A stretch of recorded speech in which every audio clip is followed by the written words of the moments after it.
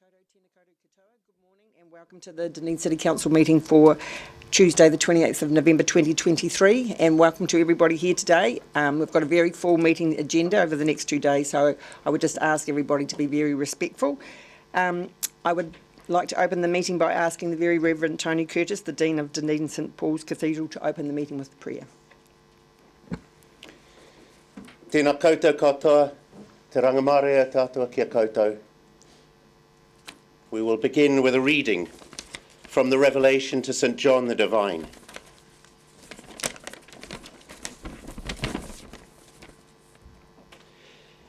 I saw no temple in the city, for its temple is the Lord God the Almighty and the Lamb. And the city has no need of sun or moon to shine on it, for the glory of God is its light, and its lamp is the Lamb. The nations will walk by its light, and the kings of the earth will bring their glory into it. Its gates will never be shut by day, and there will be no night there. People will bring into it the glory and the honour of the nations, but nothing unclean will enter it, nor anyone who practices abomination or falsehood. Then the angel showed me the river of the water of life, bright as crystal, flowing from the throne of God and of the Lamb through the middle of the street of the city. On either side of the river is the tree of life, with its 12 kinds of fruit, producing its fruit each month. And the leaves of the tree are for the healing of the nations, and nothing accursed will be found there anymore.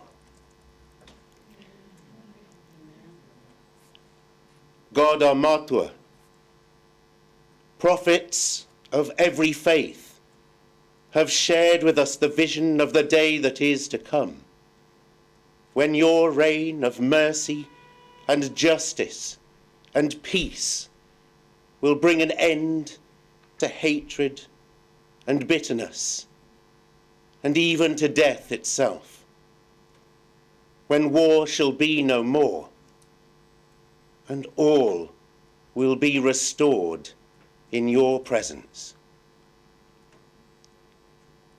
Today will be a day of high emotion. This day will be hard for many of us, but it will be harder for those in Gaza and in Israel and around the world who are mourning children, parents, whānau lost to violence and hate. Today we will be anxious, but we will not be as anxious as those who wait for news of hostages or prisoners, hoping desperately to see loved ones once more. As we bring our zeal for justice, our hopes and our fears, the strength of our convictions to this table, help us to remember that to demonize each other or our communities, our faiths, our peoples, is to walk away from that vision you give us of hope for the time to come. As we seek to stand with those who are downtrodden and oppressed, help us to remember that it is only by lifting each other up that we will find peace. Help us to speak with the weight of the hopes of all who suffer this day upon our shoulders. And help us to know that conflict does never cease when we destroy our enemies. Conflict will only cease when we lift up our eyes and see your image in the humanity of those whom we face. With this in mind, we ask you to guide all of us, to give us wisdom and strength and courage to advocate fairly, to bring with us the peace for which you long as we speak our hearts. And we ask this in the name of all those through whom we come to you, our eternal Matua and parent of all people. Amen. With all these things in mind, I invite you now, whānau, to be upstanding so that we, as you are able, so that we might observe a minute's silence for all those who have been killed, all those who grieve on every side, all who have suffered at the hands of our hatred, so that our love may overwhelm and overcome.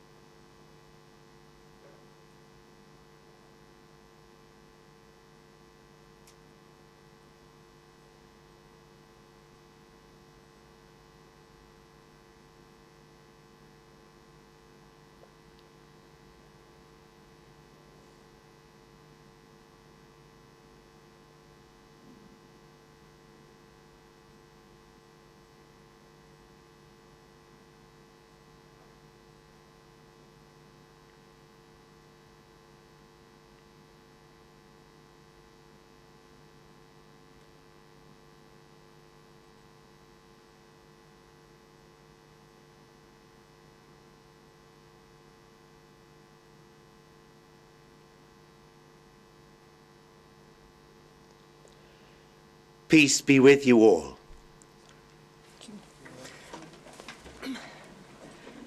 Thank you for those words of wisdom to guide us through our meeting for today. Thank you, Councillor Lucas. We will now start with the public forum. We have 8 speakers for the public forum this morning. Each speaker has up to 5 minutes to speak on their subject, followed by up to 5 minutes of questions. There will be a timer that will be shown on the screen. When you come up to the table, you just push your button on the microphone each time you speak.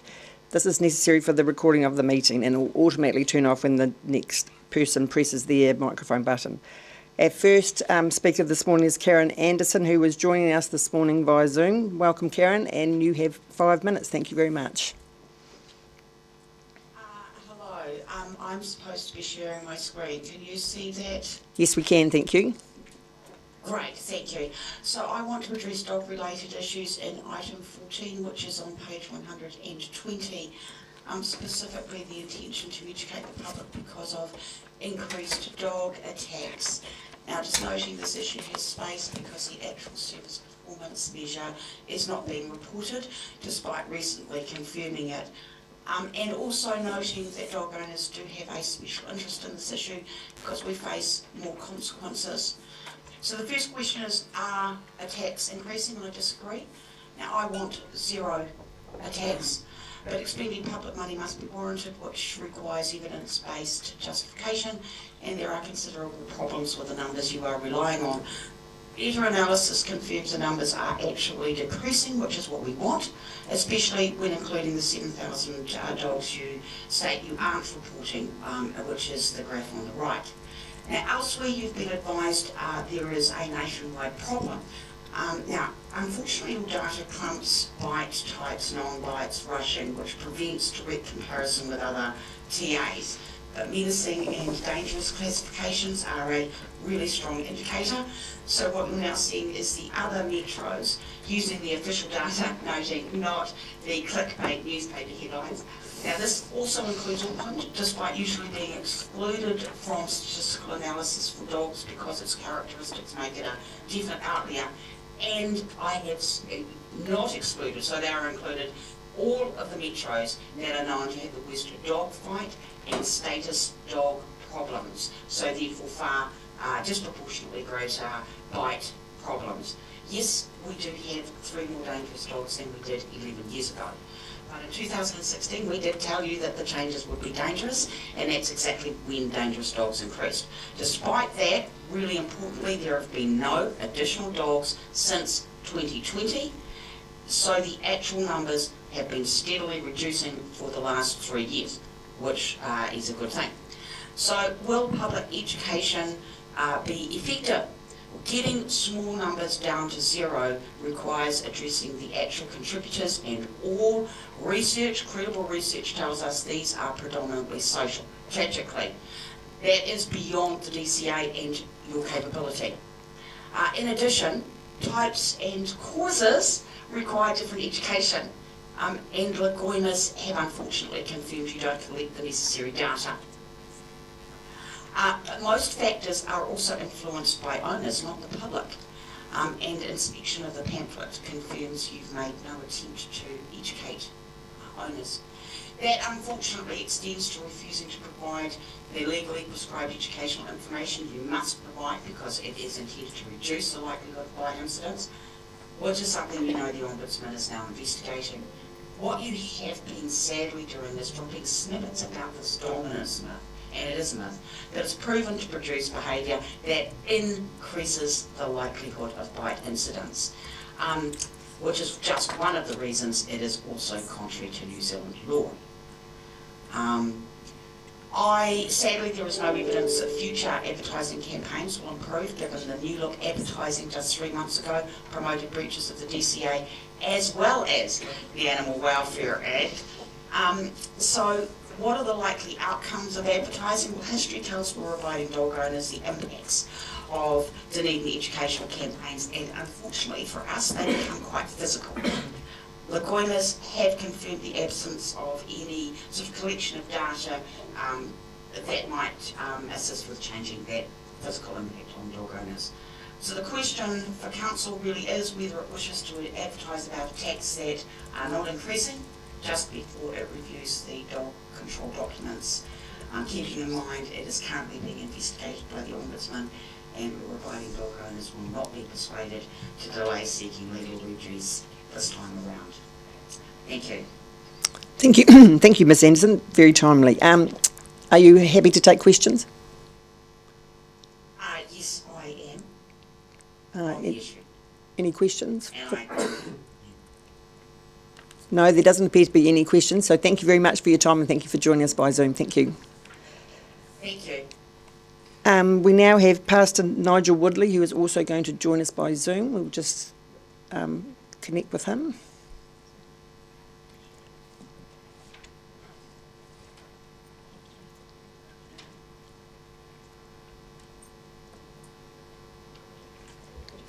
Good morning, Pastor Woodley. Hopefully you can hear me speaking. Good morning. I hope you can hear me. Can you? Yes, thank you. You have 5 minutes. Thank you very much. Thank you very much. I really appreciate this. I have fond memories of Dunedin, by the way. I was brought up in Brockville and Caversham, and my father served at the South Dunedin Police Station in my early years. But I come this morning as the senior pastor of the Blacksmith Christian Fellowship, and with just several concerns. I've studied and followed the Israeli-Arab-Palestinian conflict for quite some time. And I would like to just voice my concerns about the Dunedin City Council calling for a ceasefire. And the reasons I give is this. A ceasefire would be premature, in my opinion, without all the hostages being released and with Hamas still in power in Gaza. Hamas are not freedom fighters, they are terrorists. A ceasefire would be a quick fix for today, but tomorrow we would have a repeat of more misery and more of the suffering. Hamas has threatened to do October the 7th, a second, a third, and a fourth time. Israel is not left with any other option but to push through with its purposeful victory of removing Hamas from power, which is Hamas being bent on the destruction of the state of Israel, And this will not be achieved with a ceasefire unless Hamas surrenders the hostages first and surrenders themselves into Israeli hands. As far as the flying of the Palestinian flag, I would like to say this. I believe it is inappropriate this time, and it would be insensitive for the Dunedin City Council to fly the Palestinian flag from municipal buildings and balconies on the 29th of November, as we're going through a very tough and ongoing war where there are polarised views throughout New Zealand. Flag flying is done at the moment through rallies, where one can express his or her freedom of speech at public rallies that they attend themselves or from their own homes and properties. But for a municipality presently, at this time, to show one view against the other by flying one flag over another would be insensitive to one side and increase the polarisation that is taking place in this nation. If the Dunedin City Council does decide to fly the Palestinian flag on November the 29th from its municipal buildings, then in all fairness you must first fly the Israeli flag because of the horrific and barbaric attack upon the Jewish state on the 7th of October, which brought about the current round of misery and destruction and fighting. I think the Dunedin City Council should leave the choice of flying flags to those who do it for themselves in public rallies.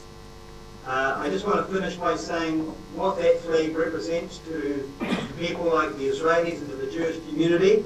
It represents right now terrorism. In a poll taken of the attitudes of Palestinians to what happened on the 7th of October, an overwhelming majority actually backed what was done to the southern Israeli communities on that day, that dreadful day of the 7th of October. And 63% of those living in Gaza backed what Hamas had done.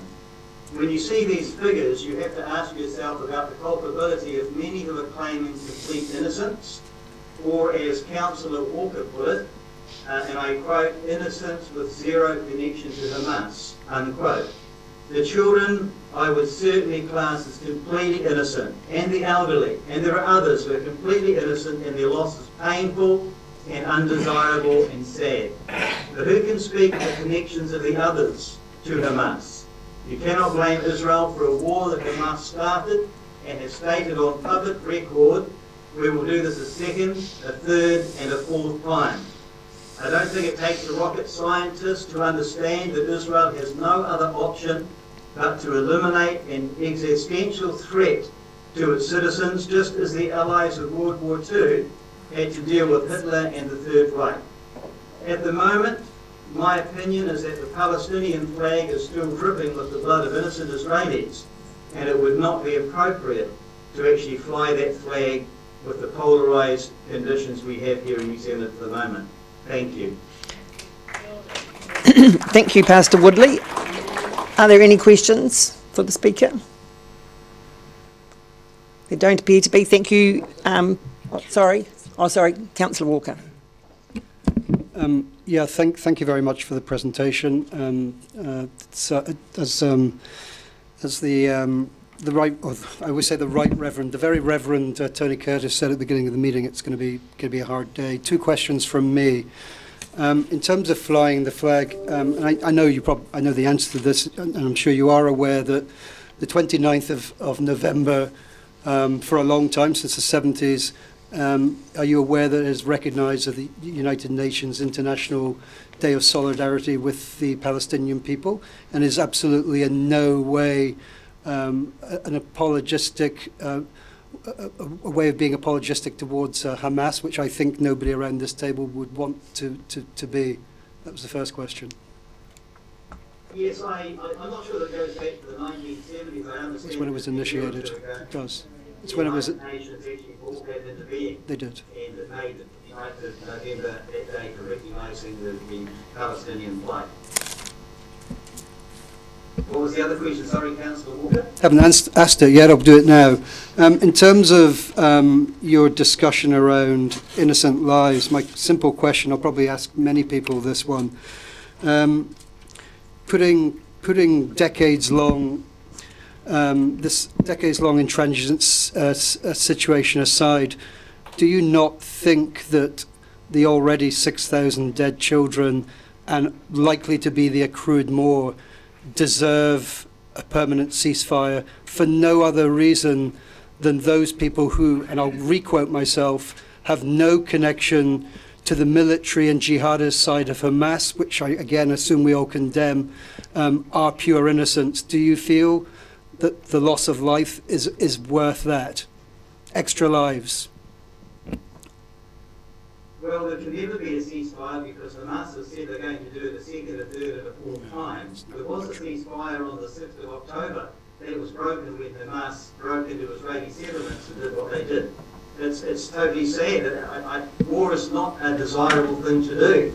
But what do you do when one side is trying to kill the other side? Israel has no option but to defend itself, and this is the only way it can do it, by eradicating Hamas out of Gaza. This is a public forum. I don't have a chance to respond, but I assume your answer to my question is no. My answer to your question, can you just clarify that question one more time? In essence, do innocent mothers and children not benefit from a permanent ceasefire in the Gaza? Of course, the same as the Israeli mothers and children would have benefited from a ceasefire continuing on from the 6th of October. I'm going to go in a roundabout circle here, I believe. Are there any further questions? We don't appear to be any more. Thank you, Pastor Woodley, for joining us this morning. Thank you. Thanks so much for having me. Appreciate that. Thank you. I'd like to invite James Irwin.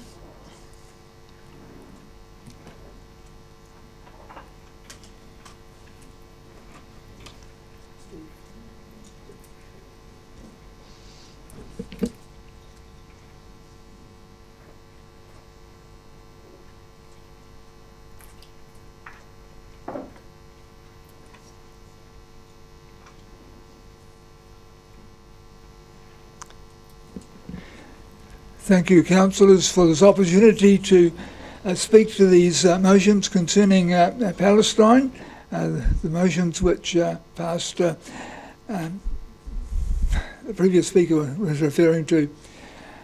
I very much strongly sympathise with the movers of these motions, or particularly the one calling for the ceasefire. I, like many others, agonise over the thousands of innocent people who are being killed.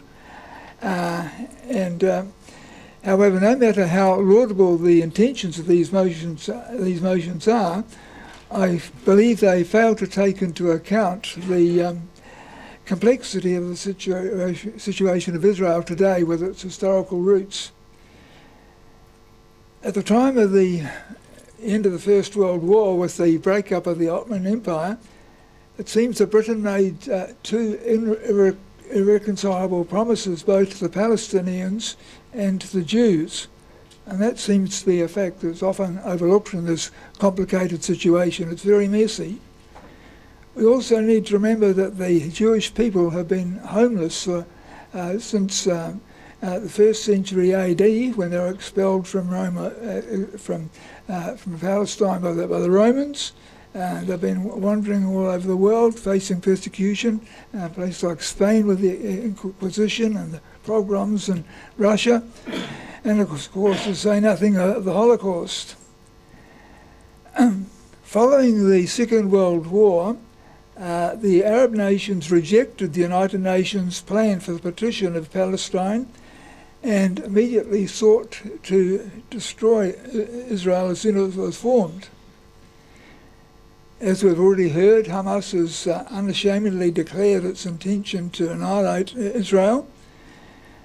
Interesting comment made on RNZ National Morning Report on Monday by a Kiwi Israeli soldier who was called to serve in the Gaza conflict.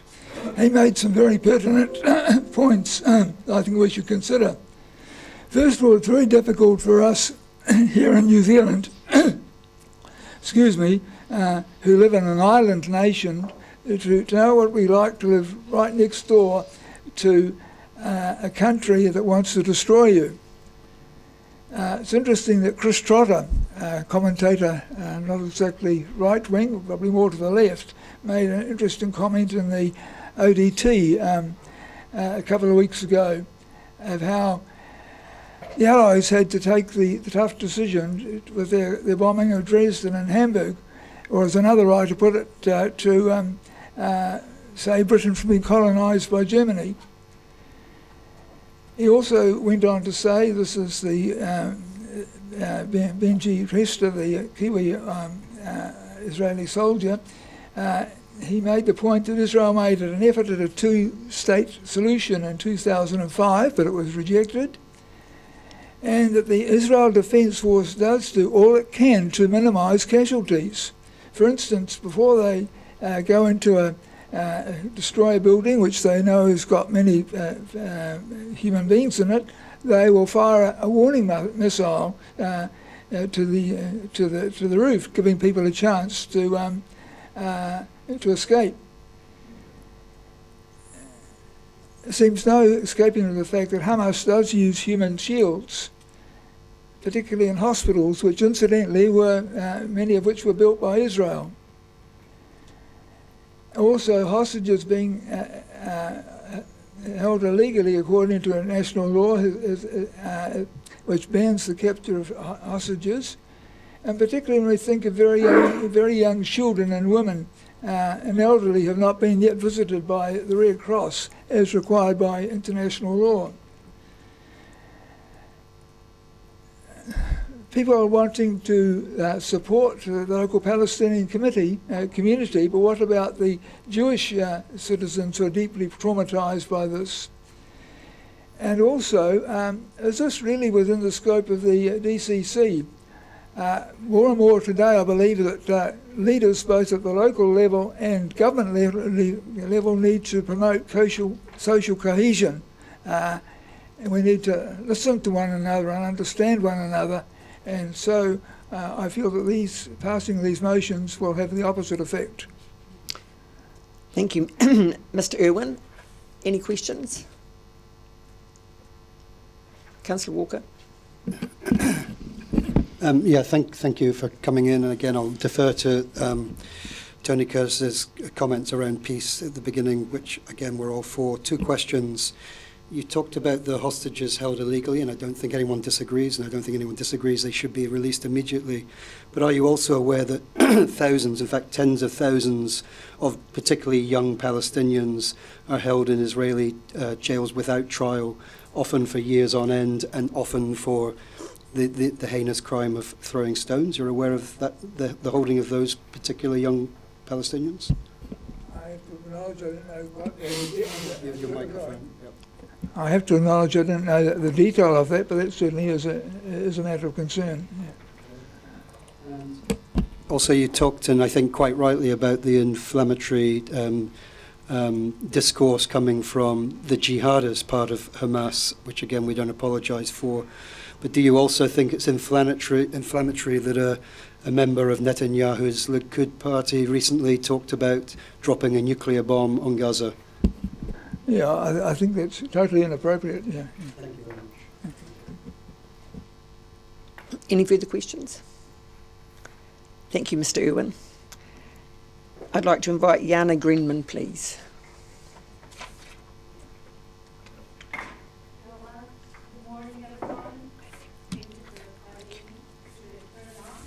Yes. Oh, can you hear me now? Perfect. Thank you. So good morning again. I'm speaking on behalf of the New Zealand Friends of Israel Association, a nationwide organization established in the 70s, and Christian for Israel in New Zealand, and New Zealand affiliated of the international organization with a large following across New Zealand, and the Jewish community of Otago. When you'll hear my background, you'll understand why I have the endorsement of a number of Israel and Jewish-related groups in New Zealand. So I'm Jana, and I'm a granddaughter of Holocaust survivors. I was born in the Soviet Union, but grew up in Israel. So democracy, free speech, and having free media, as we have in Israel, are very treasured commodities to me. And it is also what I value in New Zealand. I'm an economist. I worked with the United Nations, with the European Union, and with the Israeli government, advising on infrastructure projects in the Palestinian territories. Many Kiwis are unaware of the amount of work being done there by these entities and the challenges we faced even before the current war. I have worked with Gazans and Palestinians. I know the situation there very, very well. Since arriving in New Zealand, I have made many connections with various Jewish and Israel-related groups across the country, and they have asked me to speak on their behalf, as they are not able to be here, but also out of fear for their safety. People are actually afraid to come here and speak out. It is suffice to say, there is a general agreement that this motion should not go ahead, as it is provocative and one-sided, with little acknowledgement of the facts or any contribution of real peace. My family and I decided to come to New Zealand as we wanted a calm and peaceful environment and hope to enjoy the international atmosphere that Dunedin has to offer, with our children studying in Dunedin's wonderful schools. But as you all can imagine, the past 6 weeks were mostly full of grief and worries about our families and friends in New Zealand and in Israel, and about the future of the Middle East. I want to tell you categorically that the feeling of safety here in Dunedin has deteriorated significantly for us and for many Jews and Israelis here. We don't feel safe to say that we're from Israel. We are really worried for the well-being of our children in the schools. We see what's happening to Jewish and Israeli communities around the globe, something that probably most Kiwis have no idea about. We know the history of the Jews all too well. What starts out small ends up big, and it doesn't bode well for the Jews. We saw the vandalism at the Israel embassy in Wellington, in Auckland, as well as the Christchurch synagogue. And we wonder, what is New Zealand, and Dunedin particularly, with a strong Jewish heritage, doing in order to unite and not to divide its society? What are the authorities doing in order to maintain peace and safety on the streets of the city, and not to make it harder as it is? Can we feel safe here? In light of those events, I would like to express my deepest concern about the planned flying of the Palestinian flag. While I understand and appreciate the importance of solidarity with Israel and with Palestine, of private groups and individuals, I believe that it is unity and coexistence that we need to foster as a society and as a city, a sense of community and inclusivity. I believe that it is crucial for you to consider and take into account the potential impact of any actions of the Council on different members of our international and diverse community. For someone, a flag might symbolize one thing, but for others, it might symbolize war and terror. In these difficult times, I think it is crucial that we uphold the principles of respect, cooperation, and mutual understanding among the different points of view within the city. I request that the Council reconsider the suggestion and take into account the potential impact of the affected communities. I believe that a more inclusive and consultative approach to decision-making, as outlined in the Council policy objectives, will lead to better outcomes for the community as a whole. Thank you for your time and consideration. Thank you, Ms. Grenman. Happy for questions? Councillor Walker. Seems that everyone's deferring to me today. Thank you for your really insightful words. Just again, 2 questions. You are aware, I assume you're aware that in the city of Otapoti, Dunedin, Islamophobia is rife. And I actually agree with your statement that there's fear on both sides. So the question is, in that context, along with the Israeli community, do you think that's a sad situation, that there is fear on both sides? Of course, I think that people should feel safety in the city, in anywhere in the world. Definitely agree on. Sorry. Oh, sorry, and that I'm afraid for my children in schools in Dunedin. I think it's a problem for all of us, and that people were afraid to come here today, and they talked with me yesterday. That is a problem for all of us. Thank you, and that's yeah, very, very sad. Second question is, you said as part of your speech that the motion shouldn't go ahead, but then you said we should aspire to coexistence. Are you aware that the first part of our motion actually just asks, I'll read it here, it just says, also asks for us to unite together for the peaceful resolution of the conflict in the midst of violence, and that's quoting from Phil Major's letter. So part of the motion is actually asking for the thing you want. So just so I'm clear, it's the flag part you're not at all comfortable with, but I presume you're happy with us uniting to coexist. I think that as a city council, I don't think that it's the city council job to deal with international issues such as this, as complicated as this. I mean, I have lots of things that I can tell you about it, but I'm not, because I don't think that this is the place to do that. I mean, as a city council, we should think about the community. We should think about how to live together. We should think about the safety of our people here, and not about what might divide us, and not about what might hurt one another, not about what might turn one against the other. This is the real job of the city council. And as the country, as the government, this is something else, and they can discuss the international issues, but this is not the place. That's what I believe. Can I then ask a follow-up question? And this is in the context of me being elected by the community to lead with my conscience. Do you think it was wrong of the city, the decision of this council or the previous mayor to fly the Ukrainian flag in support of the people of Ukraine who are being slaughtered? I think that there's supposed to be a much bigger agreement of what is the job and the main aims of the city. I mean, if it's something that New Zealand government decided that all the cities supposed to put Ukrainian flags, that's one thing. And if there's one, like everybody agrees on it, it's one thing. But you do understand that this issue is not Ukraine against Russia. This issue, we see it on the streets.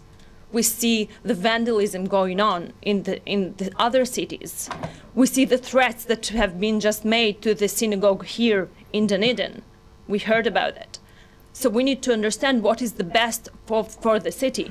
In the issue of Ukraine and Russia, I think there was quite one voice speaking and everybody agreed what should we do.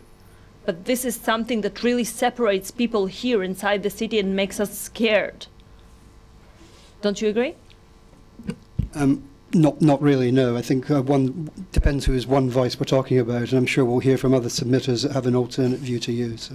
Exactly. There are lots of voices. Sorry, this is a public forum. I'm not allowed to answer your questions, so Okay, sorry. Councillor Wiley. But if I can finish my answer, it is a very old and very complicated conflict. And to take a side in this conflict that has a history of, not 10 years, not 20 years, but 2 millennia, it's quite a big decision to make. I'm not taking a side, I'm taking the side of peace. Yes. Exactly, so that's what I'm saying. That's exactly my point. We shouldn't really divide the city. Councillor Wiley. Thank you, Ms. Greenman. As I was going through probably close to 100 emails that all the councillors have received, one thing that stood out to me was that, there is such heightened emotion on this issue. And in talking with my wife last night, she made the suggestion, why wouldn't the council actually fly the New Zealand flag at half-mast to acknowledge all the suffering by all sides? How do you think the community on both sides would accept that?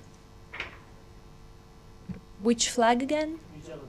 New Zealand flag for all the casualties of the war. I don't know, I need to think about it, really. I don't know the previous incident when New Zealand done it, or Dunedin has done it. Was there? But if you feel, again, if it's something that understandable, that it's for all sides included, then I don't see it as a problem. I think it's something that, yeah. Thank you, Ms. Greenman. Unfortunately, we've used the 5-minute times for questions. Thank you. At that moment, I'd like to move that the council extends the public forum longer than 30 minutes. Second to Councillor Gilbert. All those in favour? Aye. Against? Carried. I'd now like to ask Suzanne Menzies-Culling, please, come forward.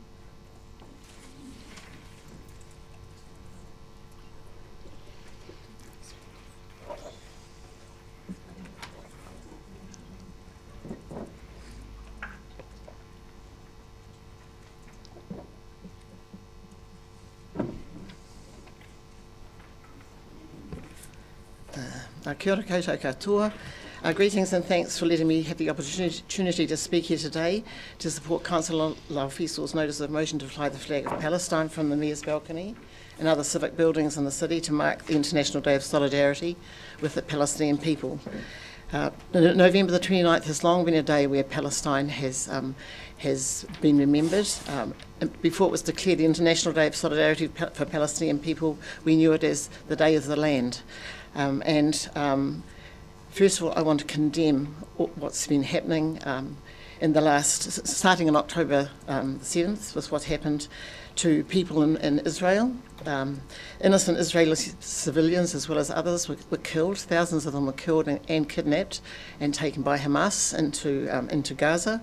So no one of good faith and with a heart can condone that and say that it's acceptable at any time ever to do that.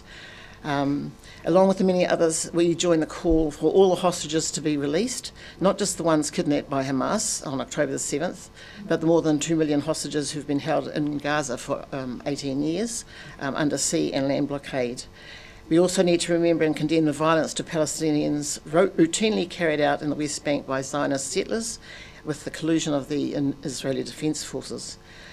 In 1987, my husband and I travelled to New York to visit a friend who was an anti-racism activist, and while we were there, we were fortunate enough to be able to attend the United Nations special session on the question of Palestine. It was during that time that I met many brave New York Jews, both old and young, who were against Zionism, and also a large number of Israelis who were giving testimony to life in Israel and what was happening in the occupied Palestinian territories. Some of those older people had been involved in the civil rights movement, supporting people like Martin Luther King, looking for justice and liberation for the African Americans. So they were not new to dealing with oppression and standing up against evil.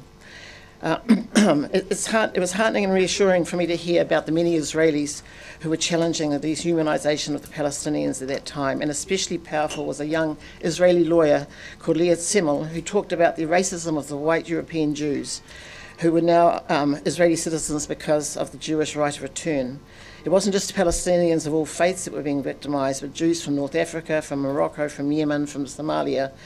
And it blew my belief in the heroic myth of the establishment of Israel as it became obvious. It had been established with it's just another white settler colony that had been established on Indigenous peoples' lands. So, contrary to people's understanding in this country, the land of Palestine is the whole land of that area, and not just the home of the Jews, but and the Hebrews, but a home of the Samaritans, Canaanites, Philistines, Arameans. Many people have lived there. We've already heard about Balfour at the declaration he made, which promised the Jewish people a national homeland in Palestine, but Palestine was not the only place that the Zionist movement was looking at to actually create a Jewish homeland. They also looked at Uganda and Patagonia and also the outback of Australia. So it was only even though Balfour was believed at that time to know the implications of setting up a white settler colony in Arab lands, he went ahead with it anyway.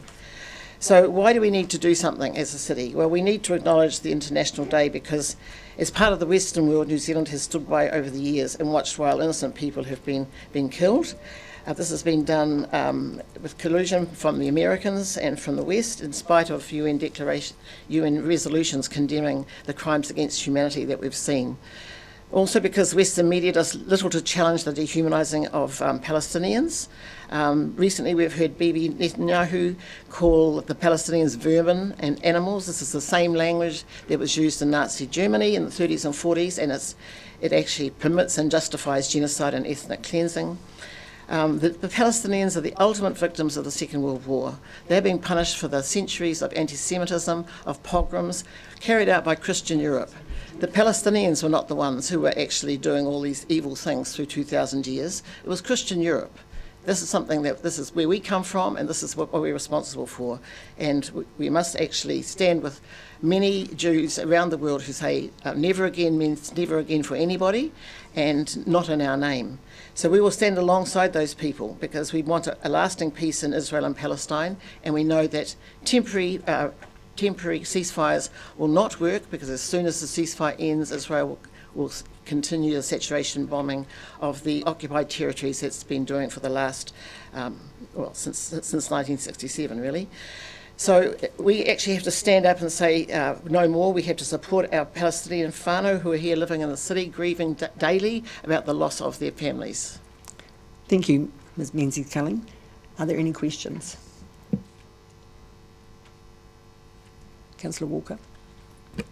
Thank you, Ms Menzies-Culling, for a very interesting historical insight. My first question, also my only question, goes back to the first submitter. I think it was the first submitter who said the only way to progress this is for Israel to see the total destruction of Hamas. How would you respond to that analysis of the situation? I'm no apologist for Hamas. I think that they were voted in an election that President Carter said was fair and free. It was another example of how in a democratic election, people that the Americans don't like in particular are usually punished for voting in somebody that is of the wrong party. This was a threat to Israel and a threat to the United States. It has been used to justify as the United States have overthrown many democratically elected governments.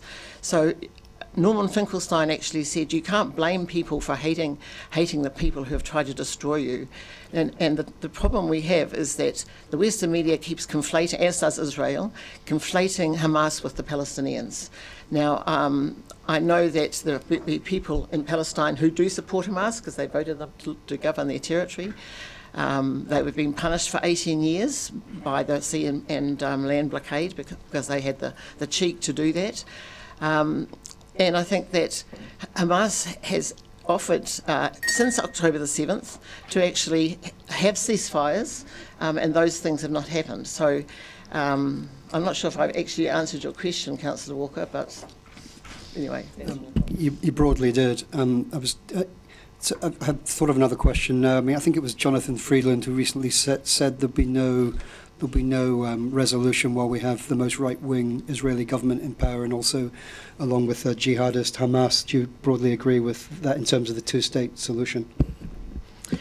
Well, I think the two-state solution is a dead in the water. I think that Israel, since its inception 75 years ago, has worked to ensure that they can rid the land, the so-called Holy Land, to many faiths, of every Palestinian. If they can't actually force them to leave, as they forced 750,000 to leave in 1948, if they can't force the Palestinians to leave, they will kill them. That's been very obvious, and I think that to not actually listen to the words of the present Prime Minister and some of his cabinet ministers when they use the language of genocide continually. They use the language of ethnic cleansing. They show by their support that they agree with what is happening and being done by the Israeli Defence Force. And if we in our communities in New Zealand do not raise our voices and demand some change, our government is so spineless it will do nothing. Change only comes about when the communities actually stand up and fight back. And so, because we are complicit, as descendants of white settlers who took Māori land, of descendants of Christian Europeans who were part of the pogroms and the anti-Semitism that has vilified and oppressed Jewish people all around the world for thousands of years. We are not the Palestinians. We are the ones who've done this. It's not the Palestinians. The Palestinian people have lived side by side with Jewish people for the last couple of thousand years. They're related to each other.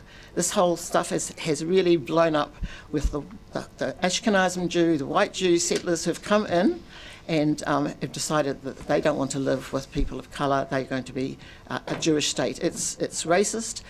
It is apartheid, as has been stated by Bishop Tutu and other South Africans who survived the apartheid regime in South Africa. Councillor Walker. One more if nobody else wants to jump in. And again, another question has just arisen. Would you agree, and I asked this previously, that the motion we have in front of us today for me is very much in two parts. Do you agree that the first part of that motion is simply, and I do think we should take a stand, is simply asking us to stand up for peace and to object to the indiscriminate killing of innocent children, women and children and families on whichever side they may be? Absolutely, without doubt. And I think it can't happen unless there is a permanent ceasefire and all parties are forced to the table.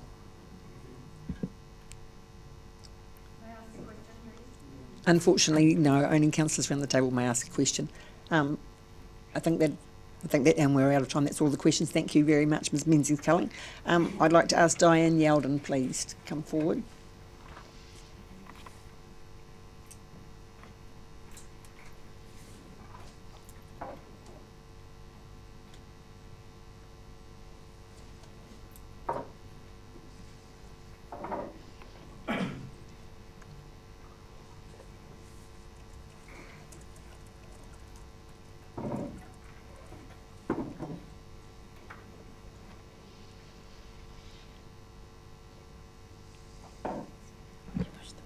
Well, thank you, Councillor Lucas and councillors for another opportunity to speak. First of all, I'd like to say that in a bizarre sort of way, I find the last speaker's comments about white Ashkenazi Jews rather amusing. I'm not white, I'm a kind of pink colour, but I'm an Ashkenazi Jew, okay? You probably know that I've been coming to council meetings for a considerable time because I fervently believe in democracy, and I believe in representative democracy and that members of the public have to take part of it because I believe in law and I believe in order. And law to me stops, if people act lawfully, we don't have bloodshed and tyranny and all these terrible things. And the example of Nazi Germany means nip this sort of thing in the bud. And that means have good local democracy where people have a right to say what they believe in. And okay, last time I spoke, I asked you to make public input available when you look at the code of conduct. What I want to ask you this time is to make public input available when you look at your standing orders. This is relevant to this meeting because probably the most difficult part of standing orders to understand is what's called a notice of motion, and we have one at this meeting. The term notice of motion is often confusing.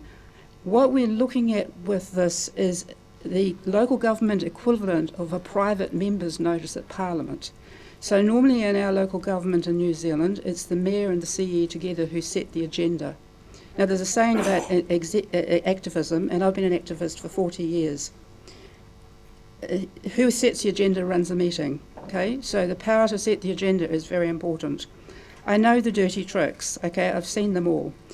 One of the dirty tricks is avoid putting anything on the agenda, because if it never goes on the agenda, you can never discuss it, you can never make a decision about it. Another dirty trick is to put, now hang on, let's just go back to a notice of motion.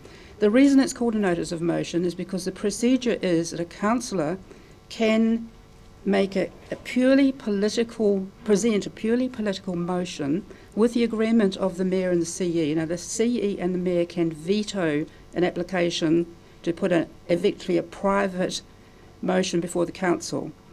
I would like this all to be public, okay, so I would like to know, I would like it to be made public, any councillor puts in, I'm going to call it a councillor's motion, because there's no council report on it, it's purely political. And there's been things in the past which were really bad, okay? I don't think the Dunedin City Council has managed private councillors' motions well. I don't think councillors have understood them. What you have to be very, very careful is that a private motion from a councillor, when it's accepted by the Mayor and the CE, is not a ploy to get something totally inappropriate on the agenda. We have a 3-level system of government in New Zealand. We have local government, we have regional government, and we have central government. And they all have jurisdictions, and they have mandates. Now, I'd ask you to recall the solemn declaration you all took when you took up office. You promised to uphold the laws of New Zealand as they are now. So if you want them changed, agitate somewhere else. Don't do it in a city council, okay? You are to uphold the laws as they are now. You made a solemn promise to do it. And also within the terms of the Local Government Act and other relevant acts. So the other speakers have said that this is not relevant to local government. Are exactly right. You don't have a mandate and you don't have jurisdiction. This you've motion spoken for 4 minutes so far. Thank you. This motion is ultra vires. Okay, and you've done it before. When you had a climate change emergency motion, completely ultra vires. All you are getting, when you made that decision, I'm sorry, not you, the previous council, when you made that motion, it was totally meaningless. You had no mandate. You didn't know what the population you're supposed to be representing thought. All that declaration amounted to was a majority collective opinion of people who happen to be councillors. If you make this motion, which is ultra vires and improper and contrary to local government law, you are not representing the people of Dunedin. And that's your job, to represent the people of Dunedin. So mind your own business, stick to your knitting, and run a city effectively and efficiently in accordance to the law, and do not fall prey to the cunning tricks of activists who manipulate council for their own agendas. Okay. Thank you, Ms. Yellow. Okay, just want to say, perfect timing. I just want to say, if I've got a minute left, I just want to say, this motion, you should not have allowed it. You should not have allowed it. That's your time. Thank you, Ms. Yeldon. I have a question from Councillor Benson-Pope. Thank you, Madam Chair. Ms. Yeldon, would you be surprised to know that we've just had distributed to us a legal opinion saying that the Microphone. entirely appropriate on the agenda and not ultra vires in any way? Point of order. That is not true. That is not the advice that we have had. The advice that we have had says that the Mayor chose not to exclude it, and that is the reason that it's on the agenda. What is the point of order? Point of order is misrepresentation. It was clearly not as Councillor Benson-Pope made out. I'll just adjourn for 1 minute for advice on that. Seconded. Thank you. Aye.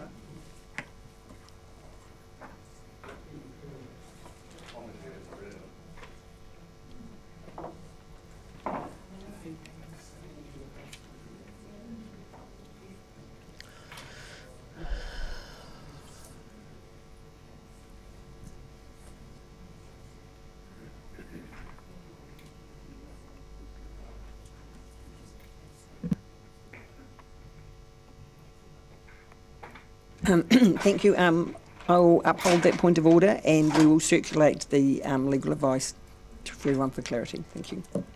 Would you like to continue, Councillor? I'm sorry, Madam Chair, I'm at a loss. I'm reading the legal advice and it's unequivocally clear. Point of order. If I could, the chair has ruled, and the advice doesn't talk about ultra or intra vires, which is what you said, and so the advice does support that the notice of motion was correctly added to the agenda as per standing orders, which is a slightly different thing than what you said. happy to withdraw the comment about virus Thank you. with the confirmation that the Chief Executive has just given us. Thank you.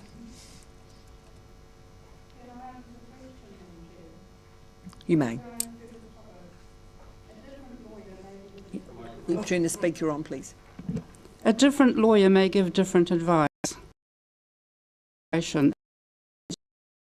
That's why to make public input available when you consider your standing orders, particularly with respect to notice of motion, because I think the CE would agree that notices of motion are probably the most difficult things in standing orders apart from revocations.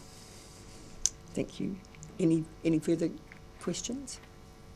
There being none, thank you, Ms. Yeldon. I would like to invite up Rula Abu Safia, please.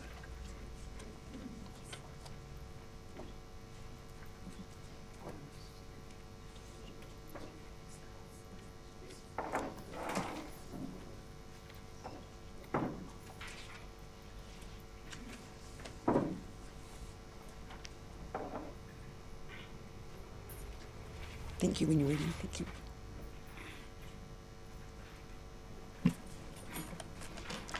Kia ora koutou katoa, ko Rula Ausafia toka Ekwa. I'm a Palestinian Kiwi, a long-time resident of Otipoti, Dunedin, and a proud New Zealand citizen of this city. I would like to acknowledge Mana Whenua, who have been in solidarity of Tangata of Palestine. I would like to acknowledge the respectful, democratically elected Council of Dunedin City, especially Councillor Lafiso, Walker and Geary, and I would like to acknowledge our solidarity whānau. I'm probably acknowledging Pastor Woodley, who started watching the last season only.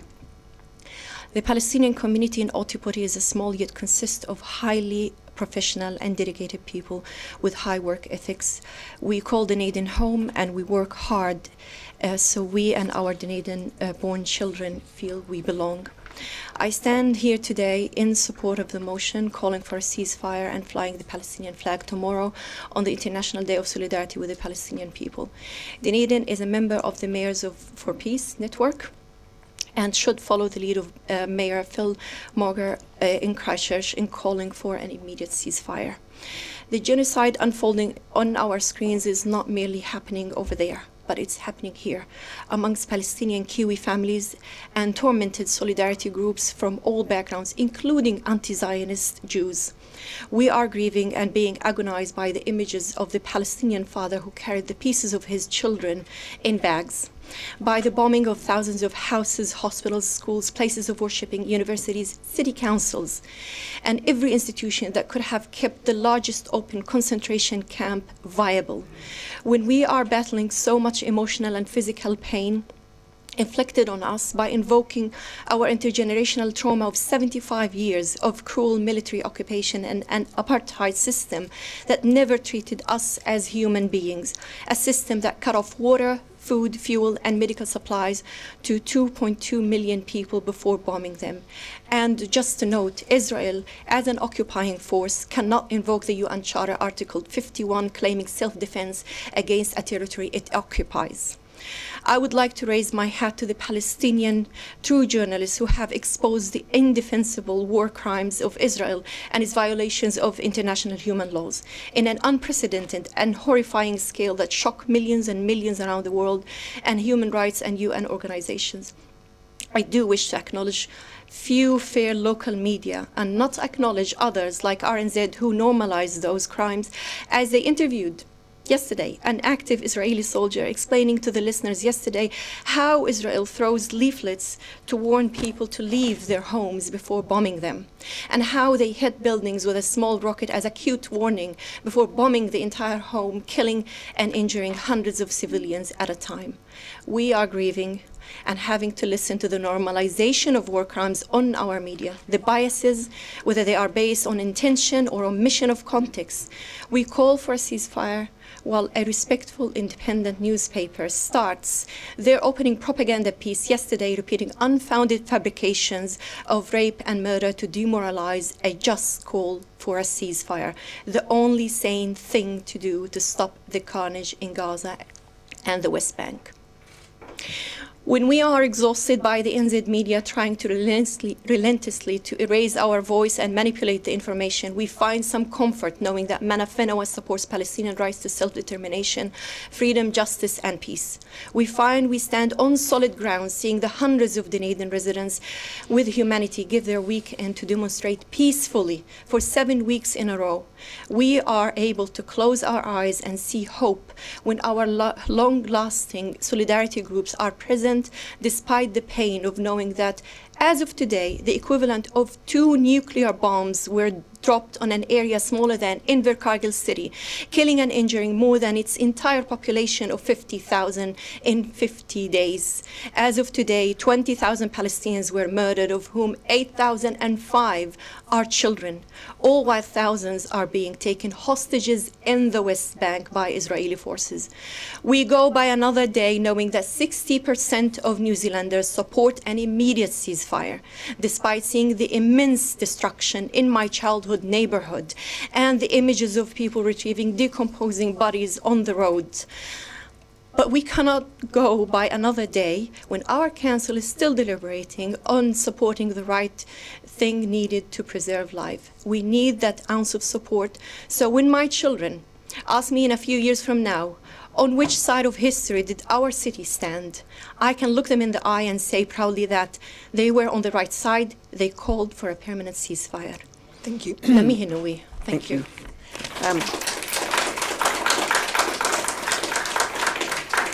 We have questions. I've got a question from Councillor Wiley. Thank you. I'm going to ask the same question I asked Ms Greenman, and that was, do you think, when we think of what flag should fly tomorrow, the New Zealand flag at half-mast would be appropriate? Palestinians are 14 million inside Palestine and the diaspora. We carry our land on our back. We cherish our culture, our identity wherever we go. And here we are Palestinian Kiwis. So yes, I would be honored if the New Zealand flag has been flown, as you've mentioned, lowered or unmasked, or a sign of acknowledging the killing and the death of Palestinians. If you fly the Palestinian flag as well, it would be a sign of solidarity that we need in this tormenting time. Councillor Walker. Thank you, and thank you, Rua, for coming in and speaking so passionately. I have 3 very quick questions. You mentioned the recent poll that showed 60% support for a ceasefire, which speaks to the first part of our motion. Are you also aware that that same poll showed only 12% are against the ceasefire? Yes, I am aware of the numbers. Microphone. Yes, I'm aware of the numbers, and I'm also aware of which political affiliations the New Zealanders across the country have voted or expressed their interest in an immediate ceasefire. 75% would be a majority here in Dunedin, so I would even suspect that if that poll is run in Dunedin, that percentage would even be higher. Thank you. And a previous speaker speaking on the alternative views suggested, I think quite rightly, that Dunedin Jews are quite frightened to speak out or go outside or take their kids to school. Do you think that situation also accrues to Palestinians in Ōtepoti as well, currently? Again, microphone, sorry. Yes, to some extent. I have to say that we were incredibly cautious, as we've always been. I am a Palestinian who have lived in Gaza and the West Bank, and my sole mission was to stay alive. Staying alive was the only thing that we could do to resist sometimes when we are abducted and we are killed on checkpoints and we are taken into Israeli jails. So we learn how to keep ourselves safe. So I don't walk the streets wearing the kufiya, knowing that yesterday in Canada, 3 young Palestinian men were shot with severe injuries because of an Islamophobic, anti-Palestinian threats over there.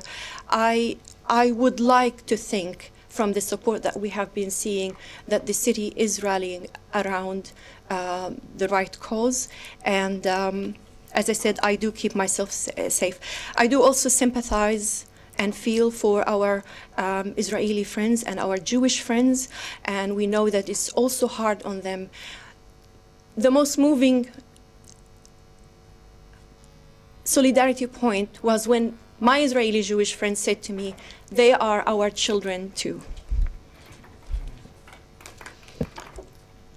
And final question, you talked in your speech about press censorship and the way RNZ have reported it. Are you also aware that the White House via Joe Biden have put pressure on Al Jazeera to highly censor some of the imagery that's coming out of Gaza? Yes, and that would be a second episode after targeting so many Palestinian journalists. I mean, we have 62 who have been killed. Some of them perished alongside with their families in airstrikes that Israel sent Al Jazeera warning that they will take their lives if they continue to air. Not only that, President Biden also was worried that the pause would allow more journalists to go into North Gaza and expose the horror and the killing and the war crimes that they have committed. And we have seen that over the past 3 days. I really come to you here feeling quite emotional and distressed, because as an Arabic reader, we see and we have images that comes firsthand, unfiltered, of the horror happening there, which you all probably have been shielded from. Thank you. Thank you. Unfortunately, that's used up all of your time. Unfortunately, no time for no more questions. Thank you. Is Chris Carradis here? Oh, thank you. Chris, would you like to come forward?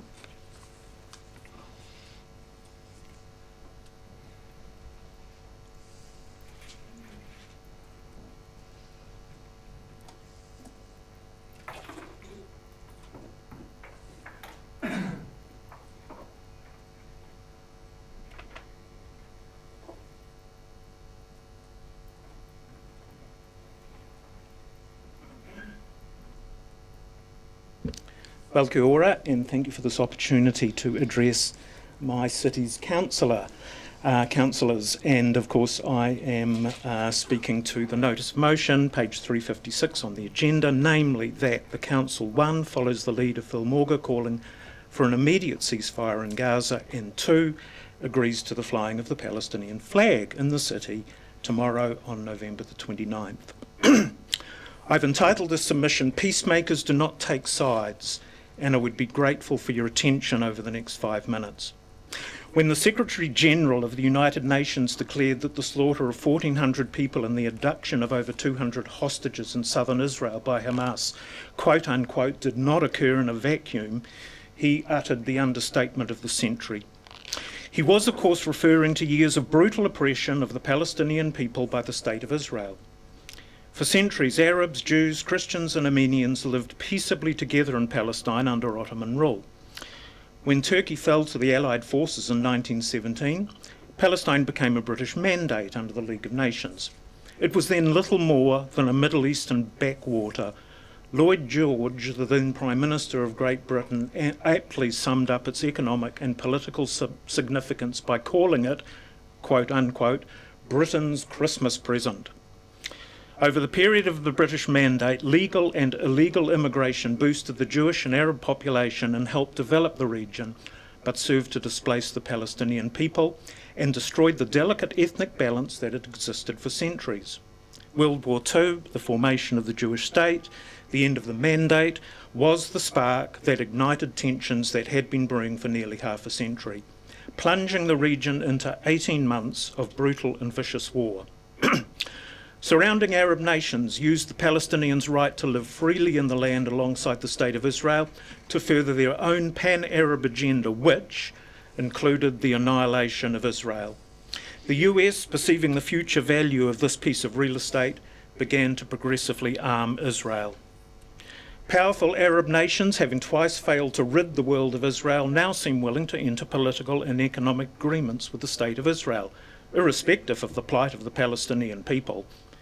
The Palestinians have been discarded. Even Hamas, the legally and democratically elected government of Gaza, cares nothing for the welfare of the people they govern. They are only useful as human shields.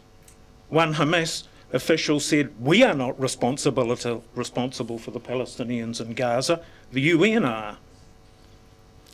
For the Jews, Antonio Guterres' statement reaches back into the darkest days of their recent history.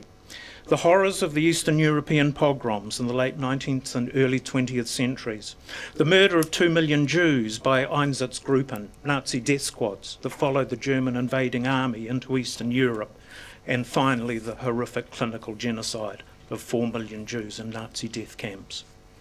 When the Jewish homeland was established by UN Resolution 181 on November 29, 1947, dividing Palestine into Jewish and Arab states, world Jewry hoped that a final solution to the Jewish question had finally been reached. However, peace and security for Israel was not to be. For the last 75 years, war has been the status quo in this troubled region. Can we, in this peaceful South Pacific country, even begin to understand what that is like? Terror has become the weapon of choice for a beleaguered, demoralised and impoverished group of people who still want to free Palestine from the river to the sea. Determined to survive, Israel has armed itself to the teeth, and we have witnessed the terrible unleashing of this military might upon Gaza in recent days. The so-called peace process has failed and is all but forgotten.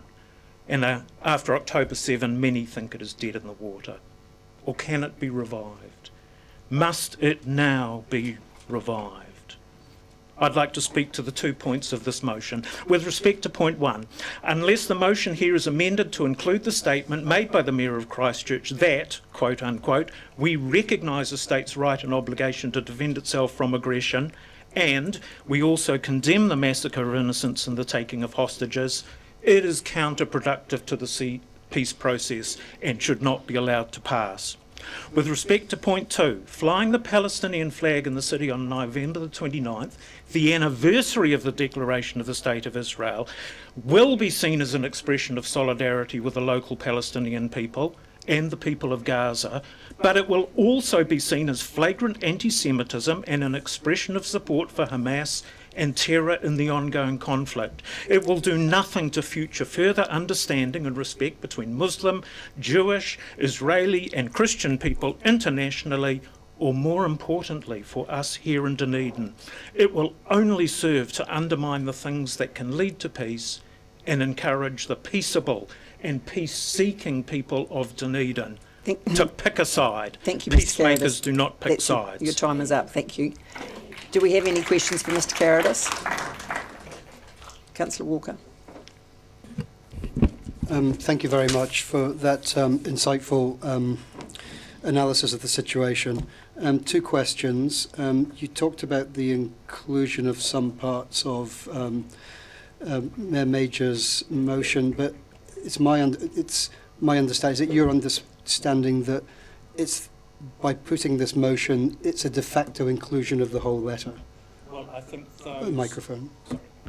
I think those statements should be included in the whole motion because the call for an unconditional ceasefire is unrealistic and will never be agreed to by both sides.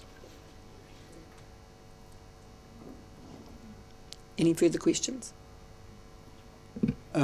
Yes, yes, I will, because I thought Councillor Wiley might come in and ask his same question. In terms of the suggestion that's just been made today, that instead of flying the Palestinian flag, or the Israeli and the Palestinian flag, that instead the New Zealand flag is flown at half-mast, what would be your thoughts on that? Okay, you have to press your mic. I think that's highly appropriate. Yeah, I accept that as a good solution to the flag flying issue. I personally don't think any flags should be flown. I don't think this is an issue that we should allow, as other speakers have said, to divide our community. Our priority here is the community of Dunedin. And if we want to be peacemakers, if we want to be part of a peacemaking process, we have to be people who bring 2 sides together. And you can't do that if you're going to stand on one side or the other. It's an expensive business. It's a costly business to be a peacemaker. You will be abused by both sides, but it's the only way forward. And I believe the two-state solution is the only way forward. The call for Palestine to be free from the river to the sea, and I apologise to use the term, but it's a call for Palestine to be Juden-frei or Juden-rein. And I apologise for using that Nazi rhetoric, but that is what it is. Two-state solution is the only solution in this conflict, I believe. Thank you, Mr. Carrodus. I think that's the end of questions. And that's at the end of the public forum. I'm going to move that we adjourn till 10:30. Do I have a seconder for that? Councillor Gary. All in favour? Aye. Against? Thank you. We'll come back at 10:30.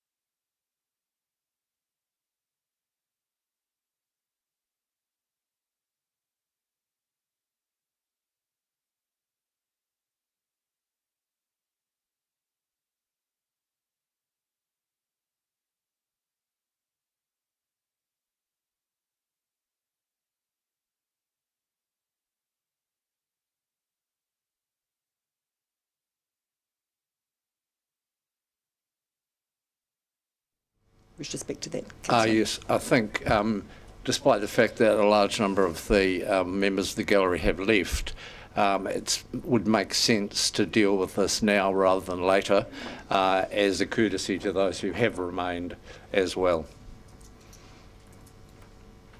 Any other speakers? Yes, Councillor Gary. Councillor Ackland. Yes, Madam Chair. My view in relation to that amendment is quite simply that we've got a huge agenda of core council business and we should be focusing on it in that particular order before we get to that notice of motion. Notice of motion goes at the end for a reason. Thank you. Councillor Gary. Thank you, Madam Chair. In my experience, when there's huge public interest in an item on the agenda, it is a courtesy and respectful to our community to move it up to the top of the agenda related to people being in the public gallery. Councillor Walker. Yeah, thank you. I'm also of that view as well, but also for another view, and I say this from experience, that when there's a notice of motion of high, requiring high energy and mental input, it often detracts from the other important business of the meeting while we're all anxiously waiting to get to it at the end. And I think getting this spoken to now and done will give us then a greater opportunity to focus our greater efforts on, as Councillor Ackland says, the bulk of other important business that makes up the quantity of this agenda. Thank you. Councillor Vandervis. In my view, giving priority to this notice of motion, which I don't believe should ever have been allowed onto the agenda, and I think it's remiss of the Mayor to have allowed it onto the agenda. But to give it priority and to shove it up front of all the real business of this council would be a mistake, and I will not be voting for it. Councillor Wiley. I am going to support this notice of this agenda item, this motion, based on the understanding of what is going to take place with an amended change. I think with that change being suggested, I actually think it is going to be an appropriate item to be moved up the agenda on that basis. And prior to that change being discussed with me, I would not have agreed to it. So I apologise to my colleagues who I said would leave the item where it was on the agenda, but noting the change that is going to be made to the notice of motion, I'm happy to support it being moved up the agenda. Thank you. Any further speakers? There being none, I will put that amendment. That Council confirms the agenda with the following alteration: that item 23 notice of motion be taken before item 7. Division, please. By division. Councillor Ackland. No. Councillor Barker. Yes. Councillor Benson Pope. Councillor Gary. Aye. Councillor Gilbert. Aye. Councillor Houlihan. Aye. Councillor Lafiso. Aye. Councillor Councillor Mayhem. Aye. Councillor O'Malley. Aye. Councillor Vandervis. No. Councillor Walker. Aye. Councillor Weatherall. No. Councillor Wiley. Yes. Deputy Mayor Lucas. No. Carried 10-4. Thank you. We move on to item 5, declarations of interest. Members are reminded of the need to stand aside from decision making when a conflict arose between their role as an elected representative and any private or other external interests they might have. Are there any changes or updates? Councillor Mayhem. Yes, if I could change Deputy Chair of Keep New Zealand Beautiful to Zone Rep and Board Member. Thank you. Thank you. Any other changes? I will move then that the committee amends the elected members' interest register and amends the proposed management plan for elected member interest. If I've got a seconder for that. Councillor Gary. I'm going to put the motion. All those in favour say aye. Aye. Against? Declare the motion carried. Confirmation of minutes. I would like to move that the council confirms the public part of the minutes of the ordinary council meeting held on the 30th of October 2023 as a correct record.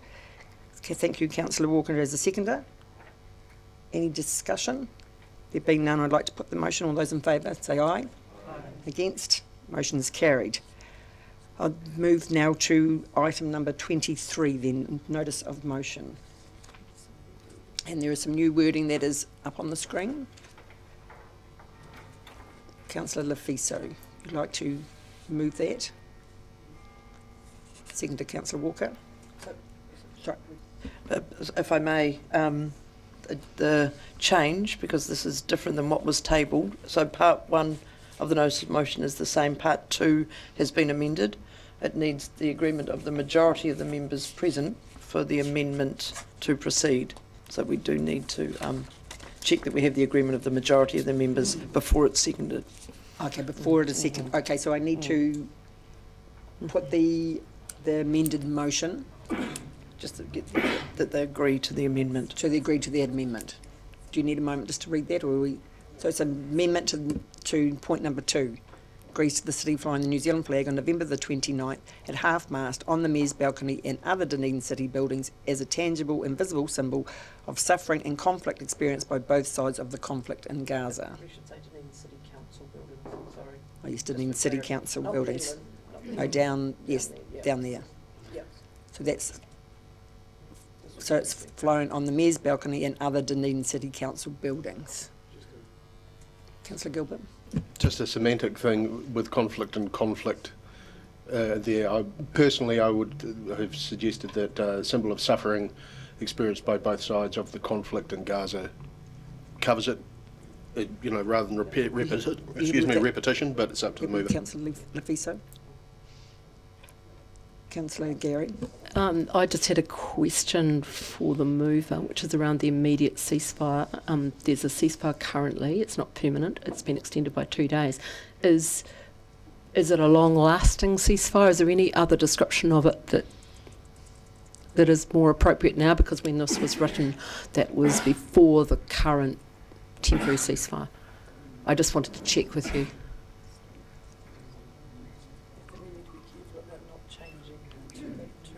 Yes, that's fine. I just wanted to check whether that was still something you were comfortable with, Councillor Lefiso. Thank you. Councillor. Oh, we will. I just need the agreement of the majority of the meeting to the amendment to part 2 of the motion. I'm just giving everyone a chance to read that. So, do we have the agreement of Councillor Gilbert? With part 1 following the lead of, how much of a lead are we following? As in, are we just copy and pasting, or are we going to be adjusting? Because obviously the letter is dated a specific date, etc., which references the... If I could provide some procedural advice, this will be for the mover to speak to. The mover is proposing a change to what was on your agenda papers to part 2, but not to part 1. The mover will speak to what is intended when they speak to the notice of motion, and then you'll be able to determine your view then. Any other questions in relation to the change to the motion? Do we have the majority of the meeting? I need to put the change. All those in favour say aye. Aye. Against? The amendment. Agreeing to the amendment. We're not voting on the amendment, but agreeing for part 2 to be amended. That's all so we're not actually voting on, just that it can be amended. Abstain and no, Councillor Eklund. That being the case, then now I ask for a seconder for the motion. Seconded, Councillor Walker. Any speakers you wish to speak to this motion? Tēnā koe, Madam Chair. E te mana whenua o tēnei rohe, tēnā koutou katoa. I acknowledge the mana whenua nations of Kaitahu, Waitaha, Katimamoe, Hawea and Rabuvai, in whose ancestral and present-day territory we each are also fortunate to live, love, learn, worship, work and play. E ka mana, e ka leo, e ka Hauewha, tēnā koutou, tēnā koutou, tēnā koutou katoa. I acknowledge all the leadership of us, our mana, our authority, all our voices, and all of us from the Four Winds. And of course, I acknowledge those who have been killed in the last 7 weeks by Hamas's and Israel's, the state of Israel's war crimes. And I acknowledge particularly those who mourn for the killed children and the wounded children. And I note that because of the last 7 weeks, there is now a new medical term in Gaza that has been coined. It is WCNSF, Wounded Child, No Surviving Family. So, in moving this motion, I felt it was one thing that we could do collectively to stand up for the thousands of children who have been killed. And I acknowledge that there are many, of course, conflicting views, and everyone says it's complicated. For me, it's not complicated when thousands of children are being killed every day in Gaza. And in terms of that letter, it was a move before, I don't know, it took the leader of the Labour Party 6 weeks to call for a ceasefire. In the meantime, Mayor Phil Major had already led as the mayor of a territorial authority. So, the mayor of Christchurch, or Tautahi. So I just want to acknowledge and thank Mayor Phil Major for taking that lead. And as has been said in public forum, this is a conscience vote. I mean, I can't see how anyone in their right mind wouldn't call for a ceasefire as an indication that we want the murder of children to stop. 8,000 children have been killed. And we call ourselves modern and sophisticated, and I don't know. I just can't understand why we wouldn't do that. And I want to acknowledge Mātua Dr. Te Moana Nuia Kiwa Jackson, who passed away last year. And he was an international jurist, a scholar, the director of the Māori Legal Service, a member of the United Nations Indigenous Peoples, and he always consistently upheld as tangata whenua o Aotearoa to be recognised. And why am I talking about the whenua of Palestine? And so when we talk about the right of Israel to defend itself, we actually need to acknowledge the history through which Israel was established. And, you know, people who have, millions of people who have protested for Palestinian human rights have been shut down and cancelled. And their democratic right to march and protest and to speak out has not been upheld. A lot of people have lost their jobs. People have been attacked here. Academics, a Māori academic and a Pākehā academic in Ōtautahi have also been attacked for making statements about the situation. So it really behoves us to actually think about what we're saying. As we all know, as politicians, we know the power of the spoken word and the power of our language. And again, I have been obsessed with Palestine, because I cannot understand how we can just watch and do nothing while children are dying and being killed, and hospitals are being deliberately killed, targeted, all on the basis of Israel has the right to defend itself. And I would just like to read from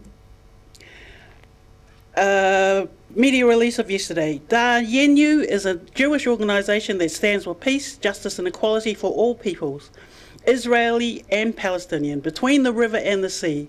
Our kaupapa is simple. No one is free until we are all free. We at Dayenu, which means in Hebrew enough, have been in a state of grief since October 7th. Many of us have friends and family in Israel, and some of us knew people who were killed and taken hostage. We mourn for all the civilians who have had to witness and experience the horrific violence occurring in the region.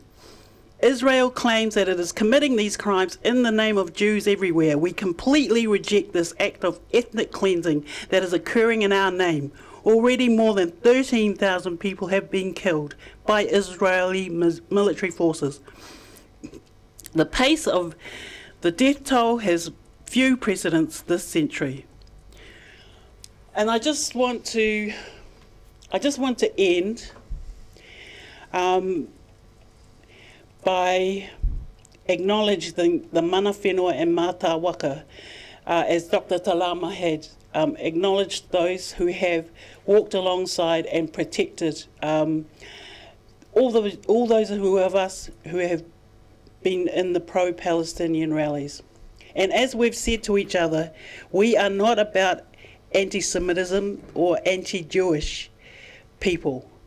We do not conflate anti-Semitism with anti-Zionism. Zionism is the project of establishing the state of the homeland of Israel in Palestine eventually. And Theodor Herzl, one of the founders of Zionism, was very, very dismissive of the Arabs, or Semites as they were called then.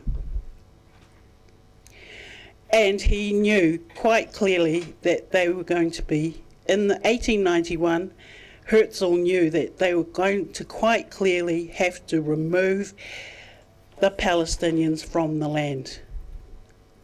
So this project, this colonialist, genocidal project of Israel has been going on since the last years of the 19th century.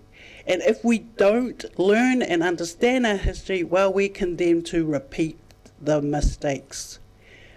So I do want to acknowledge the mana whenua and mata waka who have stood by and exercised their principles of manaki taka. Manaki simply means enhancing the mana of your guest.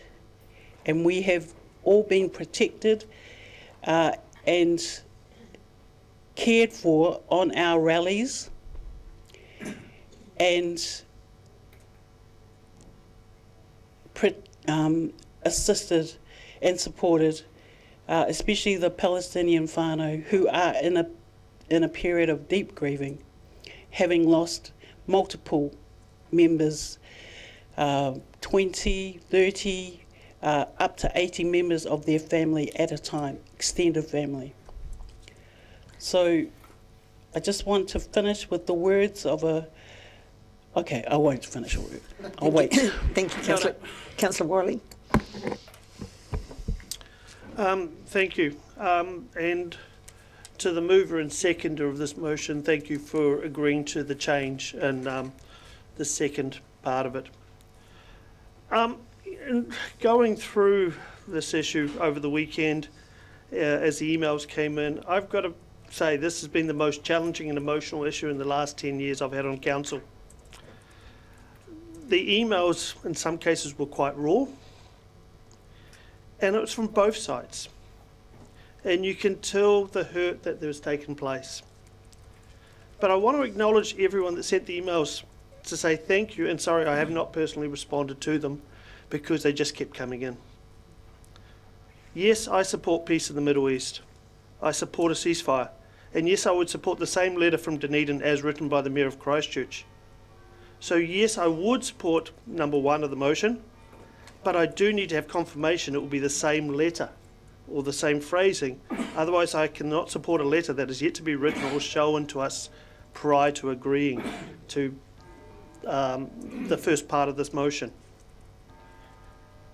I will support the second part of the motion. At this time, I want to acknowledge my wife who made the suggestion of flying the New Zealand flag at half-mast. After I talked to her about the importance of flying the New Zealand flag from the Mayor's balcony into Dunedin City Council buildings, and it's tomorrow. My focus has always been on local politics and doing the best for our city and its residents, and not involving myself in international conflict. I want to acknowledge the speakers at Public Forum and their point of views, their personal stories, and the emotion they brought to the table. I want all Palestinian, Jewish, and along with all other residents of Dunedin to feel safe and to have the ability to attend rallies, meet in safe places and environments. What is local government?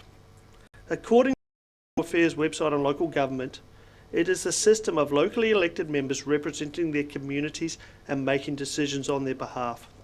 Local factors such as geography, the environment, ethnic makeup, economic opportunities and health can be taken account of by local elected councils charged with making decisions that affect their communities. In October last year, we all undertook an oath where we were sworn into council. I declared that I will faithfully and impartially and according to the best of my skill and judgment execute and perform in the best interests of the City of Dunedin. For me, this is about supporting all our residents. So if you feel strongly about the conflict in Gaza and personally want to make a stand, then feel free to do this. Support the appropriate group, join the rallies, wear the badges, scarves or t-shirts. But again, I do not believe it is the council's role to favour one group of residents over another. I acknowledge the councillors that have done this and will continue to do this. But in reflecting on all the emails I received, the comments from this paragraph really resonated with me, and I quote, "If you are going to be flying a flag from the Mayor's balcony, I would suggest it is the flag of New Zealand, in solidarity with both Jewish and Palestinian residents in New Zealand. We're here in our country, we can all live side by side, together in unity.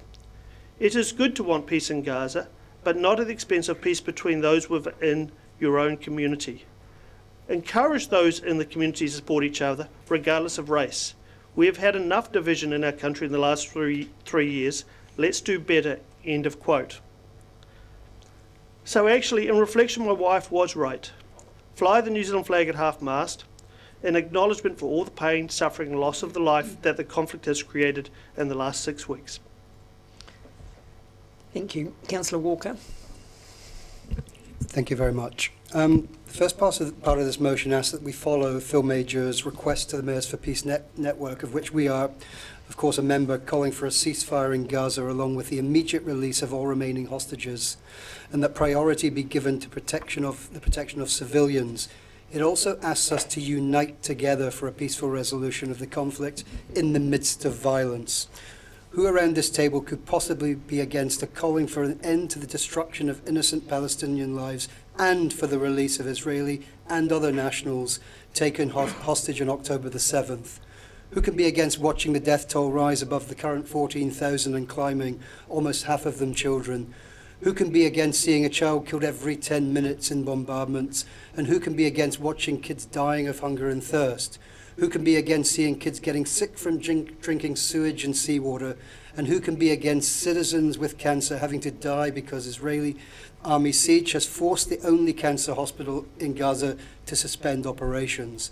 We are elected by our community to stand up and be heard on matters of conscience, and that's why I have marched every Saturday with hundreds of others, calling for peace, horrified at lives being lost in a conflict many thousands of miles away.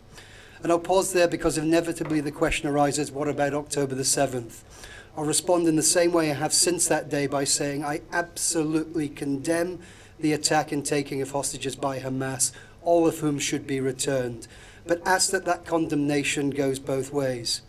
All of you that have a grasp on political history will be aware that this conflict did not start on October the 7th. Palestinians have been killed, displaced, humiliated and detained unlawfully for decades. You all know about Ukraine, for whom we rightly flew the flag from our buildings. But how many of you know what's currently happening in Sudan? If you don't, I suggest you get up to speed. The country is on the brink of genocide. Since Omar al-Bashir was ousted, more than 10,000 people have been killed. 4.8 million displaced internally, with another 1.2 million fleeing to neighbouring countries. Sounds familiar. We may not always agree on everything around this table, but we should always be able to agree on raising our voices in support of the avoidable loss of innocent children, mothers and grandparents who are nearly always caught up as the byproduct of war.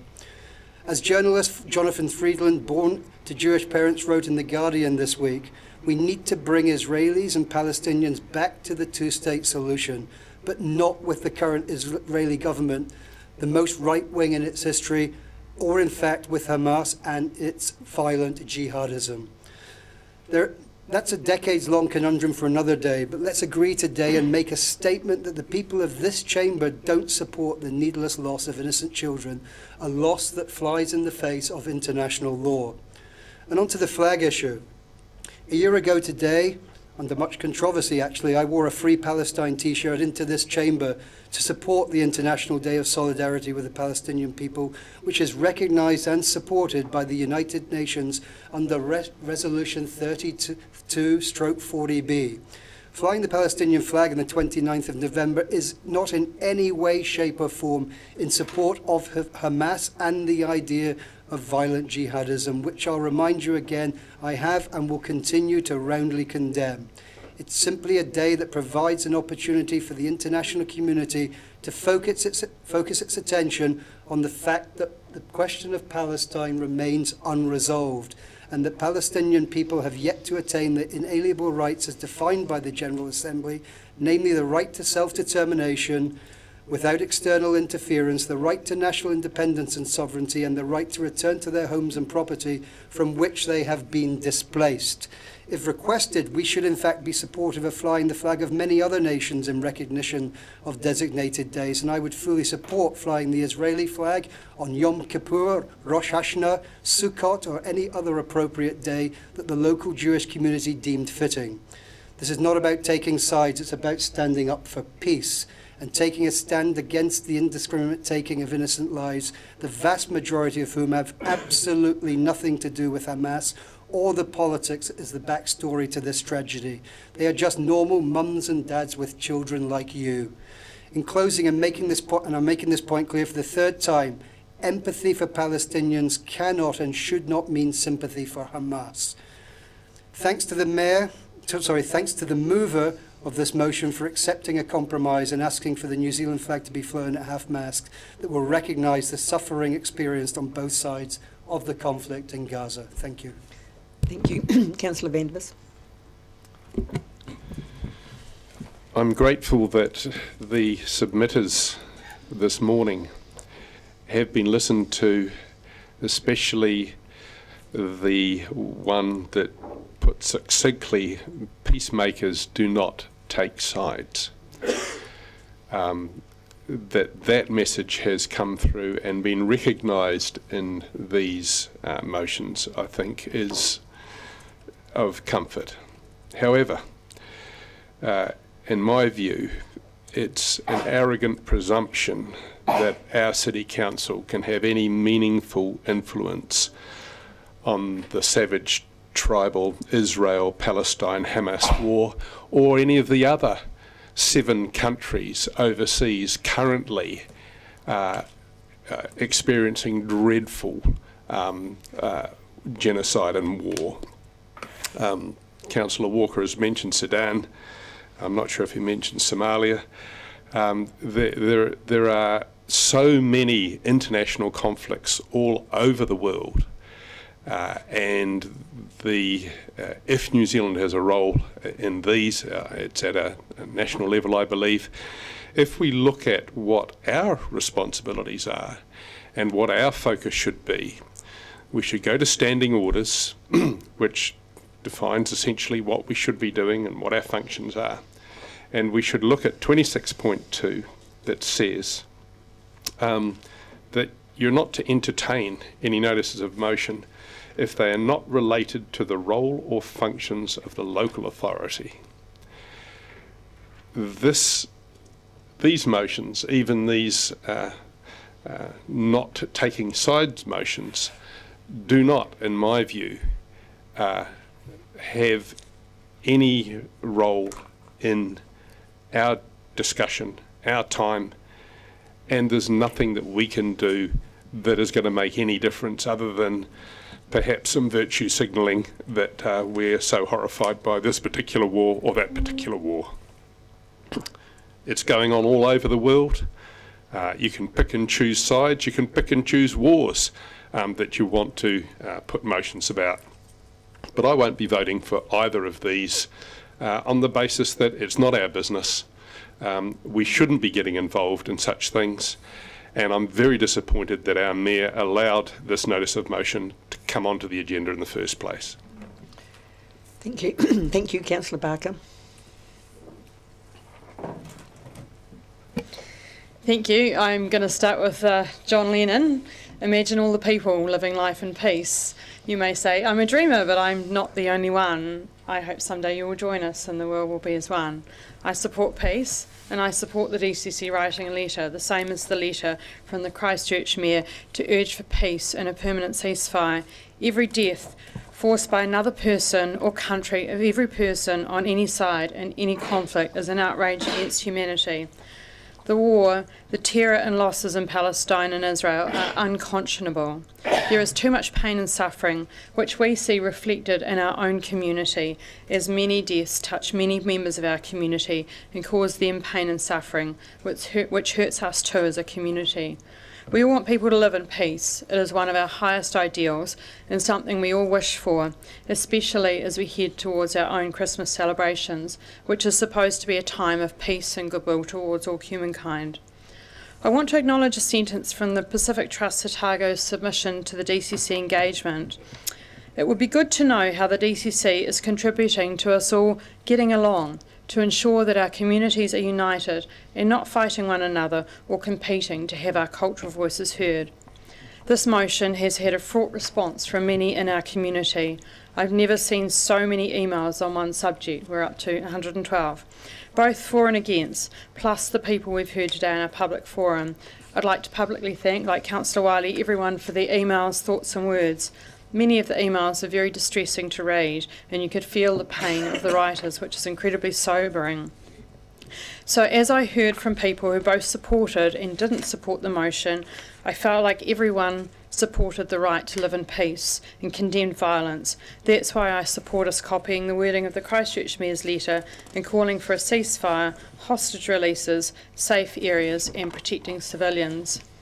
I've had a lot of feedback about the flag too, so I think that option 2 is a good option. When I swore my oath, like Councillor Wiley, to the Council and the people of Dunedin, I swore to faithfully and impartially perform my duties in the best interests of the City of Dunedin. I actually wanted us to fly a peace flag, but I think that flying the New Zealand flag at half-mast is good. Is that I believe we want peace in our hearts, and that's what our community wants too. My opinion is that the issue of this flag flying is too fraught for our community and too painful for people on both sides who have lost loved ones. We can show our solidarity for acknowledging the pain in our community in practical ways, for example by donating to the Red Cross or Crescent, attending candlelight vigils, volunteering to support refugees, building social cohesion, and working to respect differences and cultures for all our communities. We do not want the divisiveness we see growing around the world to affect our communities. In Ōtepoti Dunedin, we want to live in peace and goodwill. This is why many refugees have chosen Dunedin to live as a safe place, free from conflict, and where we can all flourish and practice our own cultures, free from oppression. I do think we need a policy for flag flying, as there are many other national days throughout the world, and I don't think the Council can debate each flag flying request for all 365 days of the year. There are many countries who have conflict and humanitarian disasters and challenging diplomatic relationships with New Zealand.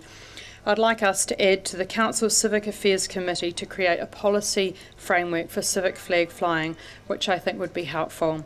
I was involved with getting the albatross flags for the first albatross back and the first chick hatched flying on the Civic Centre, and I'm aware of other flags for special occasions, so I want to see some structure to guide decision making around flag flying. So I'll end with a whakatauki. Aio ki te rangi, aio ki te whenua, aio ki ngā mea katoa, te hea mahariora. Peace to the sky, peace to the land, peace to everything, acknowledgement to the sacred breath of life. Kia ora. Thank you. Councillor Weatherall.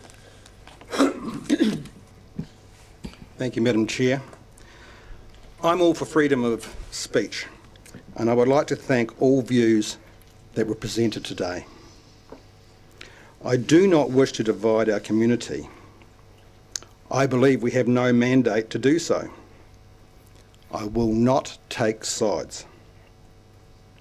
I'm happy to hear councillors' views over a cup of tea in the smoko room, not around the council table when it involves other countries' wars. Of course we are distressed with the loss of life in this war. We are elected representatives. We should stick to our knitting and run the city, not waste time on a one-sided symbolic motion, which thankfully has now been changed. I do not intend to be a supporter of any terrorist organisation. I do wish to be part of a country that promotes peace. I feel this motion is a gesture of peace, which it most definitely was not when this motion was first tabled by two councillors with one-sided views. I will now be supporting this amended motion. Thank you. Thank you. Councillor Houlihan. Thank you. Yes, back in 2000, I remember sitting on an airport tarmac looking out my window, and Kofi Annan, who was at the time the United Nations head, was getting out of his plane to do negotiations with the then Israeli Prime Minister, and I was in Israel at the time. And he didn't get anywhere then, and the conflict is obviously a lot worse now. I mean, at the time when we were there, we had to have guards walk us through Jerusalem, either side, and I've never experienced anything quite like standing at the Wailing Wall and looking up to a line of just soldiers with shields in front of them, looking straight down at you. And yeah, numerous places we couldn't go into because they were blocked. We don't know what it's like to live in that environment, and to sit here and think that we can try to make decisions or vote to say to those people in those countries, this is what you have to do, I think is naive. I, like Councillor Weatherall, would not have supported the previous motion. I felt it was divisive. You know, so many emails, as many of us have said now, have come in, and many of them for, many of them against. So it was very clear there was a lot of emotion and there was a lot of hurt. It's a hugely inflamed situation that's been going on for years and years. I will support number 2. I think that's a very good motion to support recognising the death on both sides and the grief. I have no issue with that, and I thank Councillor Wiley for suggesting that. I was going to suggest an amendment that we could, if we're going to fly any flags, could possibly fly both flags, but I think this is even better, and I appreciate this. I think it's very good, and obviously the mover for accepting it, because it couldn't have gone ahead unless the mover agreed with it, so thank you for that, Councillor Lefiso. And the first point in this motion, while I fully support peace, my concern about it is that I don't think as a council we should be telling other countries how to do their wars. Well, it's none of our business, and I I'm really concerned about some of the wording that's demanding ceasefire right now, demanding this or that. Don't get me wrong, I don't want to see people die. No one does. But the message we're giving is saying we know better than them. And I just think they've got to, you know, so many people have tried to resolve this war. And while I think it's commendable, I'm not sure a little council in Dunedin, Otipoti, can actually make any difference. And I agree with Councillor Vandervis. I don't actually think this is our job in local government. I'm concerned about this motion coming up at all, to be honest. Thank you. Thank you, Councillor Gilbert. Thank you. This is a mammoth topic, and like Councillor Whaley, I would like to thank all the submitters that have presented and have emailed through. I must be on a different mailing list because a quick count of my inbox is just over 150 emails over the last 48 hours or so on this notice of motion. I too would like to thank the movers for agreeing to the change in part 2, and indeed for Jackie Wiley for the idea. As until then I had a different speech in mind. Before the change, I would have been unable to vote for part 2, as I believe that the flying of one flag on one side of an issue that impacts many in our community, divided already over the issue, goes against the Local Government Act Part 2, Subpart 1, if you want to look it up, subsection 10(1)(b), which is to promote the social, cultural well-being of communities, and I feel it goes against, it would have gone against that. As for the letter, unlike Councillor Wiley, I would like to see some changes, as I feel some of the wording is either no longer accurate, such as the reference to the date, or potentially inflammatory with reference to things like the latest confrontation between Israel and Hamas.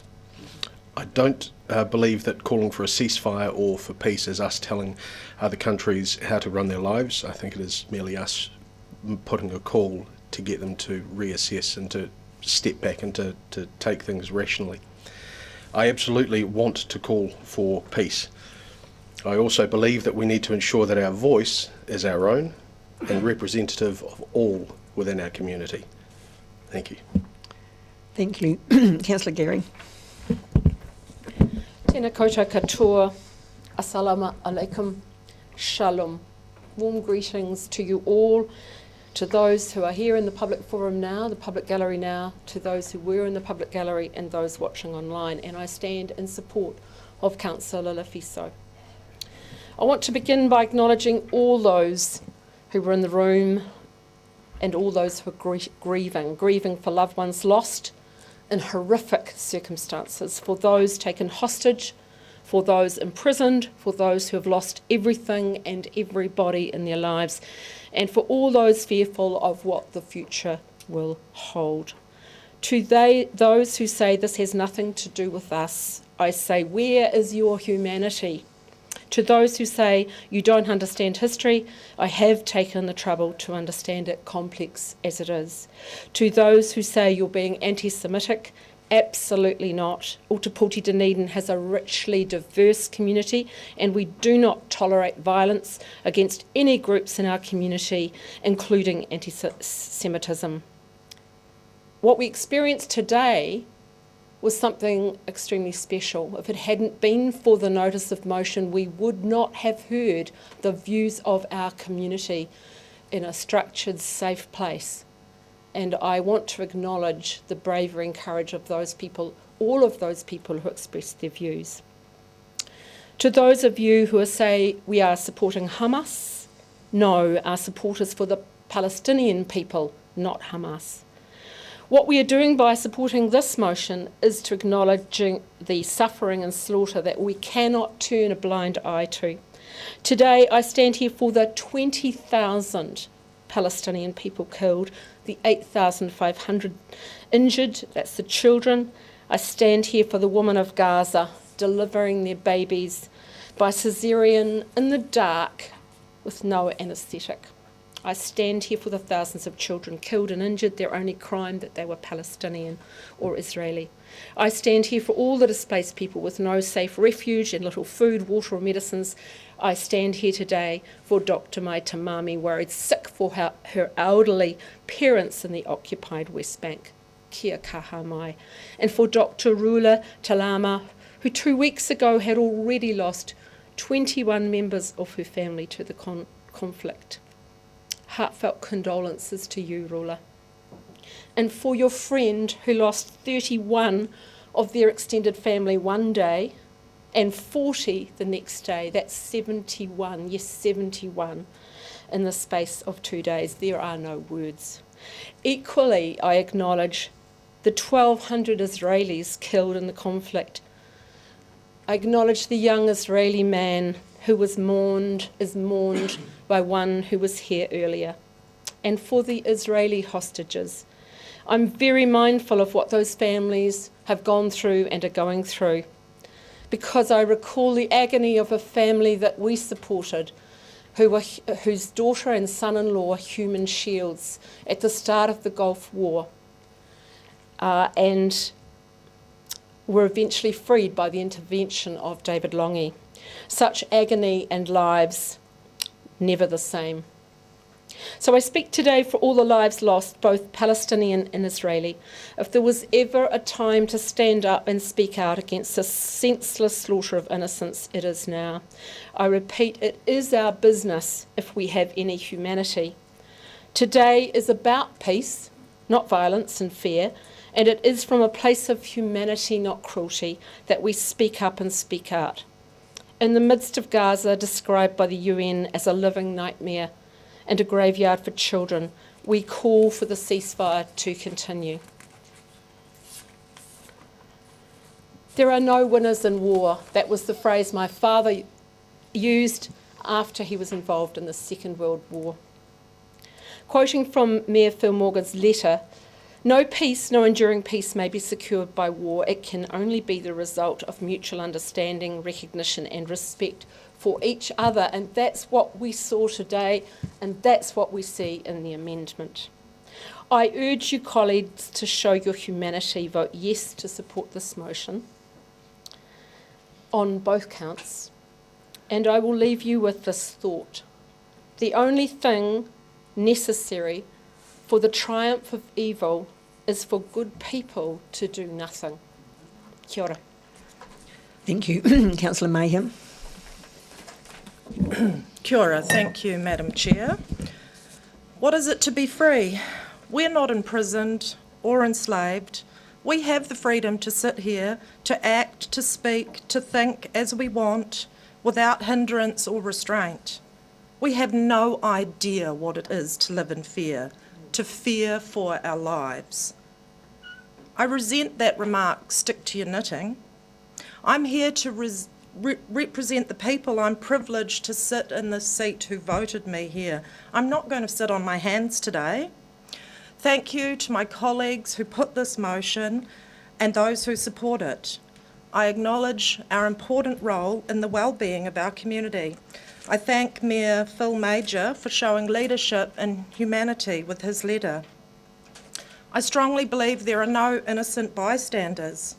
I mourn for all the people who are without freedom in Palestine at the moment. To hear rulers say that their sole mission was to stay alive, that was their only resistance, that they carry their homes on their back, that they are New Zealand Palestinians.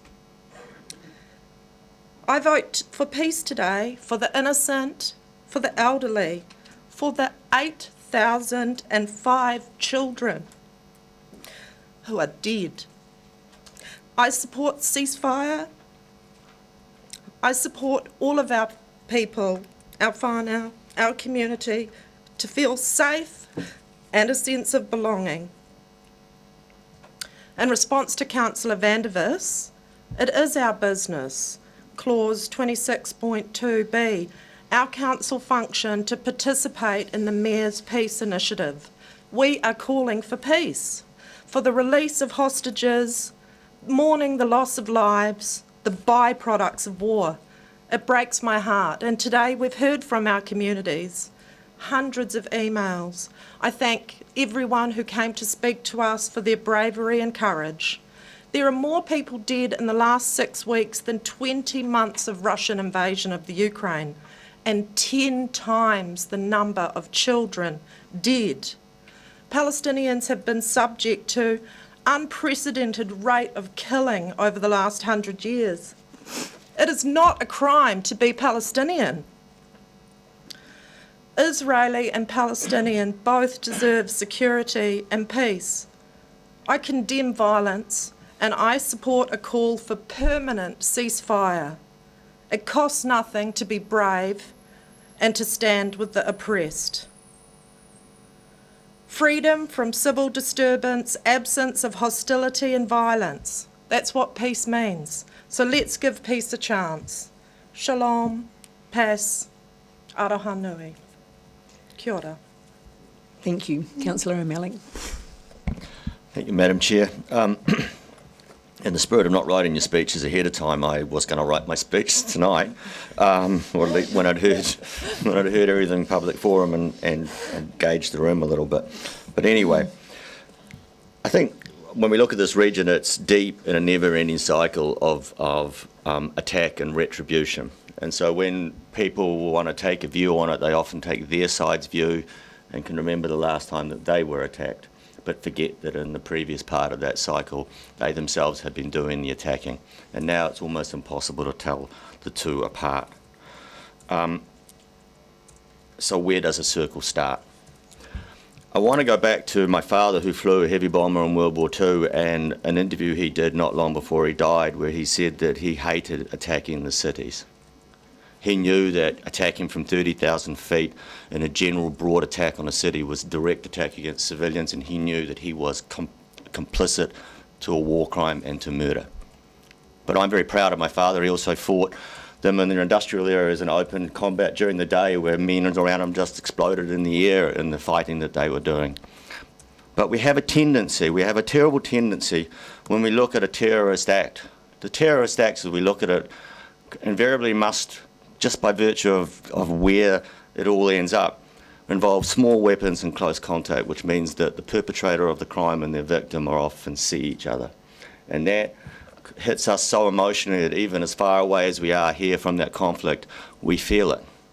But we have a terrible, terrible habit of ignoring the fact that if an artillery shell is fired from 10 kilometres away, or a guided bomb is dropped from 30,000 feet, and no regard for whether you hit a military or civilian target is taken into account, that somehow that is different.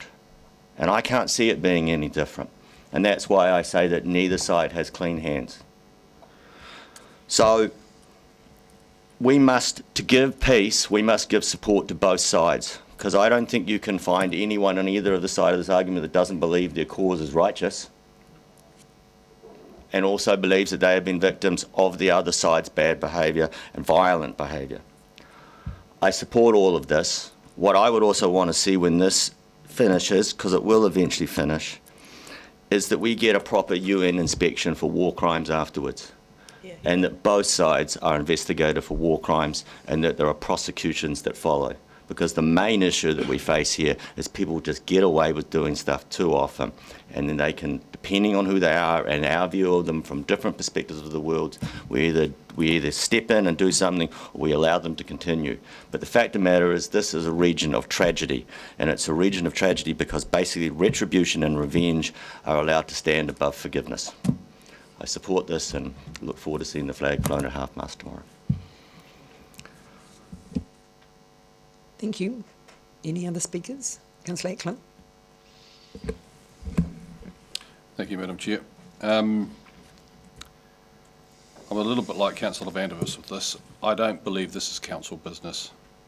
Of the 112 or 150 emails, whichever it was, that have come through, which I have paid more attention to these than a lot of emails, in fact, and to me it is quite clear that people are hurting on both sides, but it's also quite clear that the original notice of motion that was on the agenda was not supported by the majority. And the reason for that is because there was that taking sides was what was coming through, and I don't think that that's where we sit. You know, we have a responsibility in Dunedin as councillors, elected members of the city, to all ethnicities that live here and their safety. And I believe that what was initially put onto the agenda deliberately was divisive, and I do not support that whatsoever. You know, terrorism, war, the atrocities that many innocent people around the world are experiencing every day is just dreadful. If there was anything that I or we as a council could do to reduce that harm, I'd be right in there for it. But I don't see that this is the way to go. And that flying that one flag, as initially mentioned, was you know, putting us in a position that I don't think we should be in. We shouldn't be taking sides because we have so many different ethnicities living in this city. The change of flag option in this motion, which I did not agree to that amendment, is nothing but saving face for the mover and seconder of this whole ridiculous motion in the first place.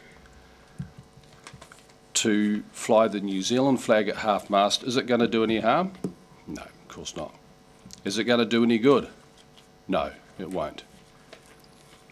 I think that everybody has in their own hearts and their own minds the feelings for everybody that's affected in this sort of conflict. I know I certainly do, but sometimes I think some people are not expressing it in a way in which is actually helping either side. You know, if we are going to look after people, if we are going to you know, be supportive of our community, then that's what we have to focus on. Not try and get involved in a conflict that is happening on the other side of the world whereby we have absolutely no jurisdiction and no power. I think most things have been said so far, but from my perspective, I think that these two motions on the board, number one, as I said initially, not council business. Two, I don't think they're going to make any difference. And three, I think that the whole thing coming to this council has created the divisiveness that we don't need. I won't be supporting either. Thank you. Thank you. Councillor Benson-Pope. Thank you, Madam Chair. I'm not going to traverse the tragic history of the Middle East and the British decision that led to where we are now, nor the world international geopolitical support factions that have prolonged it. And I'm not going to talk about the obscene loss of life because we've traversed that enough, and I'm not going to talk about the wanton destruction of the infrastructure of Gaza that we've seen, whether from the ground or from 30,000 feet, thanks to the military machine that is controlled by the Israelis. But I do want to read part of a letter, one of the ones that we all got, and you will recognise it. I do have the permission of the author, a young woman who was in the room earlier actually, to do so, including to name her, but I'm not going to do that. I don't think that will be fair on her. But part of her letter reads as follows. When I walk around town, I see the migrant and former refugee communities with young children. I see the happy and cheeky smiles on their faces, wrapped up in puffer jackets and scarves as they safely walk with their families. I hope they can continue to feel safe. I hope they continue to smile. I hope they never know what violence is. The children of Gaza do not have the same privilege. I write to you today before your motion to call for a permanent ceasefire. Please call for a permanent ceasefire for the families that have to bury each other, for the fathers who are being villainised and dehumanised, for the mothers who hold the corpses of their children, for every child who died while I wrote this email, please call for a ceasefire. Councillors, if a child was dying every 10 minutes in Dunedin, I'm certain you'd act swiftly. It's reported that about half the deaths in Gaza alone are children. The number of deaths has risen to 20,000. There are roughly 20,000 school children in Dunedin. Imagine if half of those children and the other half were one of their parents. I urge you to call for a permanent ceasefire now for peace, justice and no more lives lost. If you take pride in the multicultural, youthful nature of our city, then show genuine solidarity. Next time you see refugee and migrant children in the supermarket, the gardens, the Octagon, or at a drop-off for your kids' kindy or school, please think about Palestine. Make us migrant and refugee whānau feel proud to call Otapoti our safe space, our home away from home. I think it is our business. I'm pleased that we've had this discussion. I'm saddened by some of you who don't take that position, but I want to thank the mover in particular for having the courage to raise this issue and assist a lot of our community in finding out a little bit more about what they didn't know about the Middle East. Thank you. Before I ask Councillor Lefiso to reply, I'll make a few comments. I too, like Councillor O'Malley, have not written a speech. I was intending to do that this evening, and I chose not to write one here. I chose instead to listen with respect to each of you, and I'm not going to repeat what many of you have said, because I feel that, you know, we've all heard that, and I support what you say, and I believe if in some small way that by us passing this resolution today give some peace and help our communities, I think that sends an important message. And I would like to thank the mover and seconder for amending the second motion, because I think, as it says in the motion, by flying the flag is a tangible and visible symbol of suffering experienced by both sides of the conflict in Gaza. And I think, has been said, there are issues on both sides, and yes, thank you for that. And with that, I'll ask Councillor Lefiso for her right of reply. Tēnā koe, Madam Chair. I would just simply say to those of us who have said it's not our business, stick to our knitting, whatever, blah, blah, blah. And it has been mentioned in public forum in terms of apartheid in South Africa. If it wasn't for the international community taking a stand, having a conscience, there would not have been an end to apartheid in South Africa. Such was the power of the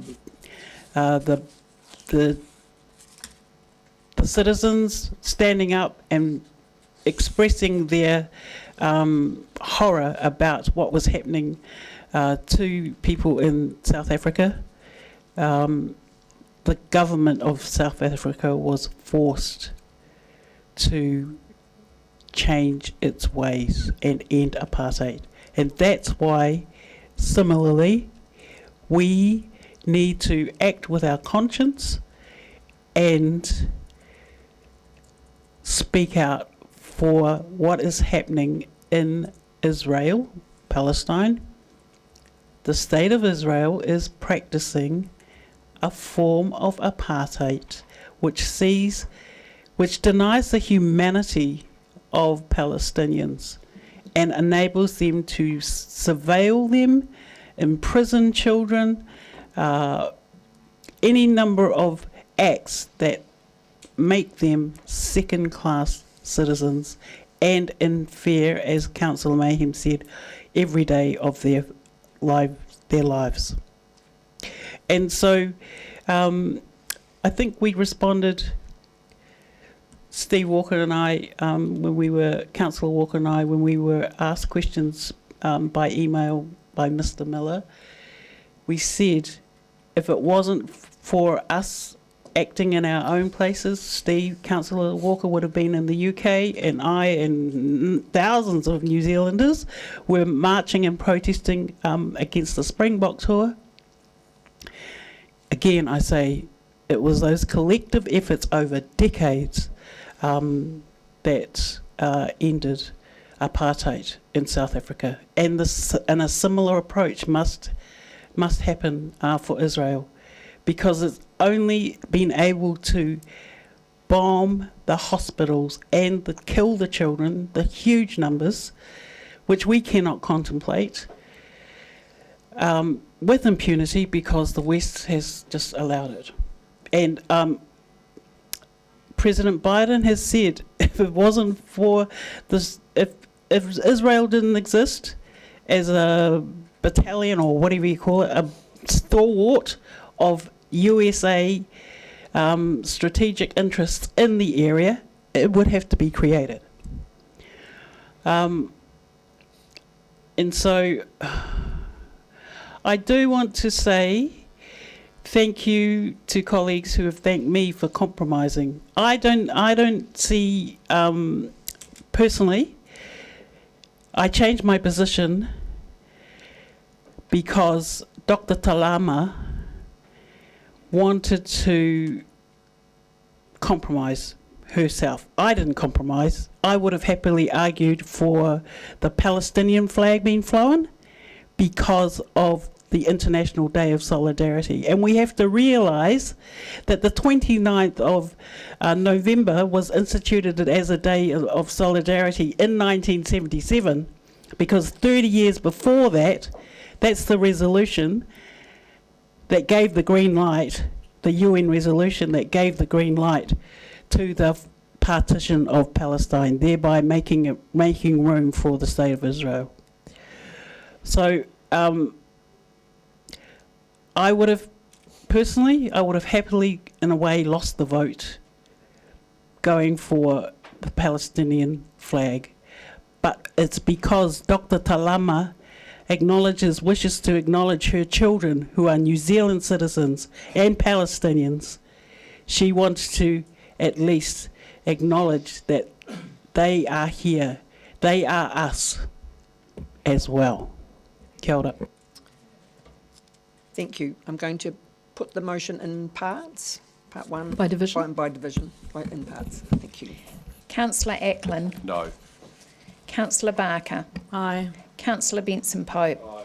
Councillor Gary. Aye. Councillor Gilbert. Aye. Councillor Houlihan. Aye. Councillor Lafiso. Aye. Councillor Mayhem. Aye. Councillor O'Malley. Aye. Councillor Vandervis. No. Councillor Walker. Aye. Councillor Weatherall. Aye. Councillor Wiley. Yes. Deputy Mayor Lucas. Aye. Carried 12-2. And we'll just get to number And 2. part two. Yep.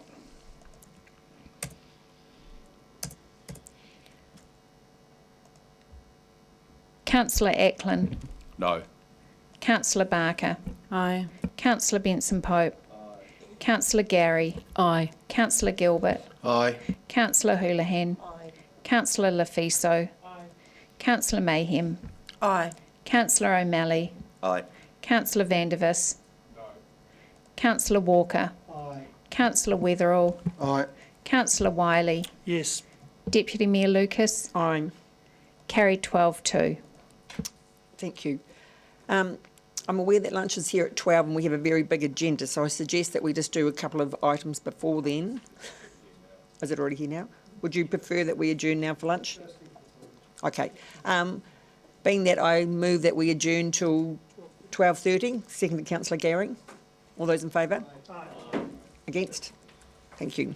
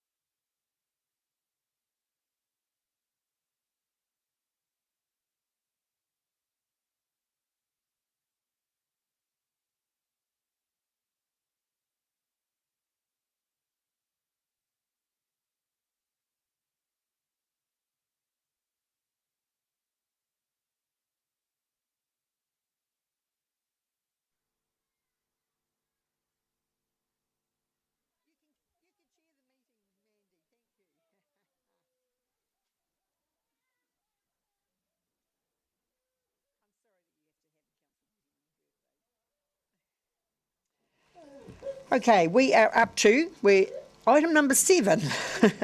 Actions from resolution of council meetings, and I'll ask the CEO to speak to that report, please. I'm happy to take questions. Do we have any questions from that? There being none, I will then move that we note the open and completed actions from resolution of council meetings as attached. Seconded, please. Councillor Houlihan, thank you. All those in favour, say aye. Against? That's carried. Item 8, forward work programme for council. Any comments? Councillor Gary. Thank you, Madam Chair. I have a question. I'm just trying to find it on here. Page 53. Question for the Chief. Peninsula Connection. So I see in the actions that capital budget report will be presented to the January 10-year plan. I have concerns about that because when that resolution was passed at the annual plan time, it was very clearly for a report. It doesn't say the words ahead of, we were guided by you in the wording, Chief, but the intention was that we got that before the process of the 10-year plan so that we and the community would know what the options were. So I have to say I'm somewhat grumpy about that, and I wondered why there has been a change and why it's been subsumed by the 10-year plan process. Well, ultimately it will be a matter for the 10-year plan because it's currently unbudgeted, and budget decisions are part of the 10-year plan process. The capital report will include a reasonably detailed section on this item, but it will all be done as part of the whole because the councillors need to consider capital funding options in the round so they've got all the information available to them when they are considering what they do and don't wish to fund. Well, I guess my question is, there would have been no need to put that motion up if I believed that was what was going to happen, and I was led to understand that this report was coming to this meeting at one stage. I had noted that, the November meeting. It was really more a report for noting. Obviously, the decisions don't get made to the long-term plan. That wasn't the point of it. I just am surprised. Well, any options report in and of itself would suggest that there were options for council to consider, including or otherwise.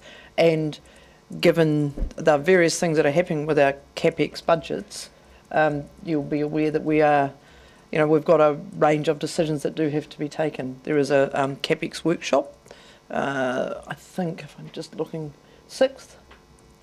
Is it on the 6th?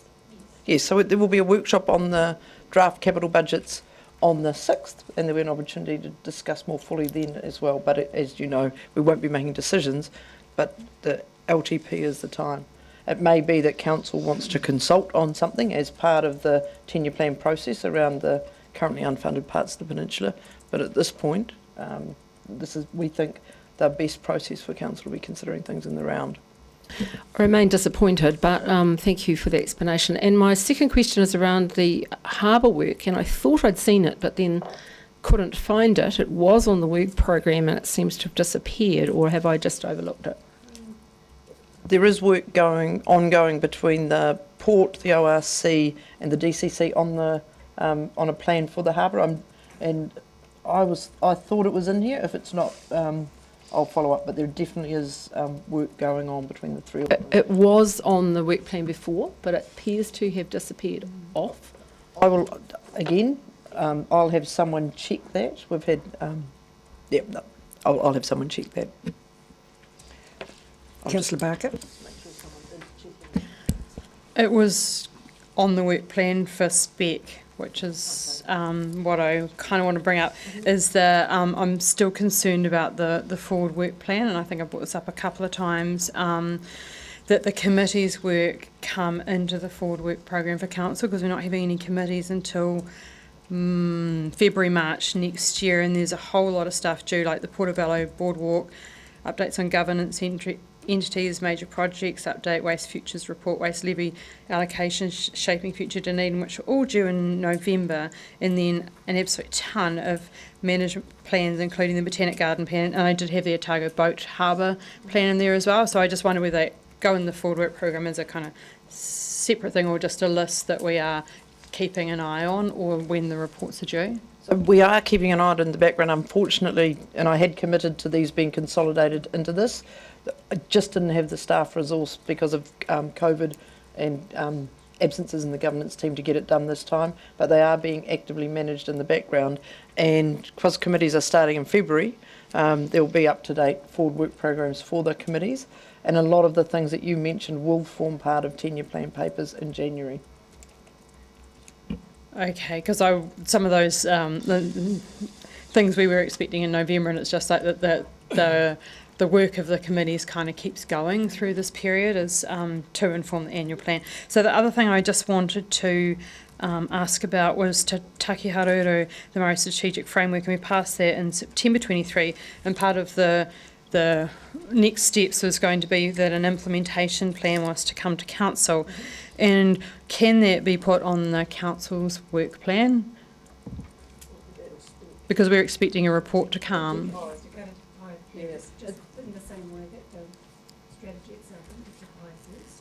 So there are two things in that you raise. The next steps isn't the most efficient way of capturing forward work items, and we are looking to include some kind of next step resolution in the actual resolutions, because that gets them picked up automatically. Yeah, I don't know. And the next step for Te Taki Haruru will be to go to Te Pai before it comes to council. The reason that I'm asking that question is because it's coming up in the in one of the items, so I just want to signal that. And staff are prepared to discuss that when it comes up in that next item. Thank you. Councillor Gilbert. Thank you. On a fairly similar vein to previous questions, specifically page 53, the shared pathway between Waldronville and Ocean View. Originally it was meant to be, or was scheduled to come next month, and is now not scheduled until June. Just wondering if you can clarify why that delay. No, I can't, but I can follow up for you. There being no further questions, then I move that the council notes the updated council forward work program as shown in attachment A. Second to Councillor Mayhem. All those in favour say aye. Aye. Against? That's carried. Item number 9, petition. So, councillors, you will see we have received a petition. The petitioner did not want to come and speak and did not want a member to present it on their behalf, so it is simply tabled for your information. Council needs to receive the petition. So we don't need to move anything, we just... You do need to just move that you receive it. Okay, so I'm happy to move that we receive the petition. Oh, Councillor O'Malley, sorry. Were you aware that I was ready to look at doing something to follow this up, and you've informed me that we can't do that as a receipt of a petition. So what mechanism do we do next to move forward with that? In your role as chair, when your ISCOM starts back up, will be a way of doing that, or have a discussion if it's a capital budget item, as it potentially is, as part of the 10-year plan. I'd certainly like something established in time for the 10-year plan, otherwise we'll be 3 years down the road moving in the future. Okay, thanks. I'm good now. So I'm happy to move that council notes the petition. Receive the petition, sorry. Seconded Councillor O'Malley. All those in favour say aye. Aye. Against? Thank you. Item number 10, South Dunedin Future Work Programme Strategy Update. I'd like to welcome Mr Ward and Mr Rowe. Thank you, gentlemen. Thank you for your patience this morning. Is there anything further you would like to say to speak to your report? Thank you, Deputy Mayor Lucas. Yes, if I may please, just to provide some context, and then I may hand over to Mr Rowe also. So just reflecting back, July 2022, this council and the Otago Regional Council approved the South Dunedin Futures Programme, strategic intent, and it's been guided by that ever since. It was noted at the time of the approval being granted that the programme itself would be iterative and would evolve, and here we are today, 18 months later, reflecting the thoroughness of the conversations, the consultation and the engagement, and reshaping the programme accordingly. Thanks, David. Just maybe a couple of comments from me. So this is really the encapsulation of a lot of the work that David's described and the conversations that we had in one of our number of workshops over recent weeks and months, one of them which focused on the strategy development. So really what we're trying to capture here is a number of different things. So the paper talks about 4 different areas. So reflection from central government, so sort of national direction that's emerged since the original strategic intent was signed off. So the National Adaptation Plan, for example. It's reflecting conversations with councillors and the steer that you've given us around kind of a slightly wider scope. It's seeks to reflect conversations with mana whenua partners over a number of months, and also all of the stuff that we've heard from the community, so that we've both reflected back to them what we've heard in the last 3 or 4 years, but also tried to kind of capture and distill that, and then weave that all together into the vision, purpose, high level and strategic objectives that are in there. So this is where we've landed. It does flow into subsequent work streams, so this is going to be a key kind of guide and driver for risk assessment work and adaptation approaches work that, all going well, will come to council next week, and that we'll sort of be cracking into in the new year. So so that's the sort of broader context. Thank you. If I can just ask, the first question is, so a paper virtually the same of this has already been to the Otago Regional Council? Correct. So the way that the governance works for the program is that because there's no joint governance body, we kind of run a parallel governance process. So the same paper's developed, it's signed off by GMs, a joint steering group that has GMs from both councils. It goes to both CEOs and then is progressed in parallel to respective councils. So essentially the same paper went to ORC Council last week and was approved. For example, next week, the papers that are coming, they go to DCC first and then ORC. So it's just the nature of the current governance arrangement. Thank you. Any further questions? Councillor Walker. Thank you, Madam Chair. Thank you for this paper. Interesting reading. It's just, I think I know the answer to it, but I'll ask it anyway. Despite the recommended option 2, and particularly part 4 of the advantages there, is it, I suspect, likely that further revisions may be required once the new coalition government, I guess, is bedded in? To be determined. I think, obviously, we're anticipating some changes in policy. The new government signalled some of those. Though, for example, yesterday morning, we're really interested to hear that the new Minister for Rural Development, Honourable Shane Jones, I think, or Regional Development it might be, signalled that one of the intent or the target areas for this new Provincial Growth Fund is going to be focused on resilience in the region and climate change adaptation. So there may be some positive impacts that are perhaps unexpected, and so one of the things we are thinking about in the context of that is how do you get the South Dunedin Future Programme into a space where it's investment ready, and that if there are funds on the table that, you know, we're at the front of the line for that. We obviously have a business case sitting in Wellington that we need to revisit at some point, and that, you know, is a potential hook for us to hang that conversation on. Sorry. Thank you for. I think you've answered my second question: is how do we get this funding ready? I guess the 3 workshops that we've had over the last couple of months talked about strategy, risk assessment, and adaptation options and approaches. So we, in the next couple of weeks, and subject to council approval, I think we will have moved the program forward significantly to a point where we can now start to have those conversations, and we'll have a lot more public material that we can have that discussion with potential funders. Thank you. Councillor Barker. Thank you, Deputy Mayor. I just want to foreshadow that I'm looking to move option 3, and from there I'm just going to ask some questions on attachment B, and specifically around order that the framework, I guess, is put in. My first question is just why isn't the vision and the purpose at the top? So I guess there's two reasons for that. In the narrative, it talks about one of the things we're trying to do here is integrate the mana whenua values, principles, key intents into that. So some of that reflects the Treaty of Waitangi. So one of our guiding documents. So the view was, okay, well, if Treaty of Waitangi and sustainability are the two sort of key strategic drivers for the council, that would be appropriate to put that at the top. Sustainability is obviously a key focus of the program, so that's woven throughout. We also, it might be a bit subtle actually in the design. The design of attachment B is done by me on my desktop, so there may be elements of that could be strengthened or improved to make it clearer.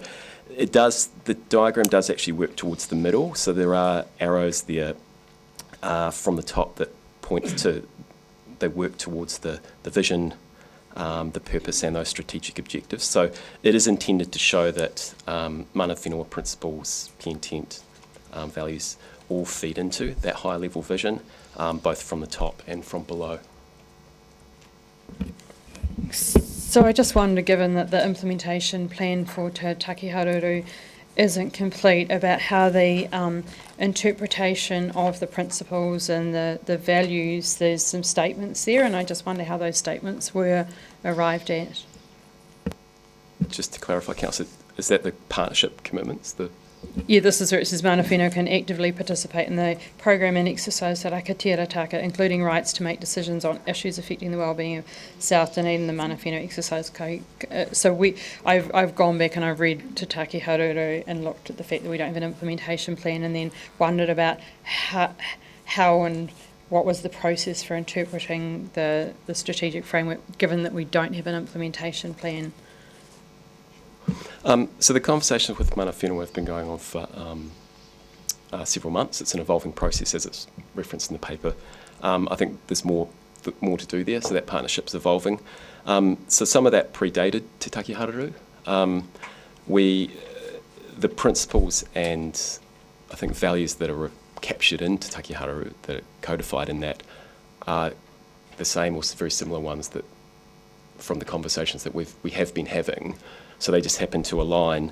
And through discussions with the Māori Partnerships team in DCC and with Okaha, those statements there are sort of high-level operational statements that we've developed that seek to interpret both those principles that we've been talking about for several months, and also Te Takiharuru, which is obviously signed off and approved by council. So it's not something that we would want to or seek to ignore, but it's something that is guiding the work, and that we've crafted those as high-level kind of operational statements around how would you give effect to what we're hearing from mana whenua, what we're seeing in Te Takiharuru, and give effect to that in a South Dunedin future context, I guess.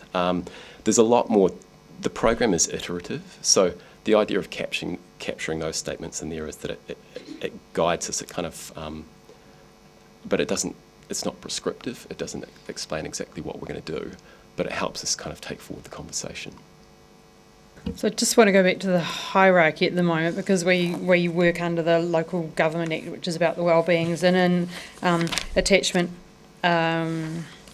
Where is it? I'm just trying to find where the wellbeings are. We've got the strategic objectives and the vision right at the top, which includes the Local Government Act wellbeings, and I just am wondering about the way that this attachment, this is put together, because it was immediately unclear to me about the hierarchy, because I know you did it on your desktop, but I couldn't see the arrows, so I was quite concerned, because I think that in the world that I live in, the vision's at the top, and then comes the values, so that people can really understand where this is at. That's why I'm not doing a speech, but asking a question.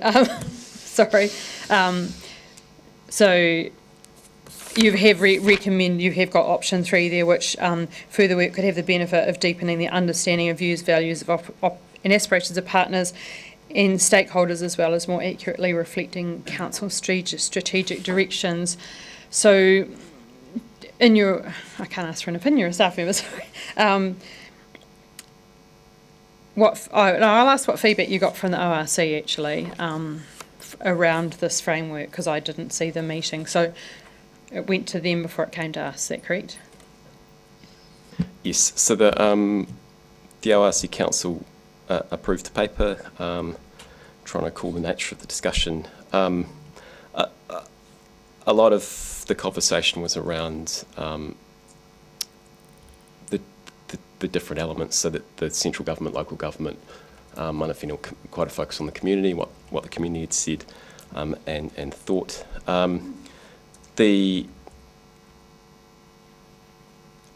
I guess a comment around the design, as I say, if the design's not clear, then that's probably a reflection of my amateur design skills, and we could certainly look to adapt that and make it design it in a way where it makes it clear. My sense is that we're all thinking and talking about the same thing. It may just be that I haven't captured that appropriately in this, and that it could be recrafted in a way that makes that clearer. Yeah, sorry, does that answer you? So if we went with option 3, you would be able to recraft it so that it was clearer, because my concern is that we pass something that we may or may not see again in its final form. Yes, so I might make 2 comments. One is that absolutely, I guess it's the content of it that is really critical for the program. So in terms of flowing through to what communications and engagement we do, how we assess risk, how we frame adaptation options and approaches, that's the thing that's most important to us, and we are on some pretty compressed time frames, so that we do, if there's comfort with the general content but some concern around sort of how it's portrayed, we could absolutely look at rejigging that, and maybe there's a way of moving that forward with a caveat around some redesign or to make that clearer. I think we would need to have a look at the implications of that, but I guess it would be a case of understanding exactly what you want. Yeah, my concerns around process, that we don't have an implementation plan for Te Taki Haruru, which I would think would inform the way that staff would put Te Taki Haruru over various plans, and this is the first plan that's being done, and now I hear the timeline for Te Taki Haruru implementation might go out to, when's the first spec meeting, end of February, so that's why I'm a little caught up in the timelines, and if I could, there is at this point no time frame. I don't think you should expect an implementation plan for Te Taki Haruru. It's speak in February. It will go on the forward work program, but the timing of when you'd likely see it hasn't been determined yet, because the work is in its infancy, as I understand it. Councillor Gary. Thank you, Madam Chair. I just wanted to ask you what would be the likelihood, what would be the impact of delay if we go for 3 and we spend more time? What would be that impact on the program?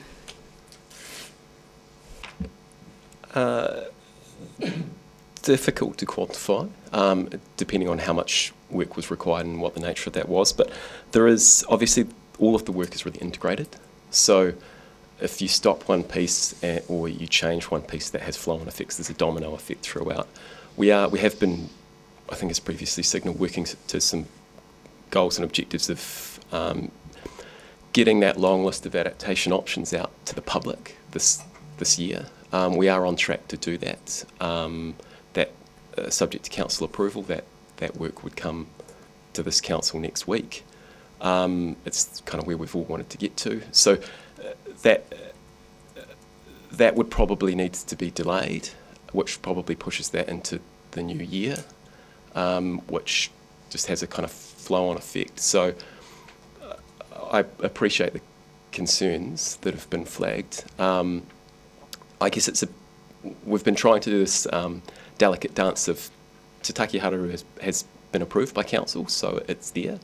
It reflects mana to mana conversations. So to some extent we have to acknowledge it and take it into account.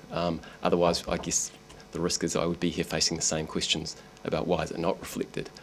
So it's a little, I guess we're trying to do what we can in this interim period to move some kind of time critical work forward and at the same time kind of stay true to all of those commitments. So further to that, what are the expectations of the community in terms of time? You mentioned compressed timeframes. It's as you informed us before in terms of the timeframes.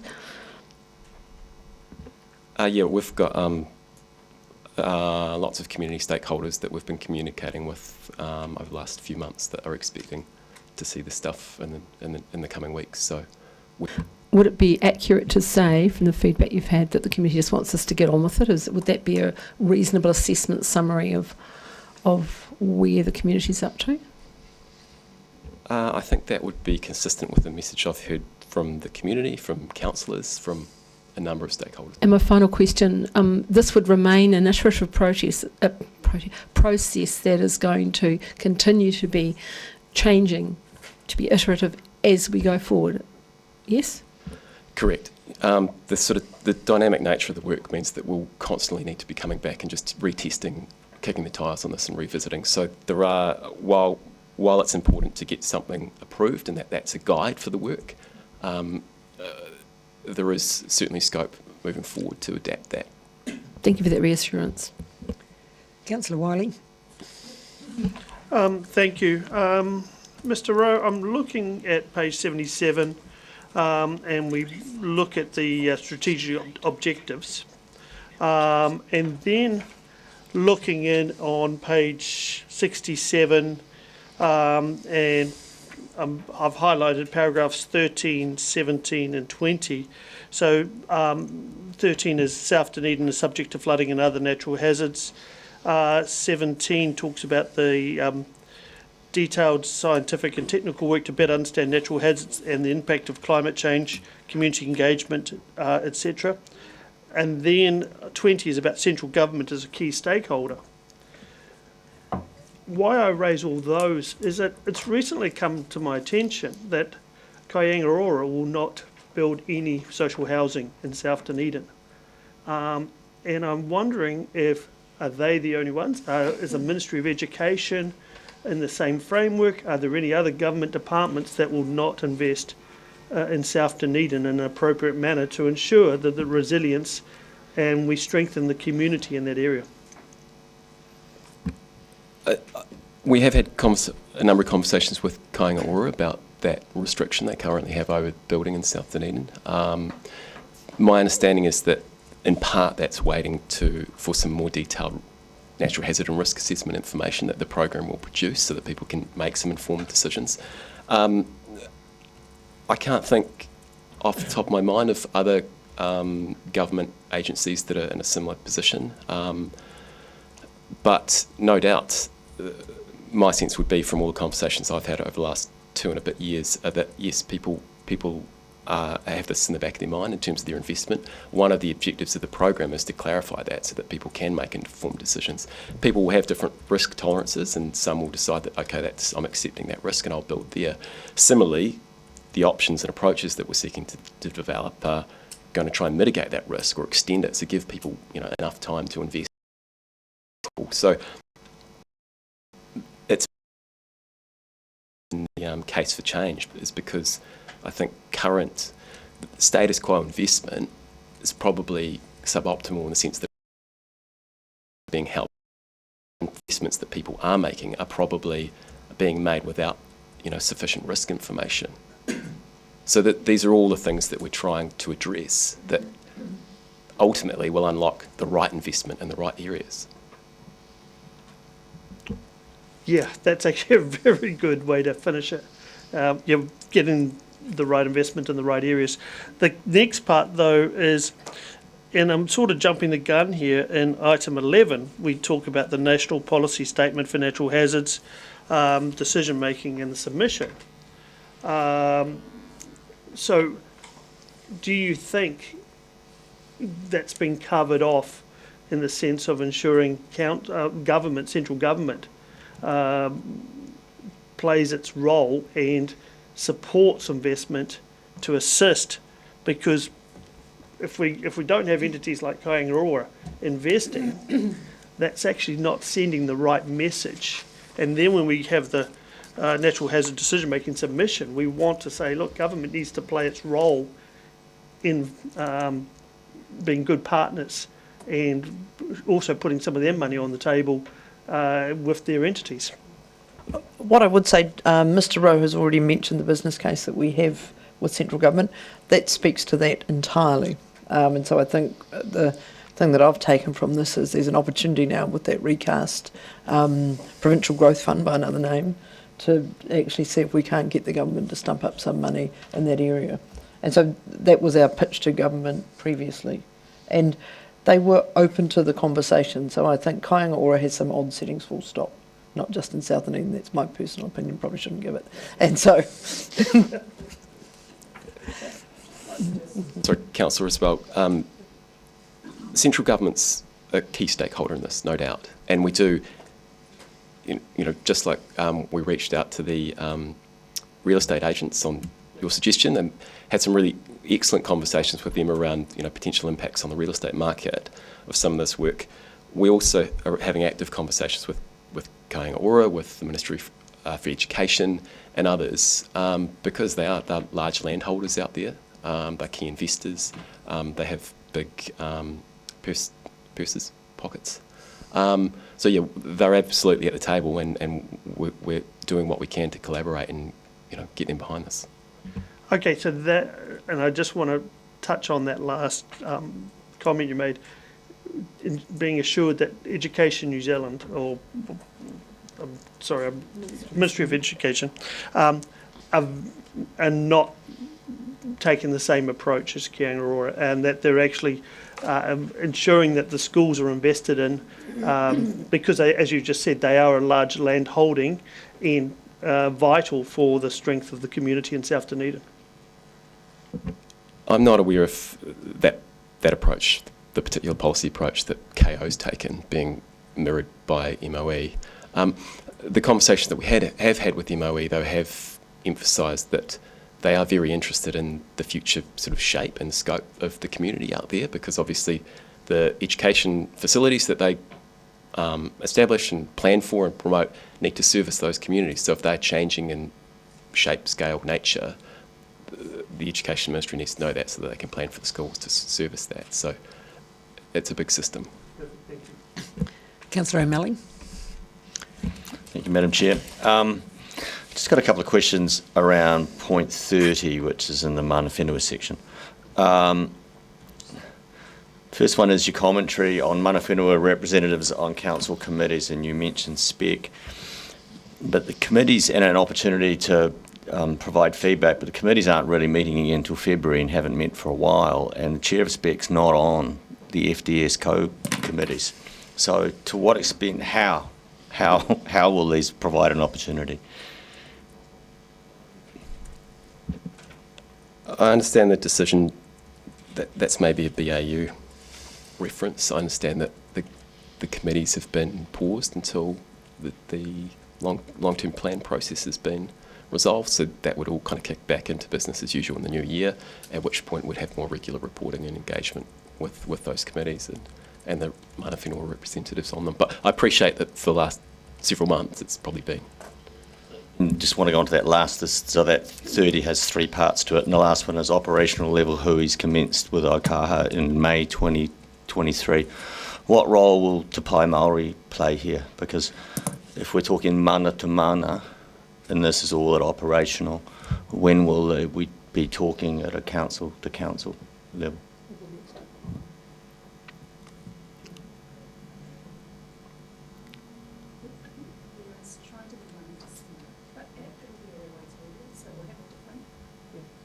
I guess then, will this eventually make its way to Te Pai Māori? Eventually, yes. And so I've just, while we've been talking, been looking at what the next steps actually were for Te Taki Hararu. And as I mentioned earlier in responding to Councillor Barker, how we frame our next steps and reports hasn't always been clear. So I'll circulate to councillors what the next steps said for Te Taki Hararu, and you'll see where the challenge is with how it was described. I don't think it reflected the intent, but the words are what we have there. So. Councillor Walker.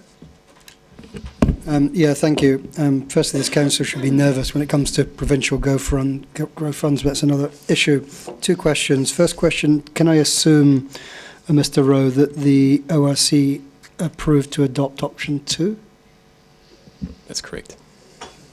So, and I guess this goes back slightly to what Councillor Gary asked. In terms of that decision, and despite things like, obviously, as you say in the paper, loss of momentum and delay, what are the implications of us today not aligning with ORC's decision? We haven't been in this position yet, so we would need to reflect on that, and obviously there would need to be some sort of process of reconciling the work and the various approvals across both councils. So that would probably feed into the potential impacts of any. I did, on the off chance that this council might vote a different option, had a quick chat with the CEO of the regional council last night, just to advise him of that. And so he was reasonably, it was fine. He appreciates that that's what is likely to happen when we have this governance arrangement in place. As you know, there is a governance paper coming about how we set up governance more generally. And one of the things that we'll look at is how formal you want governance on certain things. And without predetermining any outcome, there may be some things that council decide, for example, where they want a joint committee, where things can be considered at the same time, or they might not. But that's, there are different mechanisms that you can set up in a governance space that help streamline this process.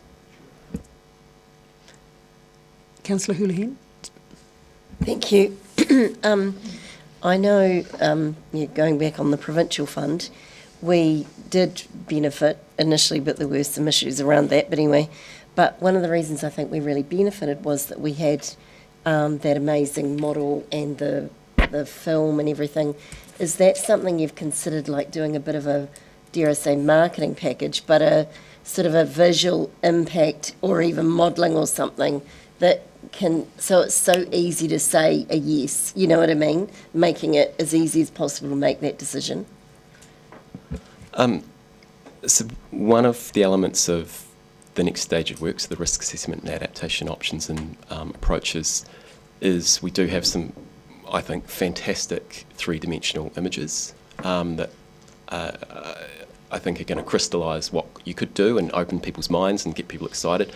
We have plans to use those in a range of different sort of comms and PR processes, including sort of more flyers. We also have one of the deliverables under our partnership with, our contract with the consultants is developing some videos as well for social media. So that's kind of that's absolutely on the agenda for sort of first thing in January. We've kind of been fully focused on getting this technical work done, but we've got some really great stuff that I think is going to wow people. Because I think also showing worse scenarios as well, so that they realise visually, people can see, well, if we don't do anything, this is what could happen. I think that would be really beneficial. That's just my...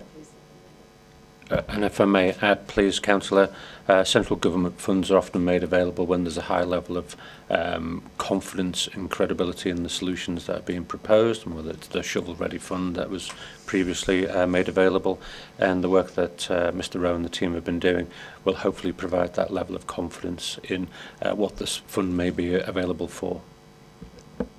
Yes, I agree, but also I can't stress enough the impact of previously that visual impact really helped. Are there any more questions? Thank you. I think we're just going to take a quick 5-minute adjournment just to clarify the resolution. Thank you, Councillor Barker, for saying that. All those in favour say aye. Aye. Against? Thank you. We'll be back in 5 minutes.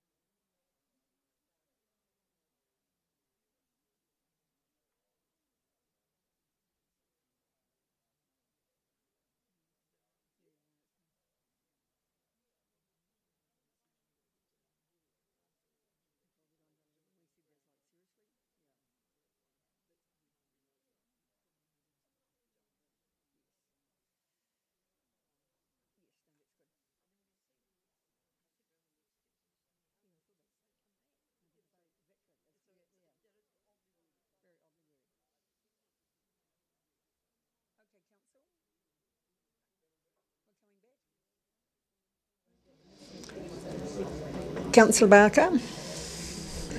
Thank you, Councillor Lucas. I would like to move the amended option 2, which the change has been to add in D. Notes attachment B will be redesigned to ensure alignment with Council's strategic priorities. I was very happy to see this afternoon Future Program Strategy update. It's been a really complex piece of work with a whole lot of... I need a seconder. Does anyone get a seconder? Yes, Councillor Walker. Oh, thank you. Sorry, launched straight in. Very happy to see this piece come through. And I know there's been a lot of hard work over many, many, many years, and I certainly don't want to be the one to hold it up. However, my concern was just around first that it went to the ORC first and we own Te Take Haruru, and then around the implementation plan for how Te Take Haruru is applied over all of our plans and strategies, and we haven't got the implementation plan. We're sort of a little bit putting the cart before the horse. And when I looked at attachment B, it was very difficult for me to understand it because I didn't see the arrows. So I think that a redesign is in putting the vision in the council's full wellbeings that the LGA charges us with at the top is the right thing to do. Just quickly looking through, I made all my points. I said I don't want to hold it up, and just that strategy is the council's reason for being. So I know, like, I sound like I'm being a bit fussy about things, but I think that it's really, really important. This is the first time that we are applying Te Take Haruru to a council plan, let alone our strategies, and without the implementation plan to guide us, we are kind of in the dark a little bit about how we're going to apply it. So I am pleased to have had the amendment, which I think takes away some of my worries about this, and I commend the work that the South Dunedin team do, and I also hope that we will be shovel ready for any government money that might turn up, and I hope that we will have a city deal perhaps in the future for looking for our infrastructure needs, which is what some of the other cities are doing as well. Thank you. Councillor Wetherell. Thank you, Madam Chair. I must say, when introduced to the South Dunedin Futures program, I had reservations that the findings of the program was basically going to confirm that South Dunedin was in a flood-prone area which required improved drainage infrastructure. Today, after a year of regular updates from Jonathan, I can see the program is evolving through its excellent engagement with stakeholders within the community, mana whenua, local and central government. The program is now highlighting the fantastic, exciting opportunities that lie ahead for Dunedin's most central location. Therefore, I hope other councillors will join me in voting for the recommended option 2 and adopt the new revised program strategy to lift South Dunedin out of the doldrums and deliver a bright future going ahead. Thank you. Thank you. Councillor Gary. Well, thank you, Madam Chair, and I have to admit to feeling immensely frustrated at the thought of delay on this program, which has been important to take our time with and do thoroughly, for sure, and I'm not frustrated about that, but I am aware of the compressed timeframes that have been articulated. I just want to acknowledge the iterative process that has been outlined. And, I understand Councillor Barker talking about the cart before the horse, but we have a lot of matters where we've got to take the leap and get on with it, actually. And I'm assured by what I've heard today, any delays would have had a real impact on the process. It would have got us out of alignment with our partner, ORC. And I want to just acknowledge that today's council meeting we have moved as a group to slightly change things so that we can get agreement. That is democracy at work. So I just acknowledge that. I want to congratulate and acknowledge the immense work that Jonathan and the team who are sitting over there have done to get to this point, and particularly their work with community, because it's the community feedback about where we go to from here, about how we slightly change the language, and their work with stakeholders, a very wide range of stakeholders, including partners, DCC and ORC, that has led us to this point. So I congratulate you and acknowledge your work. And I too am really excited about the opportunities and the positive outcomes that we can get for our South Dunedin community as we progress this plan. Thank you. Any other speakers to the motion? Councillor Leviso. Tēnā koe, Madam Chair. I said to Councillor Wiley during the lunch break that politics is the art of compromise. Referring back to our debate before lunch. For this, I understand Councillor Barker's concerns, but I also am disappointed that the mana whenua values and principles are not going to be first or feature at the top, because again, as I've said many times, this is about relationships, relationships, relationships.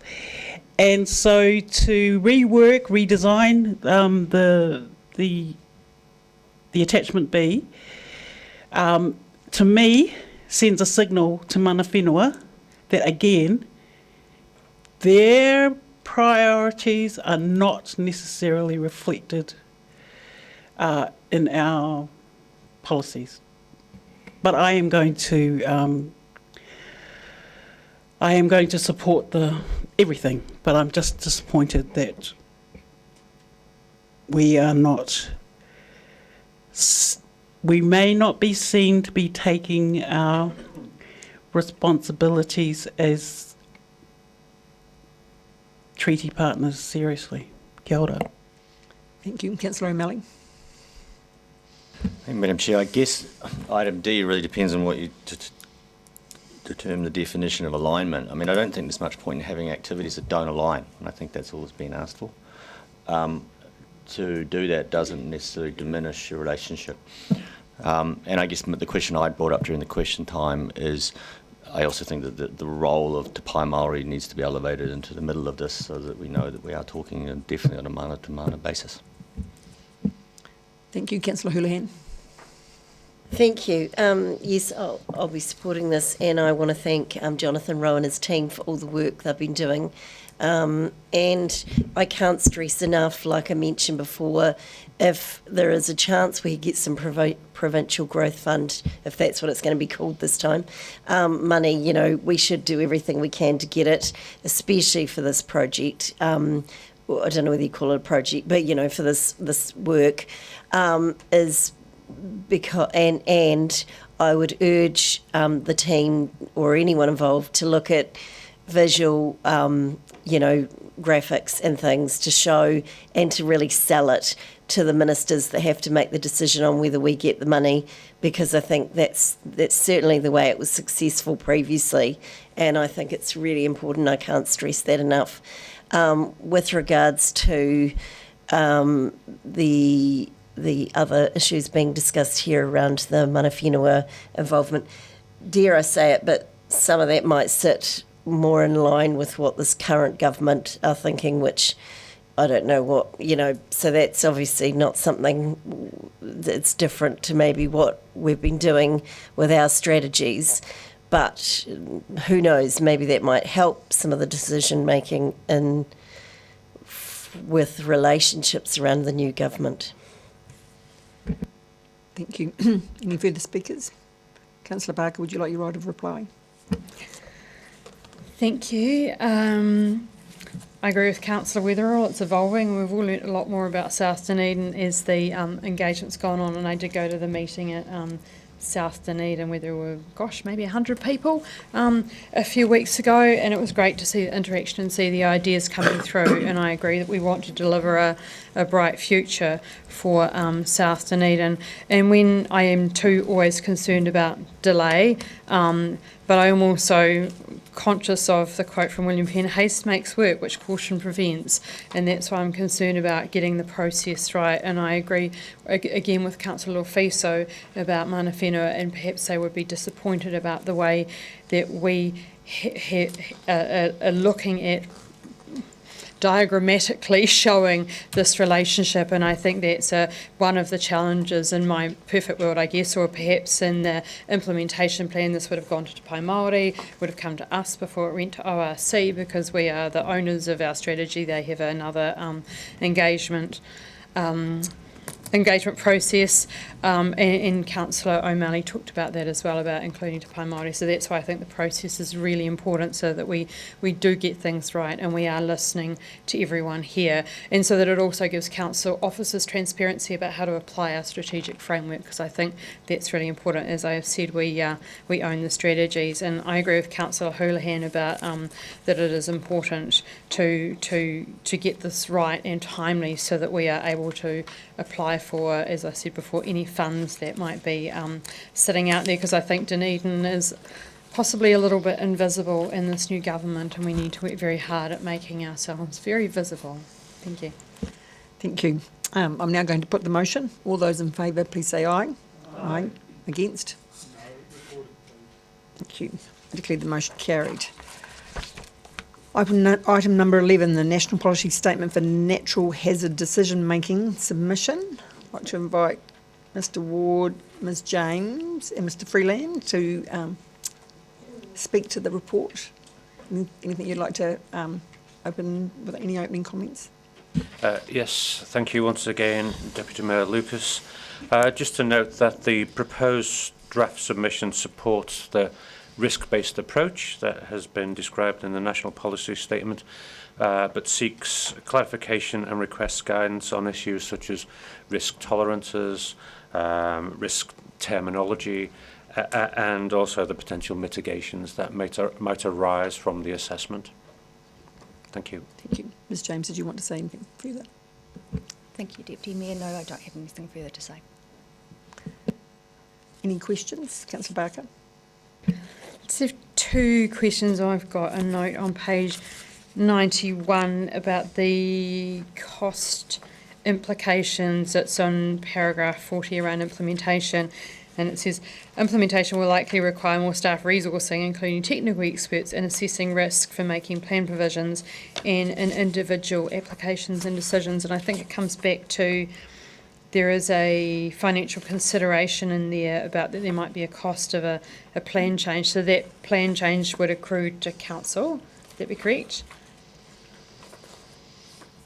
Thanks, Paul. And the next question is, so individual applications and decisions, the financial burden, shall we say, that would go to the applicant. Would that be correct? Okay, thank you.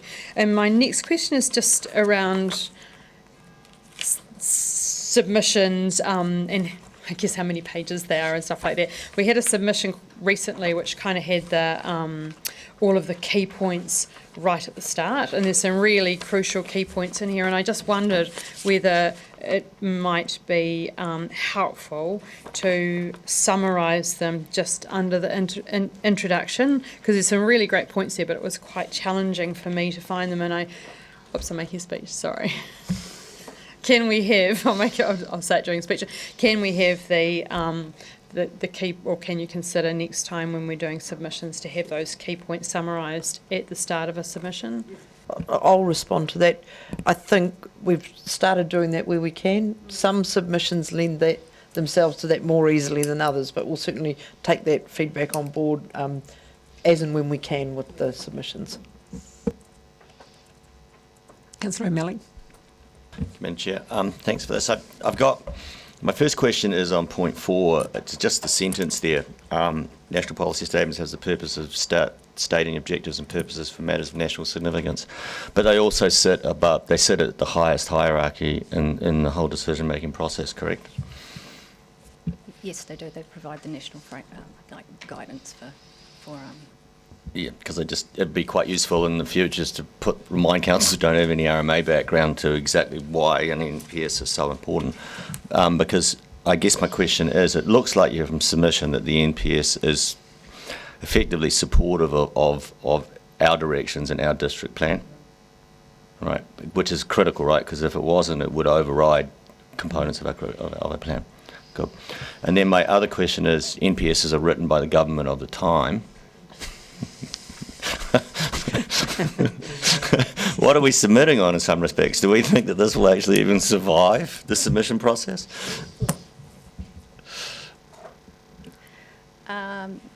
Well, there's no clear guidance on that at the moment, but all I can say is that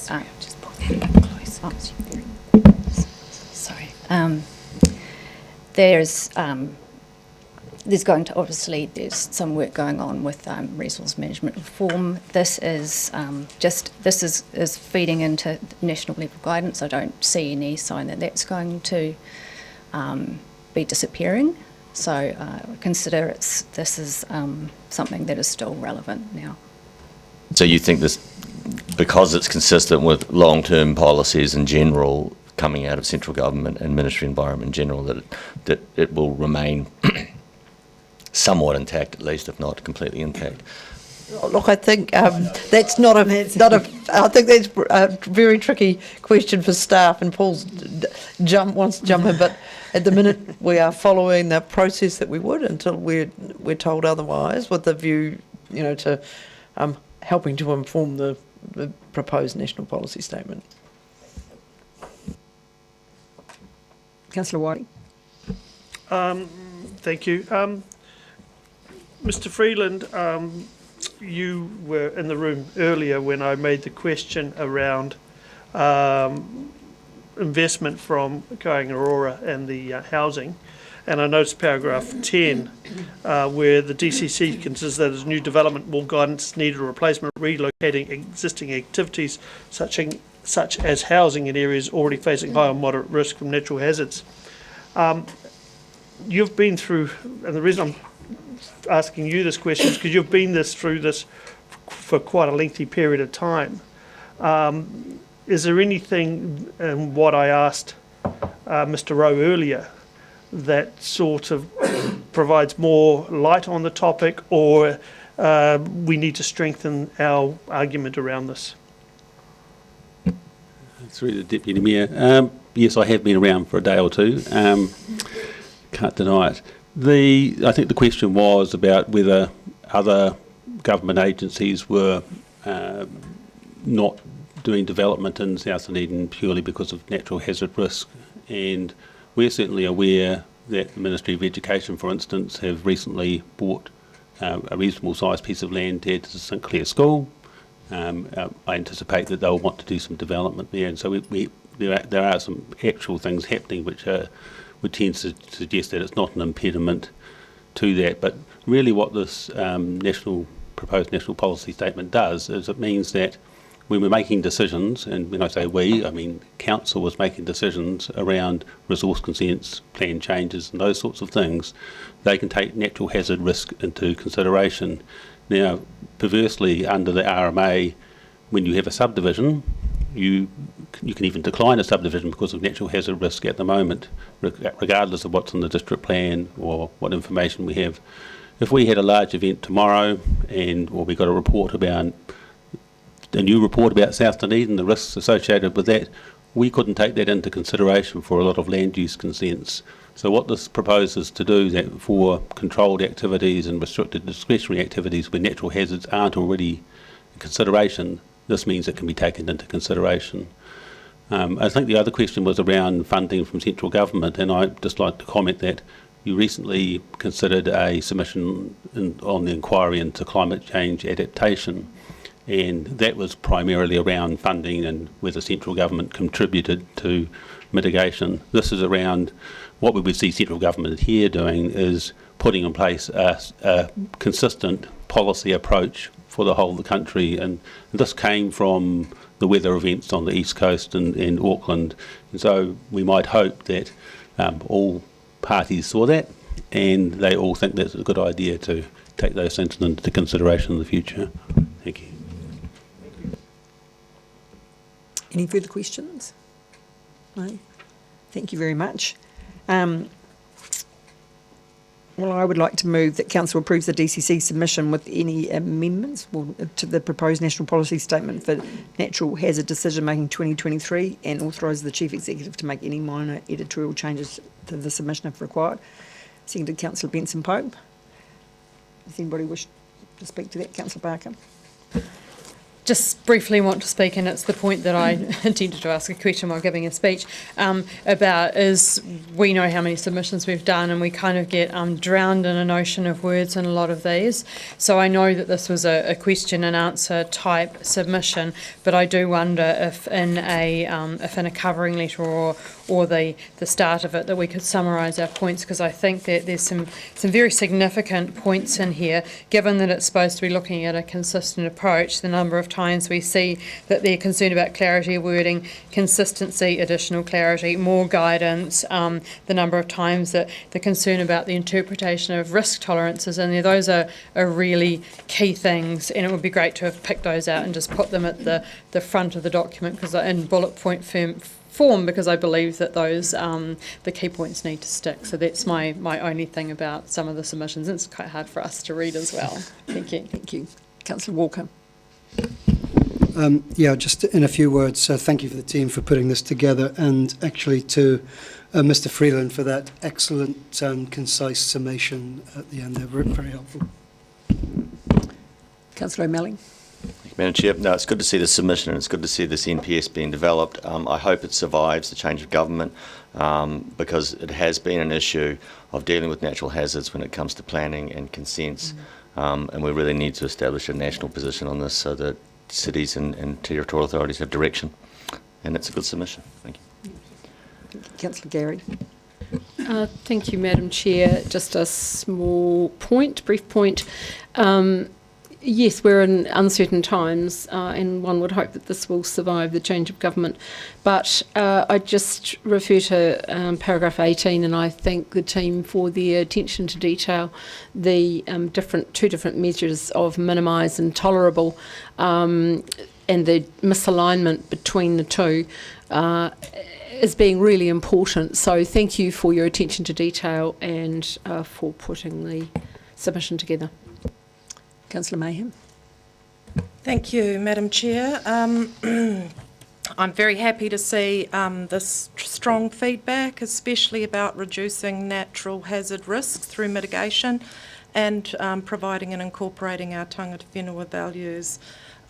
With the fact that we have 13,000 to 16,000 people living in South Dunedin, a low-lying area, I also am happy to see that we're seeking clarity under the RMA about replacement of existing buildings, the rights with replacement of existing buildings in those high risk areas. So thanks again to the staff for this submission, and I echo what Councillor Barker said about maybe some of those powerful points being placed at the front of the submission to summarise our stance. Thank you. Thank you. No further speakers. I'll put the motion. All those in favour say aye. Aye. Against? Motion's carried. Item number 12, right-of-way easement over part of Dunedin town belt for 139 Harbour Terrace, Dunedin. Got Mr. Graham. Welcome to the table.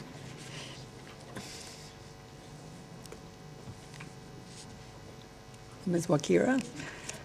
Have you got any opening comments for us? Have we got any questions for Mr. Graham? I'll just have one question. So effectively, your comment in number 15, this is almost legalising what's been happening since May 2010, is how the vehicle access has effectively been using this informal right-of-way since 2010.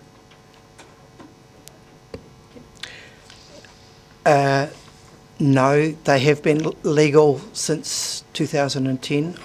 If I understood you correctly, you were querying if they were unauthorised since 2010?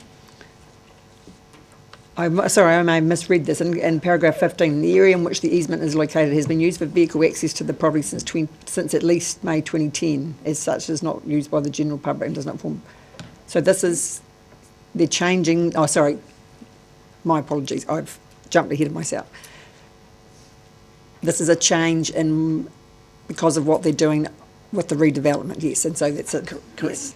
Yep, that was another question, I'll forget that, yes. It's a bit of a trick in Yeah. that they have an easement. Yes. They want to do some work. Yes. We have to let go of that easement, get the work done, reform the easement so that everyone stays legal. Yes. Any further questions? Yes, Councillor Barker. Just see one on page 100 about the Māori impact statement. There's one word there that says Māori, and I just wonder if there was any impact or not. I think there's been some kind of misprint. So what's happened in the template, it's hidden in the hidden text field. So I will get someone to send what that statement says. That if you type in the wrong place in the template, it hides the text. So someone's just administratively put it in the wrong place. So I'm assuming there's no impact. Lynn can get in the background and find Yep. it. So give her a minute, she will. I believe the statement states there are no known impacts for Maori. We'll just wait one moment while Lynn finds that for us. There's fine, you're happy with that? Are there any further questions? Exactly what it says. Lynn's just confirming it does say that there are no known impacts for Māori. Lynn's going to just put that up. That's what was in the text box that was missing. Thank you, Councillor Wiley. Councillor Wiley's happy to move the recommendations that are set out on page 93 and 94. Second to Councillor Gary. Do you wish to speak to that? Any speakers to the motion? There being none, I'll put the motion. All those in favour say aye. Aye. Against? Motion's carried. Item number, where are we up to? Item number 13, Residents' Opinion Survey Quarterly Update for July to September. Page 109 of our council papers. Apparently it's me. Yes. Have you got any comments, Ms. No, Grant? I am happy to take any questions Councillor may have, and the ELT will help me if I don't know the answers. Any questions of the Chief? Councillor Gilbert. Yes, I have a few. On page 115, number 5, roading related infrastructure, the drop there to 22%, I'm presuming that we assume that it is Central George Street kind of related, the roadworks related. I think the thing with the quarterly rolls, it's difficult to assume things. It just shows you a snapshot of residents' opinion. I'd be low than the scientists and statisticians around the table would agree. I think without further analysis you can't assume. Makes sense, right? But next question on number 9, which is the communication channels. That's still really low, the percentage of satisfaction. And I know that some answers might be able to be found in the next paper as we get to it. But do we have any ideas as to why we're still so low and anything that we're doing about it? Are we tweaking any communication channels or anything? as I say, the trick with these is they are literally a 3-month snapshot. So the annual rolls provides results that are statistically significant and more opportunity to be able to provide a view. But as you note, we are starting to make changes. We've seen really, really good engagement in that next paper. So I think we are aware that we need to do better, but I can't say why these results are as they are.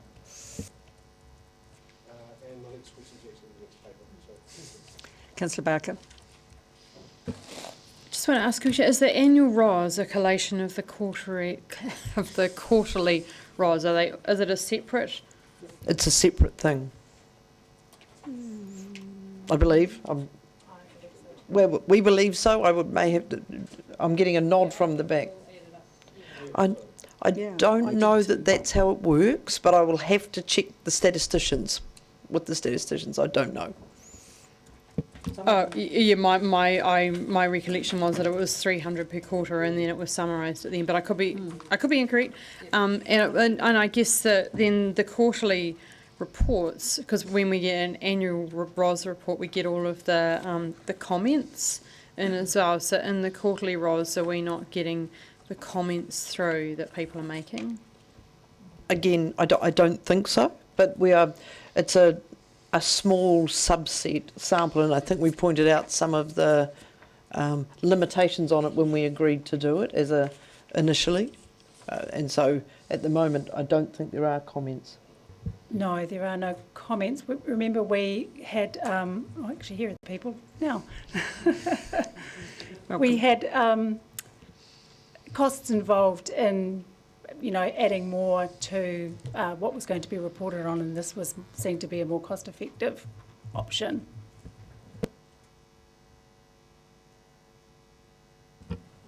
So is I guess the experts are here now. You'd like to come forward to the table? Thank you. Oh, I can ask my questions again. Yes. Welcome, thank you. Let you catch your breath. I'll just and give you a little bit of time to think. My first question was, is the annual ROS a collection of the quarterly surveys? So is it all the 300 surveys added up? That is the correct, plus the final quarter. So are there comments each quarter, and are those comments collated for the annual ROS?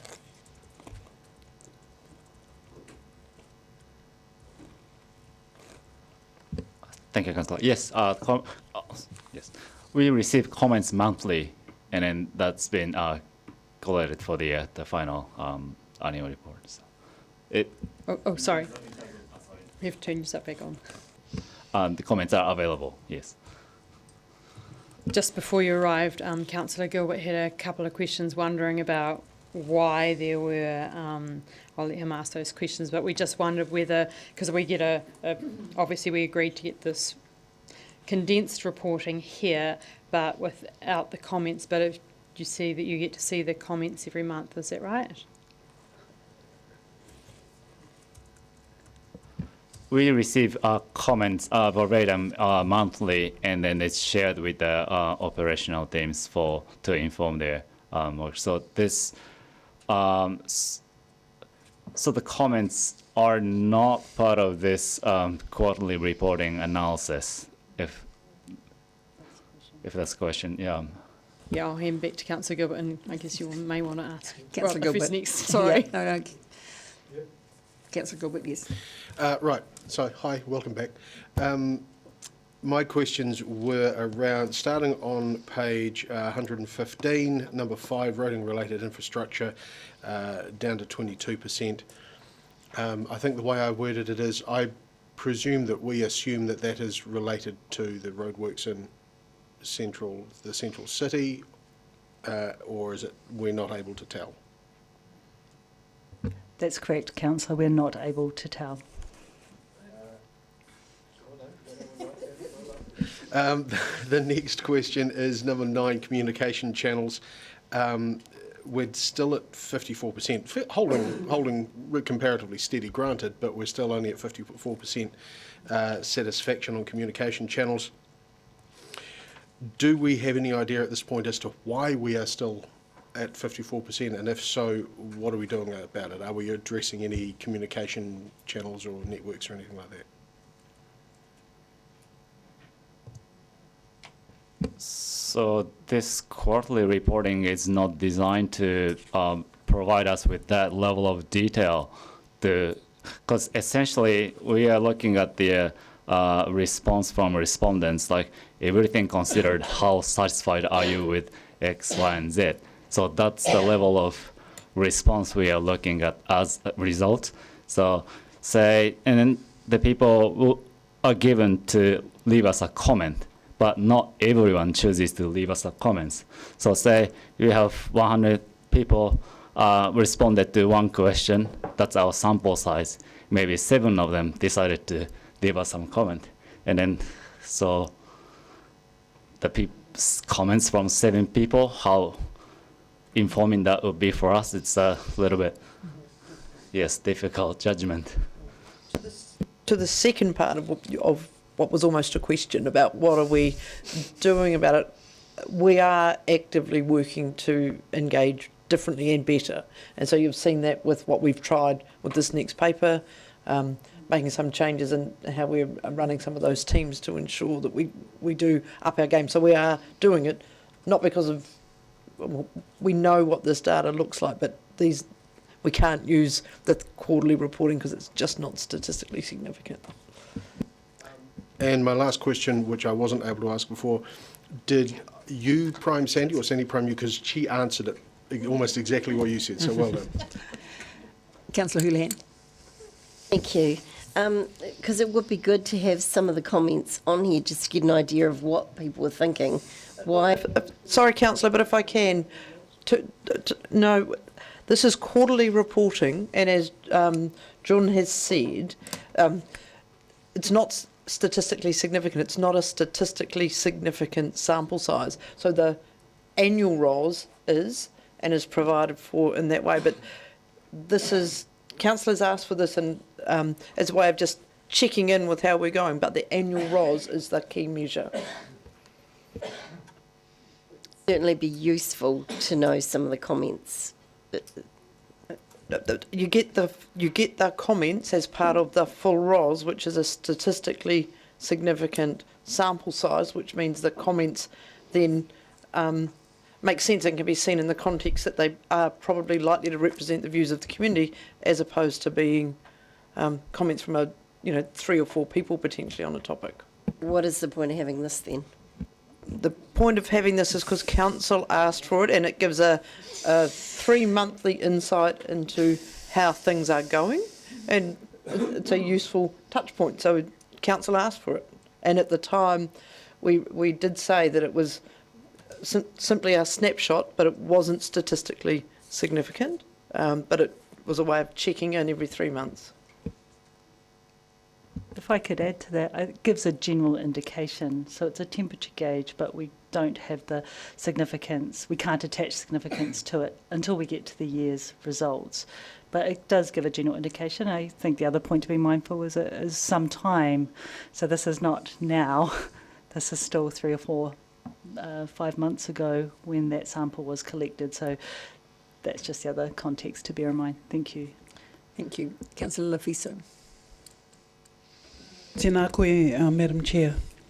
My question relates to the Māori impact statement, and I have asked this before. And the current ROS does not qualify to receive Māori electoral roll data. Will there ever be a time when we will? We worked really hard to make an application, and we tried a couple options with them. I think it's the methodology that we're employing. Under this type of methodology, that would mean no, we would not qualify, because this is a general satisfaction type survey, and it doesn't meet the criteria of scientific investigation or research and health research. So we would have to completely change what ROS is about to be able to meet that criteria that's set within their rules. Tēnā korua, Ms. Huakau and Dr. Sugishta. So how are the results weighted to known populations to reflect the realities for Māori? Thank you, Councillor. In our annual report, we do have ethnicity data, and so we're able, because people can self-declare what ethnicity they belong to, and we compare that to our population figures for the city, which, as the census data comes out, will improve and be more accurate. So we do compare that, and I think some of the results have been more pleasing lately. So that's through the hard work of our provider. Kia ora. If I can just ask a follow-up question in terms of if each quarter is the annual ROS is the sum of each quarter, so therefore if we look at the results, say for riding number 5, that the trend over the last few quarters has been a decline, then at this point our expectation is that our annual satisfaction for roading infrastructure will not be at all satisfactory if that trend continues. Thank you, Councillor. If that trend continues, that could be correct, but sometimes they can flip too with that final bit coming in, so yeah. But as you said, I mean, it is a temperature sense of where we are at the moment. So yes, unless, as CEO has mentioned, unless we make some changes, it's likely that our residents still will not be satisfied. Yeah. There is potential for that, and I guess the only caveat would be the sample group. So Yes. we might have inadvertently picked a sample group that has some roadworks going on nearby. There's a lot that can skew that, so until we get that full set and that breadth, then we're always a bit nervous to determine actuals. Yeah, thank you. Councillor Gary. Happy to move. There's no further questions. Second to Councillor Mayhem. Would you like to speak to that? I would. First of all, thank you to the team for the work done on this. I really liked the dashboard presentation, and I note that in the planning and urban design there was a statistically significant increase in satisfaction, which I'm assuming, I know we can't read a lot into this, but I'm assuming as George Street project is completed that is reflecting that, but time will tell. Having said all of that, and certainly with no disrespect to the work of staff, I'm having a I told you so moment, because I did actually vote against us doing this at the time, because I knew exactly what has happened around the table today would happen, that the snapshot aspect and that it's not statistically significant would be forgotten, and we would be wanting more detail, and we'd be thinking of it as statistically significant, which it is not, and that was very clear. So that was why I voted against it. I look forward, however, to the annual ROS, and I do take Ms Huaka's comment about the temperature gauge, but I still feel it's probably unhelpful to some degree. But that's not to say your work is in vain. Thank you. Thank you. Any further speakers? Councillor Barker. I think Councillor Gilbert moved this, and I supported this, as did many councillors around the table, to have a quarterly survey. And I think while there is some, I think it's about a 5%, because it is a low sample size, it boils down to a 2.6% margin of error, which feeds into our levels of service. So I think it's important that we actually see these trends coming through, and we need to keep a finger on the pulse. And it's useful for us to be keeping that finger on the pulse, because we get our annual ROS. Gosh, I think it comes in around November, December sometimes, quite late on in the piece. So we need to be able to keep an eye on that as well. I think the results are pretty good. They show that things are going along well, because the most important thing that we do here is to look after our community and to ask their opinions. And I did ask those questions before about that the ROS happened quarterly and then was summarised into the annual ROS. We just needed to get clarity on that, and that all the comments were coming through. And I wasn't aware that staff were getting them monthly, but I hope that those comments are actually quite useful and disseminated through staff, because sometimes there can be flags, and when we look at a paper coming up, there are a whole lot of issues, which I hope people are using the website to put those issues through. But it's always useful for us to be actually having open communication and asking our people who our community how we are doing, and this is one useful way of keeping in touch. Thank you. Councillor Walker. Yeah, thank you. The reason I voted against the quarterly reporting initially was not only that it, to me, was going to impinge on staff time, but I think, as we can see today, it just doesn't provide any statistical surety. But if we are to take it as statistically certain, just take note, guys, our performance is down. Councillor Gilbert. Thank you. Very, very briefly, first of all, thank you to the team for putting this forward. Yes, it was me that put it through, and whilst it may not be statistically significant, equally having an annual report coming through 18 months after the fact, in some cases, is strategically irrelevant to me. So I very much appreciate this coming through, and look forward to the regularity of them. And as and put one against the other, we actually get to see how we track. So thank you. Thank you. Any speakers? that low sample size and taking on board Ms Huaka's comment around the trends can flip. So we might think we've got our finger on the pulse, but then it can all change. So I do acknowledge the issue of delay of the annual ROS, Councillor Gilbert, but until we start asking relevant questions on the ROS, we're not going to get a reflection of community thoughts and feelings and views. Thank you. I'm now going to put the motion. All those in favour, please say aye. Aye. Against? Motion is carried. Item number 14, Customer and Regulatory Issues and Trends Report by Ms Austin and Mr Henderson, Ms McGill, Ms Brown and... As required. As required. And Mr Williams, as required.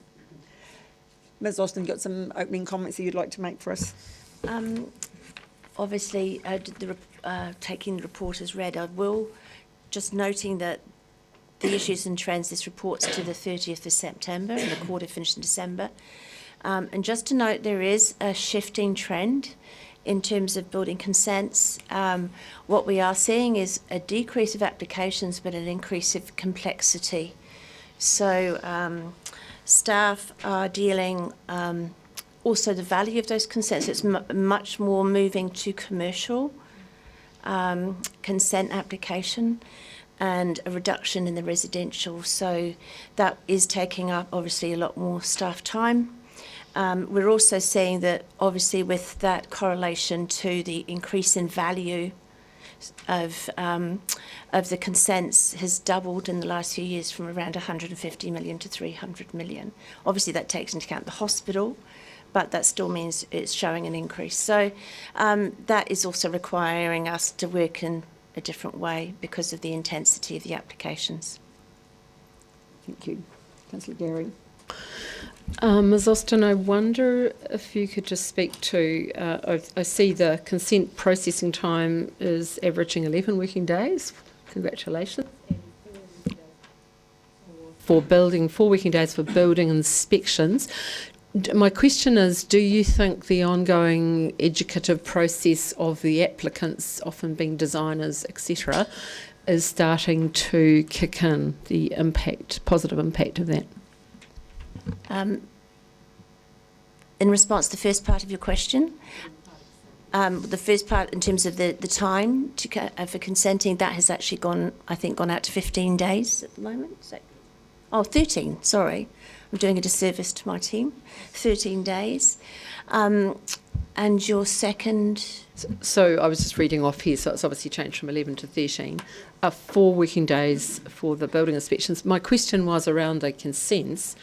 Do you think that the continuing education of the applicants, often being designers, builders, etc., is starting to have an impact? Because that's a huge reduction on what we've had before. We're seeing the sustain. I think in the previous report we looked at, there was I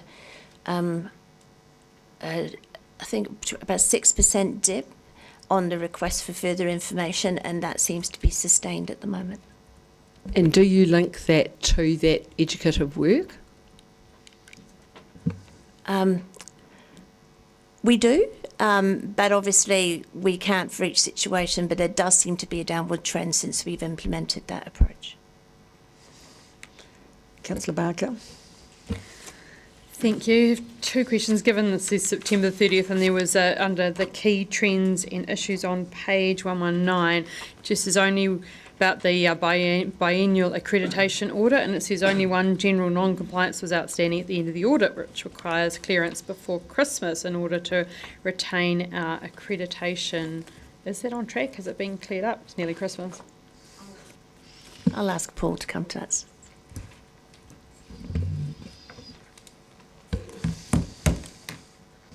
Thank you, Councillor. The GNC is on track. It's submitted the information. We're just waiting on IANS now to, fingers crossed, sign it off.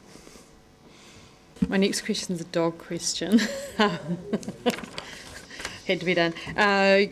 Given that we had a presenter today who was talking about some of the dog attacks, I notice there are actually quite a lot, and it says includes attacks on people and other, for example, other dogs, and I think in September it was 20, and I just wondered whether it was registered or unregistered dogs that you catch attacking people or things. I've asked Ms McGill to review the statement that was made this morning to make sure that we'll just go through all of that, the information that was provided by Ms Anderson this morning. I'll hand it over to Ms McGill around the registered and unregistered dogs. Without going back to the stats, I think it's probably a variety of registered, unregistered. And if I can elaborate, I did listen to the speaker, and there was a reference to dangerous and menacing dogs. But we have attacks happening across the board. It's not just dangerous and menacing. So that's why there is an increase, whereas the speaker thought that it should be less, and that's the reason why. So I was just wondering about the educative material, whether it's because I assume that unregistered dogs / unregistered owners may or may not be getting the educative material, or once they're kind of caught, do they get made to register? So if we're aware of a dog, they're on our books. We issue them with the information for dog owners, and we also send them out a registration pamphlet, and all of that provides education around managing your dog. Just a question of curiosity, is there a fine or something if you don't register your dog? Yes, there is. Councillor Walker. Yeah, I think you've probably asked my first question, which was just simply the increase of dog attacks has happened. Do we have any underlying theories as to why it's increasing, the number of dog attacks? Internationally, there has been a trend, particularly dogs growing up through COVID who didn't have the normal socialisation. And so that's been a trend across the world through lockdowns. So that's one of the reasons the team has also been providing information, because it means about actually later socialisation through the dog's development. And so we have seen a number, and I'm sure Ros can elaborate, but we have seen a number of dog attacks, even in dog parks, where dogs aren't used to, don't know the dog manners and the socialisation that goes with that.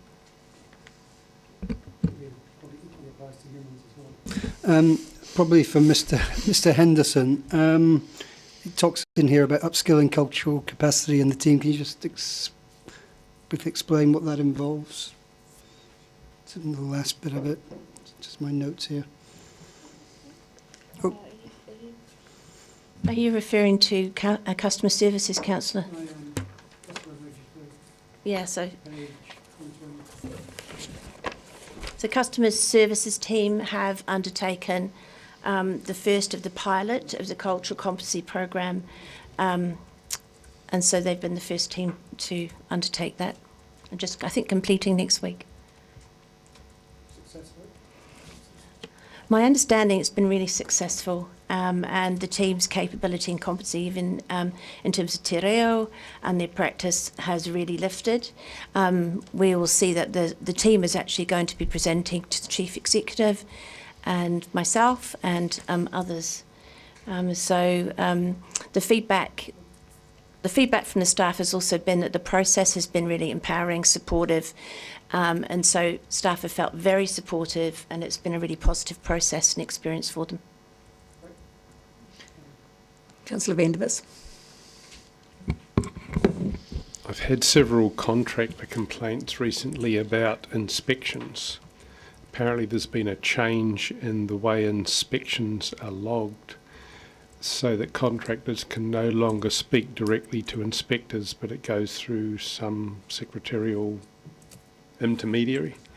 The complaints have been that if the work gets held up and they aren't ready for the inspection, then they can't get a message through to the relevant inspector in time for something that's booked, and the inspector comes along and then the work isn't done and it's a waste of everybody's time. And also that apparently there's a minimum 1 hour charge for an inspection.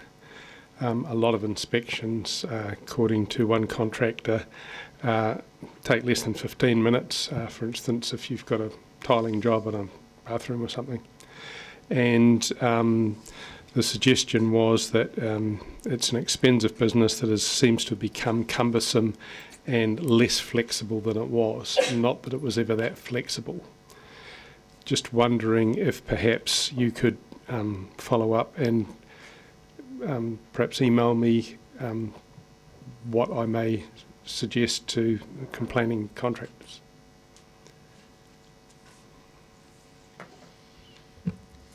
I can answer some of that. The first point regarding the inspection booking system, there have been a couple of issues lately in terms of how we get the inspections through. My understanding is that's now been resolved, because we were also receiving complaints from people that wouldn't normally complain, so we knew it was a genuine issue. So again, my understanding is that's now been resolved. The minimum 1 hour, yes, that's certainly true. I don't know what the statistics are in terms of what the percentage is, but there are a number of, as Ms. Austin alluded to before, the complexity of inspections is also increasing, which means that there are a number of inspections now taking in excess of 1 hour. So again, I'm happy to look at that for specific instances, but it also takes into account some of the travel time as well. The cumbersome bit, I'm not sure I can answer that. I mean, it's part of what obviously the rules and regulations require. I say the inspection time frames at the minute are well within the expectations of no more than 5 days. Certainly we were having a conversation with the team regarding 2 years ago when we were out at 17, 18 days for inspections, and certainly that would have really disrupted the industry at that point. And the issue regarding not being able to speak directly to the inspector involved if there's been a change? I'll need to check up on that, Councillor. I'm certainly not aware of a procedural change or anything like that, so I will follow up on that and come back to you. Thank you. Councillor, I'd like to also recommend that if you do have any concerns, just to raise them directly with me, and we'll make sure that we can expedite those in the appropriate time. Councillor Gilbert. Let me just jump there. There we go. On page 120, food safety seminars have been held for food businesses to help them implement the new food control plans. 194 food premises attended over 2 days, 6 sessions. Now, I know we not long ago repealed the grading bylaw. My questions are, were all food premises contacted or only those still, I was about to say lagging, still on the grading system? All food premises that are registered with the DCC were contacted. My next question is then, with 194 attending, and forgive me if without my glasses don't see the number I did read it with my glasses and I still didn't find it. How many are missing basically, and can you speak to how they're being contacted / dealt with, the gap between the 194 and how many are fully registered? You're testing me on the number, Councillor, but the staff have one-on-one contact with the food operators. So if at any stage they feel that they need to speak to them, they will advise them of the changes. And we've had sessions in the customer services area where the food businesses have been able to come in as well after these sessions. Thank you. Next question is on page 121, specifically around call response time. And these are questions that I'm relaying from people who have spoken to me out in the wild world. What classifies as answered? Is it talking to a person, or is it the automated response of "thank you for calling DCC, your on-call is important to us" kind of approach?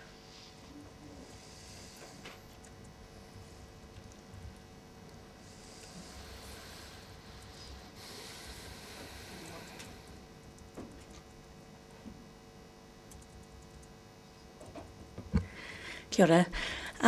It's when they are put through to somebody who can speak with them to help. So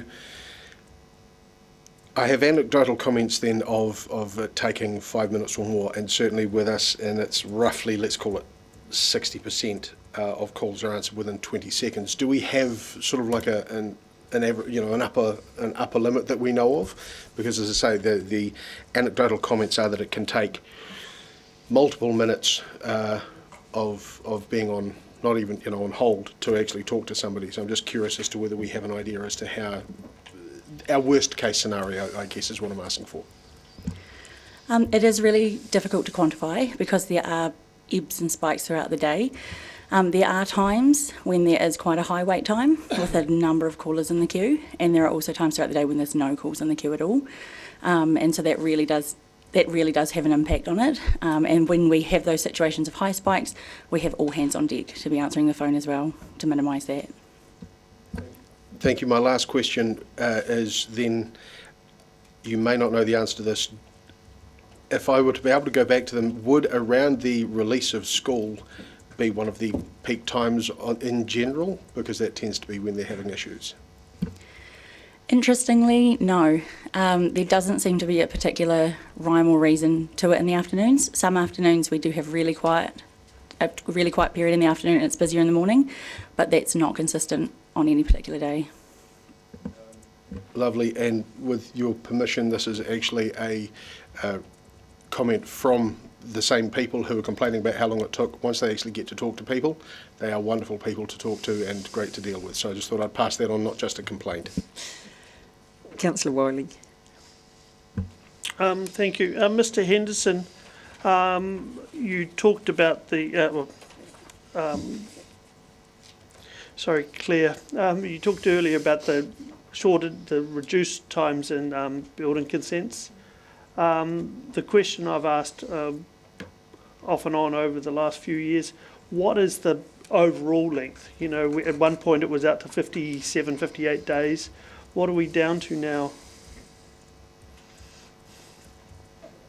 If I can answer that, Councillor. We don't actually track that data on a regular basis. I think the last time we did it and brought it back to you was around the 49, 50 day mark. Councillor, I think the point to be made is we're doing everything we can to encourage people to submit complete applications. When the applications are complete, then the ability that it will actually cost the customer less money, and we're able to speed those applications through. And I guess the point that I'm just trying to get through is that the team are doing a better job in triaging all issues in the first round of reviewing the documents and getting all the information, because a bit like Councillor Vandervis, I've had people repeatedly come to me going, you know, we submitted all our information and then this time around they asked us for a little bit more, and then next time they asked for a little bit more, hence the processing time went from that, you know, let's say 30 to 35 days out to 60 plus days. It goes to the completion of the information, as you know, DCC doesn't set the requirements, the Building Act and all the regulations set the requirements.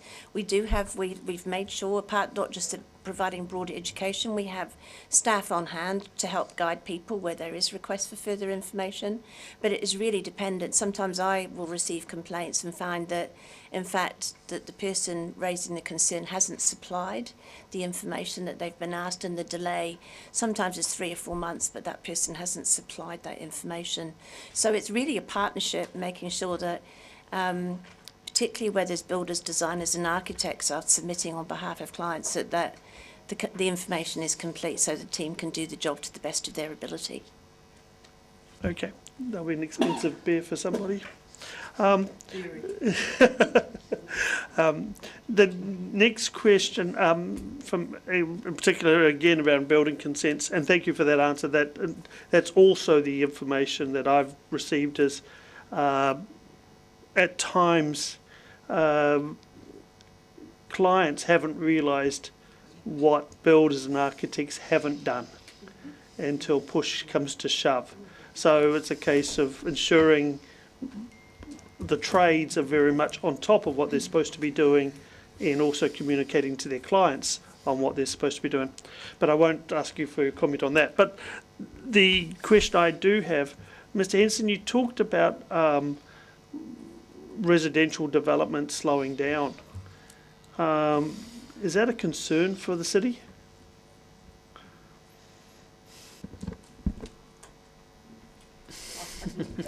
There was actually. I actually said the complexity has increased. So the number of single residential applications, so they're what they are ones, have decreased. But so the team may have received an application for consent for generally one house, for instance, or one residence. Now they may be receiving one application for 19.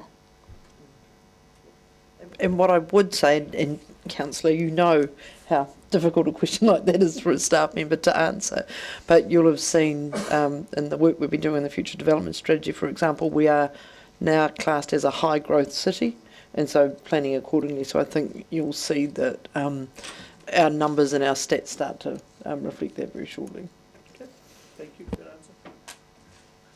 Councillor Houlihan. Can I just clarify that the 50 days that was mentioned before, is that when someone has a further information request and then it stops and then when it's actually completed, is that what that means? Is that what that's referring to? Just to clarify. So the information previously requested was around once we receive an application, ultimately to the point where it's granted, and obviously we've got the 20 working day clock. And what we're saying is at the minute we're averaging around 13 days. So if the whole process is 50 days, then that would suggest that the designers, architect, builders, etc. are taking the 37 days to get information through to us. Councillor Gary. I had a question around just going back to the IANS and the accreditation. Just reminded me, and I might not have the wording right, but what is the response time from IANS when there's an application for, and is it called an alternative solution? I can't recall, but sometimes you have to ask IANS for a determination, or the applicant does. What kind of time frame are those up to? Because some of those were taking a very long time a while ago. Thanks, Councillor. It's actually MB that would do the determination. My understanding is that they are averaging in excess of 12 months, although they have actively recruited in that area to provide further resources to bring those timeframes down. And what's the impact of that kind of delay? Who does that impact? I guess it's the applicant, whoever's put in or requested the determination. Over a year, I would suggest there's no more than 100 determinations. So in the grand scheme of the consenting system, there's not that many. But obviously for those 100 that are requesting that information, obviously speed is of the essence. Any further questions? No, thank you very much, Ms Osden and the team. It was good to get the updated report.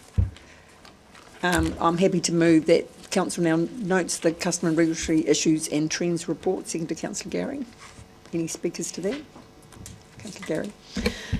Yes, I want to speak to this. I just want to congratulate the team as they're walking out the door on a number of counts. And one of the matters I want to start with is dogs and my concern around the attacks. And I do just want to note that I hope that our staff remain safe in all of that. I know that has been an issue, so just want to acknowledge that.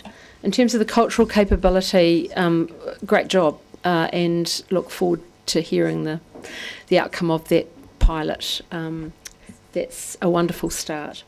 Going on to the consenting area and Mr Henderson's area of concern, I just want to note the comment that you made, Mr Henderson, about the comparison with 2 years ago. I recall it well. And the 17 days you mentioned to get a building inspection, and look at the progress we've made. That was a time of extraordinary number of consents. We had issues with staffing resource, and what a huge amount of progress that has been made. So congratulations on that. And in terms of the building consents, that's great progress as well at 13 days. That's a huge advancement. I want to note the effect that the training has had, and you've done that with a lot of different stakeholders, including those in architectural practices and designers. And it's really easy for us to say, oh, why is there so many RFIs? they have decreased, and I get that feedback too, but ultimately it often comes down to the applicant, be it the builder or the designer, who the client doesn't know, the applicant doesn't know that they have not done their job fully, and they haven't supplied all the information. And I've some comments I received recently from an organisation that should know better. It's always council's fault. Just saying. And in fact, it isn't in this case. It's around supplying a complete application. So that education, I'm sure, has contributed to the change there. So that's all I have to say. Thank you to the team, and this is an excellent report. Thank you. Any further speakers? There being none, I'll put the motion. All those in favour, please say aye. Aye. Against? Motion carried. Item 15, proposed event road closures, December the 2023 to March 2024. Page 123 of the agenda. Councillor Mayhem. I'm happy to move option number 1. Seconded, Councillor Ackland. Wish to speak to that? I did look up Larnock Street to find out there's one in Mosgiel. I Yes. thought that might have been a typo. Yeah. Any speakers? Any speakers to that? There being none, I put the motion. All those in favour say aye. Aye. Against? Motion's carried. Before we move on to item 16, we might take a short adjournment. Second to Councillor Gilbert. We'll return at 25 to... We've been going for 2 hours. So yeah, a good 10 minutes. Yeah, have afternoon tea. Yeah. Quarter two. Quarter two? Yes, thank you. All those in favour? Aye. Against? Carried. Thank you. I couldn't think what was next. Too many things.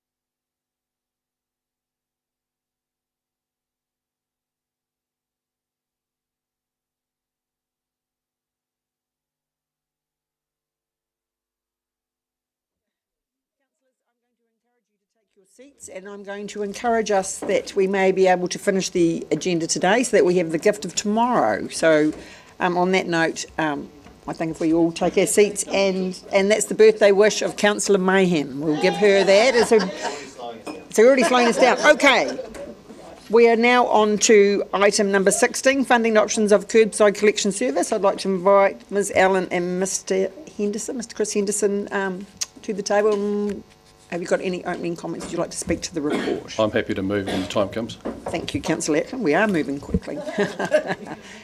But any comments? Yes. Thank you, Deputy Mayor Lucas. Happy to take questions. Any questions? I have one question. Is under the recommended option, there's no provision to opt out. That's right. That's right. I'm just clarifying that. Thank you. Yes. Councillor Barker. Just have, I guess, a question of clarification, given that we have to buy all of the wheelie bins the first year. So is the first year different from other years, or are we kind of like charging over the lifetime of the wheelie bins? Yeah, the capital costs are charged over the depreciation time for the bins, which is normally about 10 years. Yep. Councillor Walker. Yeah, thank you, and thank you for this paper, a very interesting reading. Just a general question around residual waste in our environment. What is our responsibility, if there's any at all, for the bins that residents around the city currently have and use? Sorry, Councillor, I assume you're referring to the privately provided bins, collection bins? No, the current bins we have, the yellow top, the blue bins, I mean, because they're being replaced. Is that right, or we just... So the current yellow lidded bins and the blue glass bins, we're replacing them as we go because they're actually reaching end of life, but the good ones are staying out there. It's just, they've been out there for at least 10 years now. So so they're our responsibility. They'll stay in service, but we'll just replace any broken ones we come across. So, in essence, say for example you came to my place, I had a tatty old yellow lidded bin, you would replace it, you would take away the old bin. Where would that old bin go? Old bins get chipped and sent back to Sulo, where they can actually form part of new bins. About 60% can be reused. Yeah. Any further questions? Thank you very much for that. Councillor Ackland has moved the recommendation on the screen and seconded Councillor Gilbert. Would you like to speak to that? No, not really. I think it speaks for itself. Councillor Wiley. Yeah, I do want to speak to this. Firstly, for anybody watching this issue and noting that we're not really spending a lot of time on it, it's because I think we've gone through this process quite a bit over the last 2 years, 3 years, and we've consulted the community quite extensively. On the upside, it was positively to hear on the radio this morning with Callum and P that they were talking very positively about it and the impact that they thought it had on the community. And I think that's a really good story from where we started this discussion and the engagement we've had with the community all the way through, because there was a lot of apprehension when we began this journey to get to the process which we're now getting to. And I think everybody's looking forward to having the 4-bin system in July 2024. So thanks to Mr. Henderson and the team on that process, but also all the positive communication that's going out there. Councillor Walker. Yeah, thank you. And I was going to say similarly, so thank you for preempting me, Councillor Wiley, that people may be surprised that we're rushing through this. We're certainly not. I think that's testament to the incredible staff we've had working on this for a long time and the robust and extensive public consultation that went via the last LT P. The one thing I think, and I think it was, I didn't actually have the chance to read the newspaper this morning, but I'm just judging by some of the communication coming into my phone. I'll read one in a moment. Is around the narrative that we disseminate to our community around that increasing cost. And I say that because it will appear in terms of a rate rise quite significant, but actually for many people it will be cost neutral. And I won't reveal the person who sent me this particular message, but I'll read it out verbatim. Steve, I'm just reading the front page of the ODT and see you're discussing the bins today. Just to let you know that I'm currently paying $32 a month for my weekly 140 litre red bin, so I'm quite happy that a similar amount is transferred to my rates for what is proposed. It's going to be better than what I have now, and I think it's important that we do control that narrative, and I know, I can tell by the CEO nodding that we'll make great efforts to do that. But just once again, thanks to the great work of our team over such a long time in getting us to this point for July 1 next year. Councillor Barker. Thank you. I too support option 1, mainly that a flat rate recognises that all ratepayers receive the same service and benefit, and I too have had correspondence. I am, I guess, a little bit like Councillor Walker in that I think I might be guilty of 4 rubbish bags a year. I know you have 1, but there are many of us who make minimal rubbish, but certainly appreciate the whole, and this is what we're talking about, is the whole benefit to the whole city and how we divide it up amongst everyone else, and that it's easily understood and communicated. I think when we're looking at the tables, it's very, very challenging for people to actually charge on capital value, so this is the fairest. And I think also this is made stronger by when we look at the upcoming community engagement that we've just done. There's a lot on recycle, get rid of rubbish bags, waste minimisation, all of that kind of stuff, and here we are delivering on it. So I think that we need to be very clear about the messaging about why we're doing the new bins and what they will deliver in the terms of waste minimisation when it comes up. We've also got a financial report coming up which has some apparently good news that we're getting more money because there's more money going to the tip, more rubbish going to the tip, and hopefully this is going to address some of those challenges as well. So I'm very supportive of option 1. Councillor Mayhem. Thank you, Madam Chair. I'm very excited for the new bin system, and I think that most of our residents will find that spread out over the year it's going to replace those plastic rubbish bags and actually cost a lot less money. I'm also excited for the construction that'll happen on the Green Island landfill new organics receival building, and I think that Dunedin is going to be leading the way in recycling of food scraps and garden waste, and I think this is going to have a huge impact on our reduction in carbon as a city, so that's very exciting. Thank you. Any further speakers? Would you like one reply? Just very briefly, thank you. Pretty much everyone's hit the nail on the head, but just to pull out what Councillor Walker was saying in relation to the person who's paying $31 or something like that, for 32 or something for per month for a bin. I'm sure ours is about 50, and that's for one bin. So the math is very simple. This is excellent value for money, and obviously good in many other respects. Thank you. Thank you. I'm now going to put the motion. All those in favour, please say aye. Aye. Against? Motion's carried. Thank you. Item number 17, 2024 New Zealand Masters Games operational and financial update. That's page 141. Thank you. Oh, yes. Ms. Wakira and Ms. Kistela, thank you. Is there anything that you would like to say in opening comments to your report? Sorry, no, I'll take it as read. Thank you. Any questions? Councillor Barker. Thank you. Just a quick question around the grants that have been applied for, and some have been confirmed and some have a blank space. Were they declined or are they still in play? It's on page 142, paragraph 14. Yep, so Bendigo Valley no longer exists, so that one we never actually applied for it, and that was after the budget was completed. And TAB New Zealand and Kiwi Gaming, they were declined, and that although we've put a second one into Kiwi Gaming and waiting for outcome. Councillor Walker. Yep, thank you, Ms Costello. Just reiterating what I think I read, that you're not asking us for anything, you're not asking for an underwrite, so it's all hunky-dory. Not at this stage, no. I had one question, whether you might be able to update us on paragraph 18 where you talk about early bird registration, and that obviously closes in a couple of days, how you're tracking towards budget.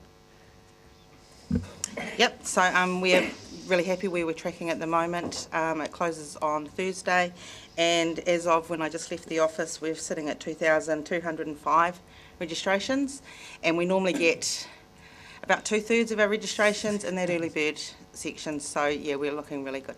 And normally in the last day, a lot on the last day of the early bird. A lot, we get very Yes, busy. Yes. Any further question? Oh, Councillor Walker. Oh, happy to move, thank you. Second to Councillor Ackland. Would you like to, anything you'd like to say to that motion? Yep, I'll be short. Thanks to Vicky and the team. As we know, Masters Games is a phenomenal event. Every 2 years in this city, it provides great economic value. And I have, as I've mentioned before, I've been a participant in the past, and I did promise, I think about a year ago, to sign up and join to take part in the wine tasting for this event. But unfortunately, 3.5 months ago, I gave up alcohol, so sorry. I will be a volunteer. Hit me up for that. It's always a great time when this event is on, and all power to it. And congrats to the team, and I wish you all well for February. Any other speakers? Councillor Ackland. Pretty much the same. I agree with Councillor Walker that it is a great event.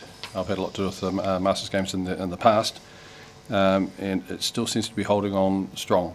So I think that's great. Councillor Walker, you might want to rethink that wine tasting, because apparently with wine tastings you spit the wine out. So that's why I don't do it. What a waste. Any further speakers? Would you like a right of reply, Councillor Walker? Councillor Walker, would you like your right of reply on that note? Being that, I'm happy to put the motion. All those in favour, please say aye. Aye. Against? Motion's carried. Item number 18, general rate differentials. Ms Allen, I will welcome you to the table. We are on page 147.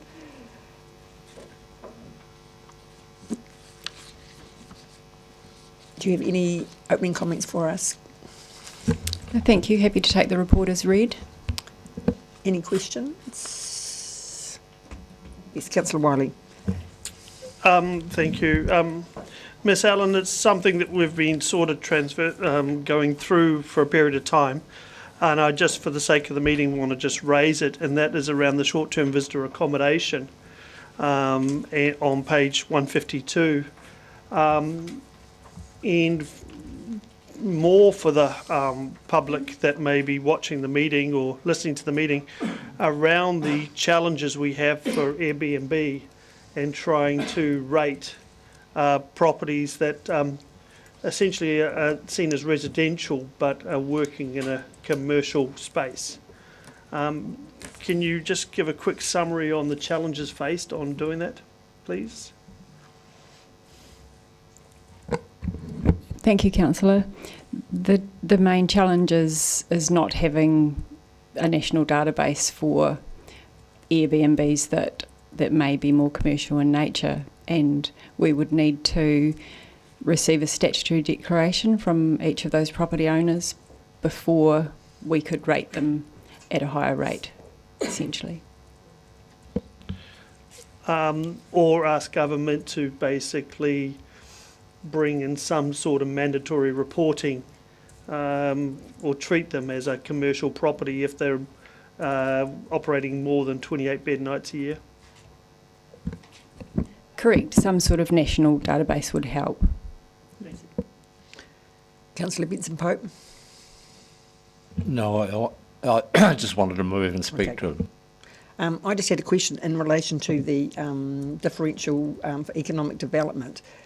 So when that differential was put in place quite some time ago, there obviously was an intention that that differential would be, that rate would be used for a specific purpose, which has never that is never really proceeded with, and that's why the reasoning behind there's no point actually in having it, because it's not used for a specific purpose as such. Correct. The purpose was to have the mechanism in place so that if council at some point decided to increase the budget for economic development initiatives, then that targeted rate was in place. And so the thinking going forward, as we're looking to the long-term plan, that we're not going to entertain that idea any further. It hasn't been used, since it was put in place. And what it means now, it makes explaining it and the effect of it more complicated.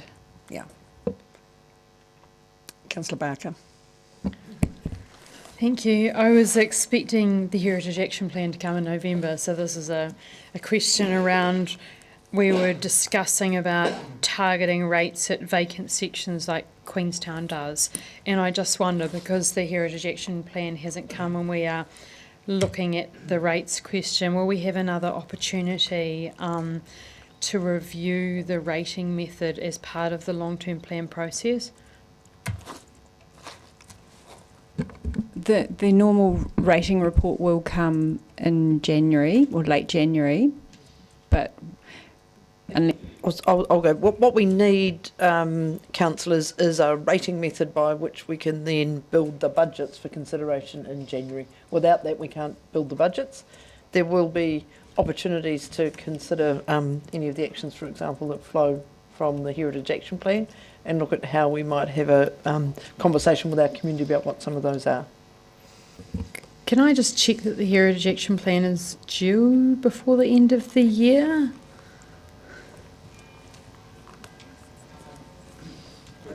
I will get someone to check. I don't know if it's before the end of the year or at the January meeting. I'm not sure, but I'll have someone follow up. I don't have that information in front of me.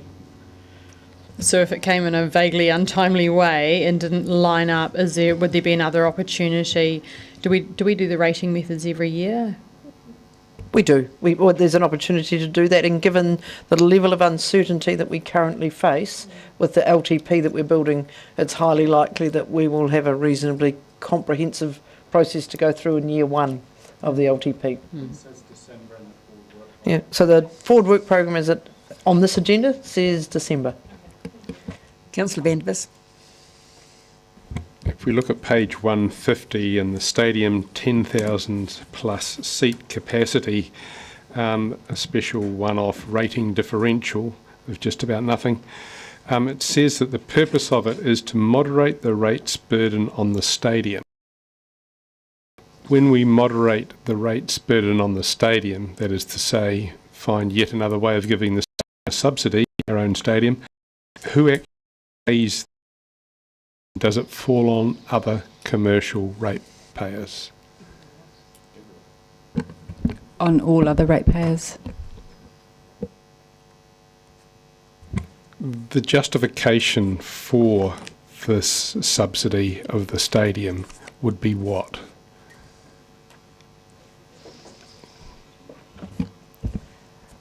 This is a decision of previous councils. It's always open for council to change it. It was set, as the report says, I think, to increase over time so that it is consistent with what we would have received had those properties been as they were then.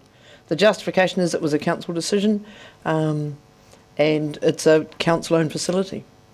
So, if we were to change any of these rating differentials, what time of the year, what meeting, what process would we need to go through to try and get some of these differentials to actually more accurately reflect the services that are supplied, rather than the political hitting of minorities that don't have a big voter bat to play with? well, this meeting is an opportunity for council to consider the rating method. So if you were wanting to make a change, you have an opportunity at this meeting. So if I put forward a motion, for instance, that the stadium seat capacity differential be changed to 1, as a factor, I could do that at this meeting and it could be considered. You could. I would note that there is already a foreshadowed motion, so it would need to be, if that one lost. Councillor O'Malley. Yeah, it's not fundamental to the item per se, but I'm struck by the relatively low valuations coming from the farmland section on page 149. You've got a median value of only 800,000 and an average value of 1.7 million. Mm.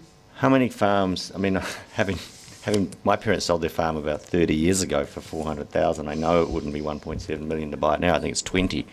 It seems quite low value for those farms, so there must be a set of farms out there that are quite large, because one of the things you hear from the rural sector is I pay a very high level of rate, but the average rate there is only 3,500, which is not far away from the residential. So do you know how many properties, do we have any idea of how many farms out there would have a value of, say, 5 million or more? We don't, unfortunately. Our rating database, which is what we use here, it doesn't combine, ownership, so that we can see how many rating units each farm is made up of. So this is based on rating units, yes. And then the other one is, so that's $800,000 farm is actually cheaper than a well, it's the median, but and yet the lifestyle is 1.1 million. So those farms got houses on them? And what makes it a farm and not a lifestyle?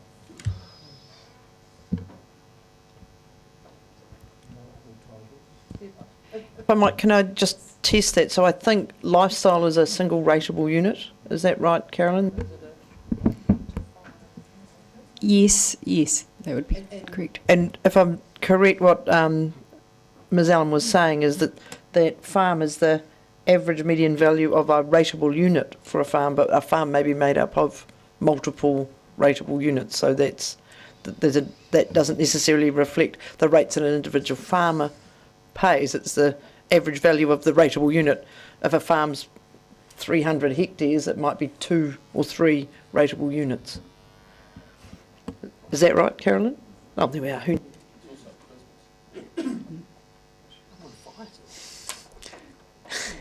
Any further questions of Ms Allen? No, being none. Councillor Benson-Pope.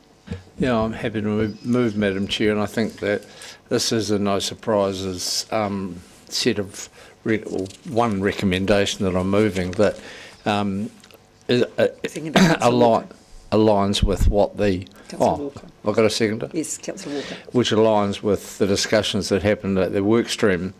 Not to say that there isn't work still to be done. For example, the outstanding policy we have around incentivisation of conversion of vacant space around the place, and the question that was also raised from the Canadian model of rating differentials that further encourage people not to leave property sitting empty, built property sitting empty, which is a problem overseas with absentee investors and so on, and the question that Councillor Wiley raised of short-term accommodation. I know that short-term accommodation based or caused issues have gone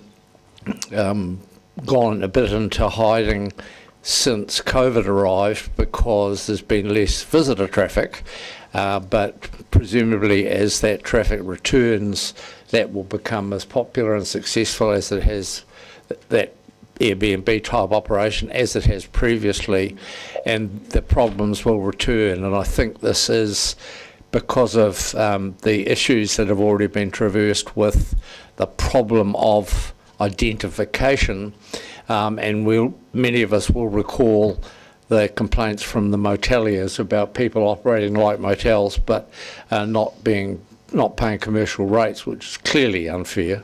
These operations of whole house just for Airbnb are clearly commercial operations that nonetheless, given the problems that Queenstown and Christchurch, for example, have demonstrated in trying to get a handle on the issue, it does need to be addressed by central government. Having said that, the reason for the importance of this, in my view, is that the effect that short-term visitor accommodation has on housing supply, both for renters and for house buyers. And I think one of the reasons we've had such a problem in recent times in this country with housing supply and availability is because of the number of investment properties which have been banked for Airbnb operations. And so I don't think we can lose sight of it because of the consequences for the wider community and the housing shortage that we still face in many ways. Councillor Barker. Thank you, Deputy Mayor. I support this. It was very interesting to actually have those attachments A and B, which showed how other councils are rating and where Dunedin sat in comparison to them. And the reason I asked about the Heritage Action Plan is we were looking at how we're going to address people that knock down buildings and leave car parks there. So I noted that Christchurch had a 4.52 multiplier on the rating for vacant lots in the middle of the city. So I thought that was something that perhaps not quite that big, it was quite a big number, that is something that we might think about considering as a to try and stop people doing that to our city and leaving big gaps in the city as well. I also was interested in the challenges that Councillor Wiley brought up about the short-term visitor accommodation. I was a staff member when we tried to chase some of the short-term visitor accommodation and get them to sign statutory declarations. And it was pretty hellish for staff, quite frankly. We had a lot of complaints from motels that there were a lot of operations that were setting out with quite a number of rooms and making quite a lot of money, taking business, I guess, away from motels and also benefiting from the economic development rate, actually, that was spent marketing the city. And now what we see pre-COVID was that 20% of bed nights are now in accommodation like Airbnb. So it is the challenge about how are they helping to promote the city and how are they benefiting from that as well. So I do understand the pain and the thoughts of people that own motels and why we would look to try and rate. But I think that is a national issue to try and sort out because we can't get into those databases. Maybe the government can figure something out when they look at people's tax returns about who's earning what. So I think that we're sitting right in the middle. I think we were 34 out of 74 councils from high to low, which seems pretty reasonable, and I'd encourage people to have a look through and see where we stand on rates, because we do often get, oh, you're the most expensive, but actually the facts show that out of the metropolitan cities we are the fourth lowest for rates. Councillor Gary. Thank you, Madam Chair. I concur with the idea that it was very problematic and difficult to come up with a system that was going to work for short-term accommodation and a targeted rate. However, I would observe that we know that during COVID a lot of people put their accommodation and took on renters instead. And I've been interested to observe locally that, in fact, a lot of those situations have remained, where the whole houses or separate unit short-term accommodation have remained as rental accommodation, so that's a positive for our city in terms of housing. And anecdotally, many of the owners decided it was just easier than having to turn visitors around. Some have come back in, but I don't think to the level of before, and I don't think it's going to return to the level of before, in my view. A different matter, though, raised by my colleagues is the matter of houses, whole houses, that were really in the commercial vein, and so that remains a problem for all sorts of reasons. But I just wanted to make that observation because I think it's an interesting one. Any further speakers? Would you like a right of reply, Councillor? I'm going to put the motion then. All those in favour, please say aye. Aye. Those against? Motion carried. Item number 19, the 10-year plan early engagement feedback. I'll invite Ms Wakara to the table, and we're on page 162 of our agenda. Any further comments? To take question. Any questions, Councillor Barker? Thank you, Deputy Mayor. There's a lot of pages with a lot of commentary in, which took a lot of reading. Yes. How are we capturing all the great ideas in the comments to inform our planning, our strategies, etc.? Because there's only so much we can keep in our heads. You'll know that in the report there is a really high level kind of theming, but policy has done a little bit of work in the background around some of the comments, but there are a lot. Yes. And in Ms Mash's absence, because she's on leave today and you are racing through the agenda, but I know that she and her team in the comms and marketing space are also capturing them and looking at how we incorporate a lot of this feedback into the draft consultation material for the 10-year plan. Thank you, because I started writing them and I'm just like, well, if every councillor is doing that, and that's a duplication, because there was some really important feedback, I thought, in there. The next question is just around that we had the workshop that was open to the public about the consultation, and that had slides, statistics, etc. Is that available on the website or in the public arena? Because it is? Yep. Oh, where can I find it? Oh, I'm happy to send the link, but there's a place on the website where workshops and the slides are made available. I'm happy to send a link around. Oh, just given that it's linked to the long-term plan, it wasn't on that page. So, yeah. We're still looking to build this year's long-term plan page, because we're yet to come to you with an idea of, because we're going to take this engagement, take your feedback and work out how we theme the conversation we want to have with the community next year. So that work will happen over the next few weeks. And if I can just follow up on those questions from Councillor Barker. So where there's specific comment, I mean, a lot of it is very general, but where there's specific, I mean, I'll use an example, fix leaking pipes, one on Embo Street and Kew. Will they be directed to those particular departments where it's very specific? I mean, obviously things like, I had to smile at the Wikipedia hospital. There's a lot of, general comments, but those specific, will they be direct? We have done our very best to capture them. And look, there might, given to Councillor Barker's point, there's a lot of them. So huge. We've done a lot. If you've got any specific ones about leaking pipes that you want to make absolutely sure, just flick it to us. But we've done our best to capture them. Okay, thank you. Any further questions? No, thank you for that. Somebody wish to move? Yes, Councillor Gilbert. We'll note the feedback received from the community through early engagement. Second to Councillor Mayhem. Would you like to speak to that? Any speakers? Councillor Mayhem. I'm just really pleased to see the themes emerging from the early engagement around the environment, resilience, sustainability, restoration of our biodiversity, how that our citizens are concerned about climate change, live music in Dunedin, the promotion of performances, arts and culture, that we're worried about homelessness. That is very significant, and people are noting that it is increasing in Dunedin, and that a need for community housing is something that we should prioritise.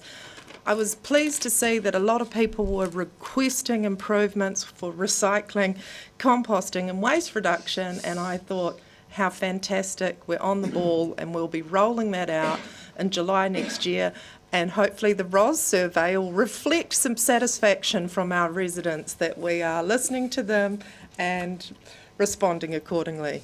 Kia ora. Councillor Walker.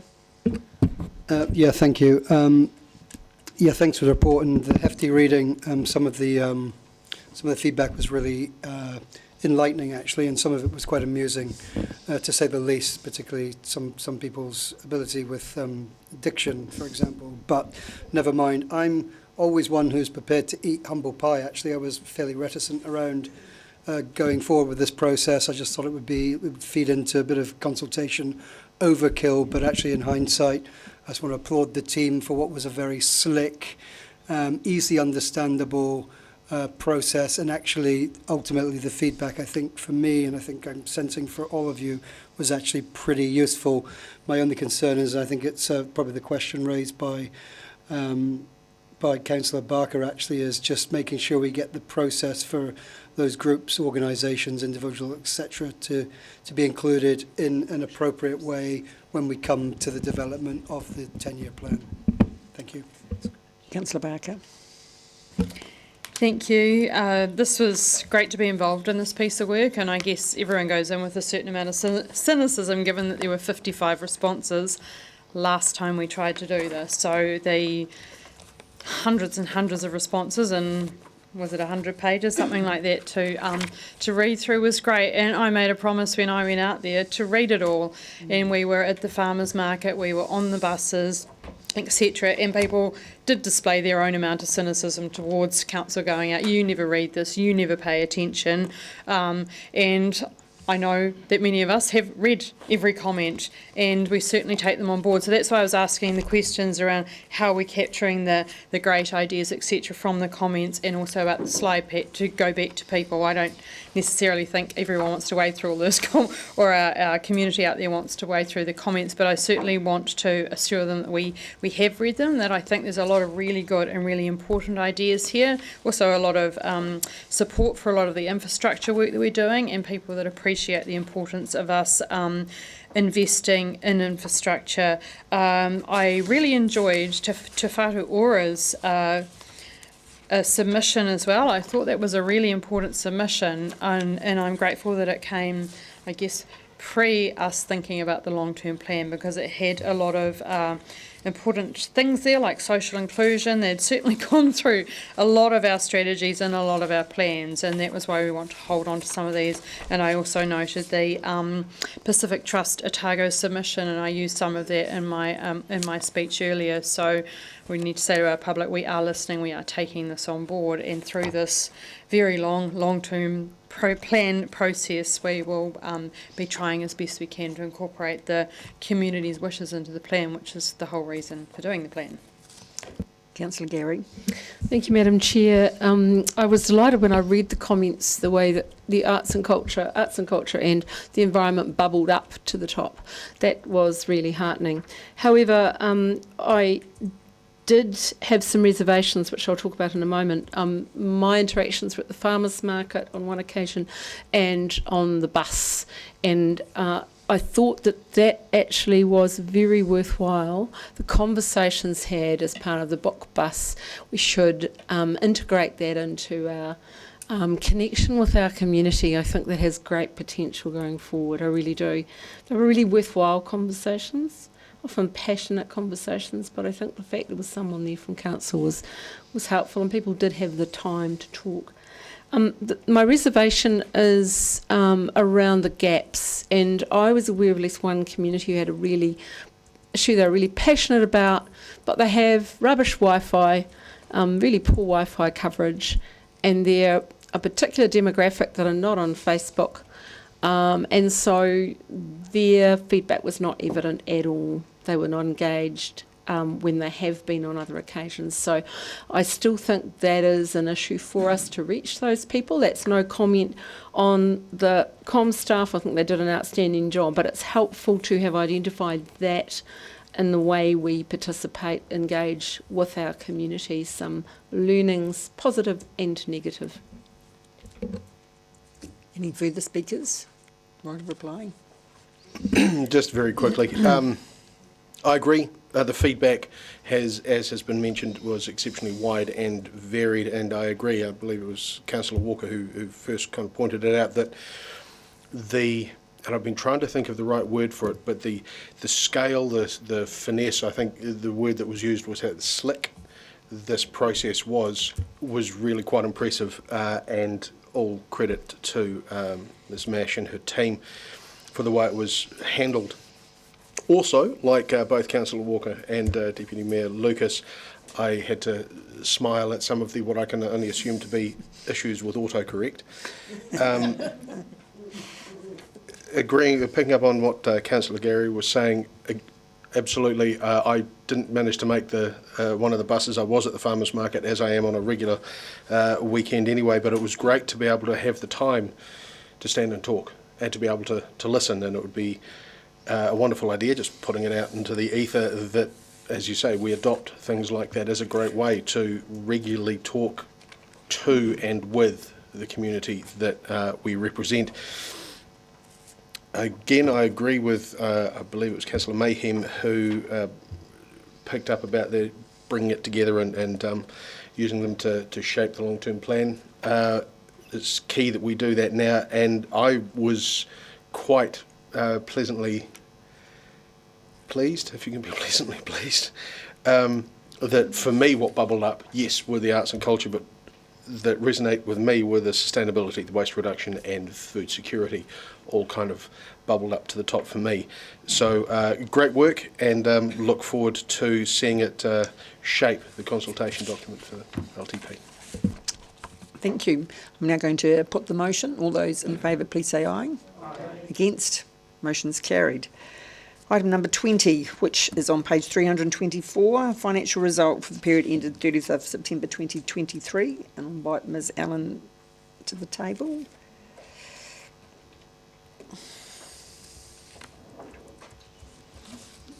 Have you any opening comments for us?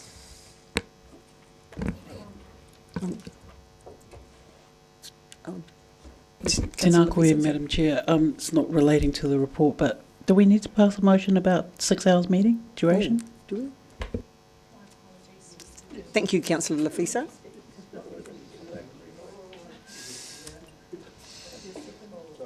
Seconded, Councillor Gary. Obviously, moved Councillor Lafisa. Thank you for your. Thank you for that. All those in favour? Against? Carried. Thank you, Ms Allen. Have you got any opening comments for us? Thank you. I'm happy to take questions. Any questions for Ms Allen? Councillor Vandervis. Why is there no debt graph showing the trajectory of debt over time in any of these financial results? Or in fact, in this paper here, The Future of Us, I would have thought our future debt as well as our past would have been something which really needed to be represented in graphical form. Staff have done the graph already. I haven't seen the update, but I'm sure that would be easily organised. Why is it not in this report, and why is it not in The Future of Us? Well, The Future of Us document is historic, so we can't change it. So I think we can't answer that, and Ms Allen will speak to the current report. With respect, we can't change it, but the question then becomes, why was it not included, and are we going to do better next time? Council will have a full opportunity to discuss what they want in the consultation document. That discussion is yet to happen.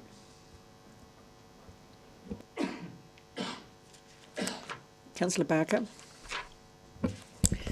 Thank you, Deputy Mayor Lucas. I just have a question on page 332 about, might be a bit much detail, about the Toitu Otago Settlers Museum, and I see there's no full year budget for asset renewals, yet there's been $140,000 spent in that quarter, and then I also see there was a grant for $200,000 somewhere, and I'm just wondering what project it's about. There's a grants for Lotteries Board and Te Papa. I'm just aware that because we haven't had the committees, I'm not up to date with what's happening there.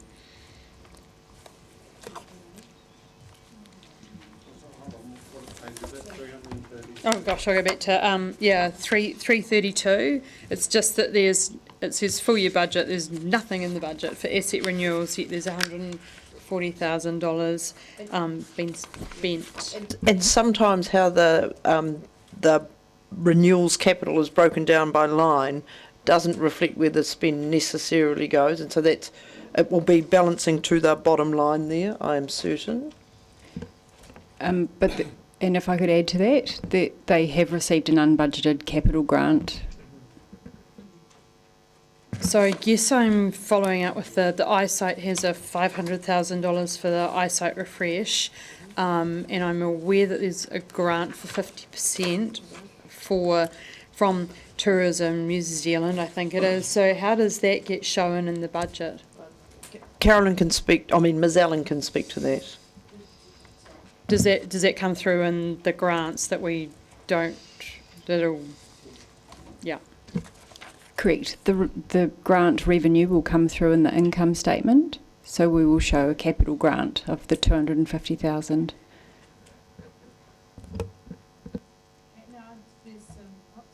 Some numbers around FIFA as well, and I couldn't quite add them up or have any clarity because I thought we had okayed around like 360,000 or something like that for FIFA. Will we get a report on what the actual cost to the city to run FIFA work? It goes over 2 financial years, but I'm still wondering about how much it would cost us to host. There isn't a report planned on that, but I thought there had been a closeout report on FIFA. What did one come? On the actual tournament itself, can anyone remember?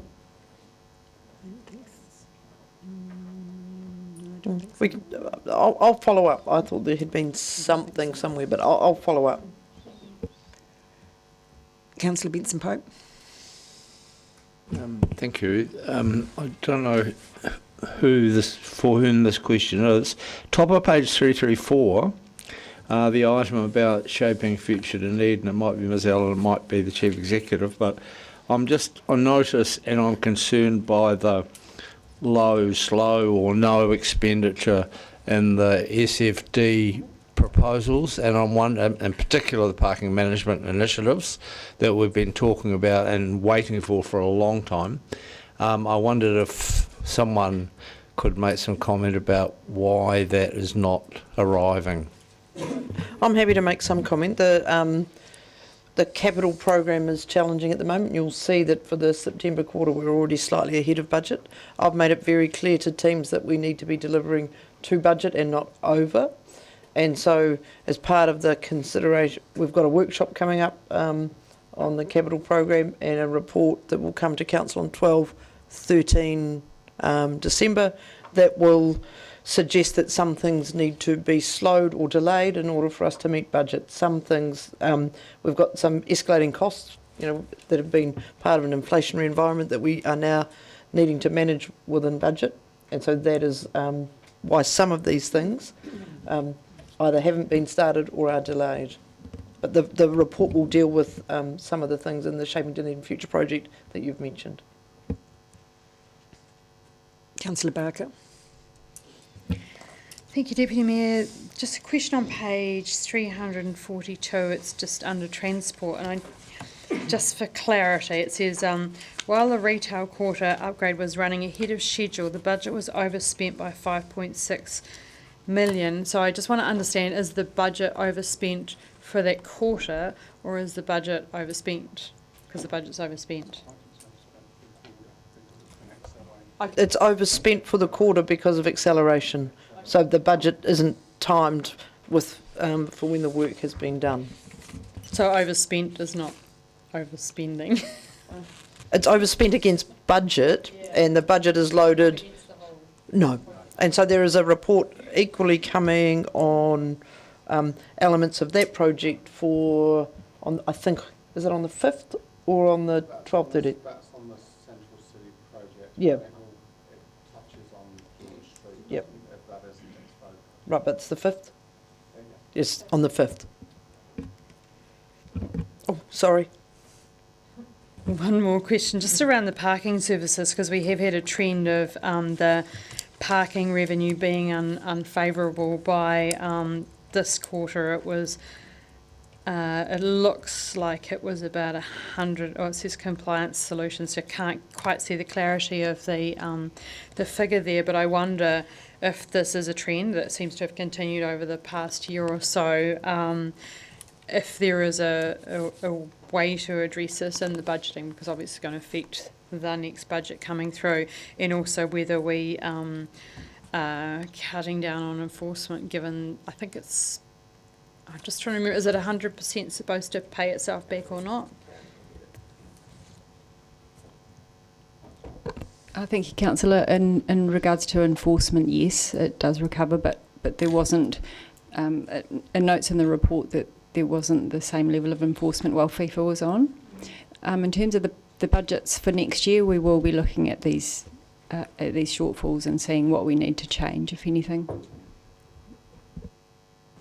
So is there any data on the parking in the centre city? My question just derives from a concern about retailers' economic development. We've had some falling cycle statistics, etc., and maybe this isn't the place to ask it, but I just wonder whether there is any data being gathered on that. Not that I'm aware of, but I can find out for you. I have a question on page 342, which relates to the Waste Futures project, and it talks about the detailed design for the organics receivables building is complete. And if I look on page 335, the expenditure on that today is 1.2 million against a budget of 2.5 million. So are we saying that what's been spent to date is just for the design and the consent, and can they then build the facility for the remaining 1.3 million of the budget? You might not be able to answer that. No, you think he's left. We can follow up. Mr Henderson briefed me on this last week, but I'm sorry, I just can't pull the number out of my head. Thank you. Any further questions? No? Thank you. Thank you for that. I'm happy to move that we note the financial performance for the period ended 30th of September 2023 and the financial position as at that date. Second to Councillor Mayhem. Anyone wish to speak to that motion? Councillor Vandis. As Chair of Finance and Council-controlled organisations, my major frustration, and it comes back to the feedback that we do as well, is that most people I speak with have absolutely no idea of the debt that we currently have, how much that debt has increased in recent years, and how much it's budgeted to increase in the next few years. In this particular paper, we look at attachment A. There's a graph for operating surplus, there's a graph for cash flows, there's a graph for capital expenditure. And then there's 9 pages of small print budget numbers, which for most people would be as about enlightening as hieroglyphics. You can't read 9 pages of budget numbers and get any idea of what the city is doing in terms of where it's getting its money and what its future liabilities are. The debt graph, the one that the ODT have staunchly refused to print for many years now, even when it appeared on the finance agenda, and the debt projection, the trajectory of it, are one of the most significant things which people need to understand when either activating for particular projects or in fact voting for them. And the feedback that I get, and in the previous item as well, you'll see that there are many, many people out there that have no idea of how indebted we are and how much worse it's getting in the next few years. The almost, I think censoring is not too strong a word, of a really graphic projection of where we sit with debt, where we've come from, and in particular where we're going in the next few years, is, to my mind, one of the most important things that we should as a council, be doing and making sure that people are aware, not just of what the rates are or the rates rises, but of what the much bigger numbers are in terms of the debt.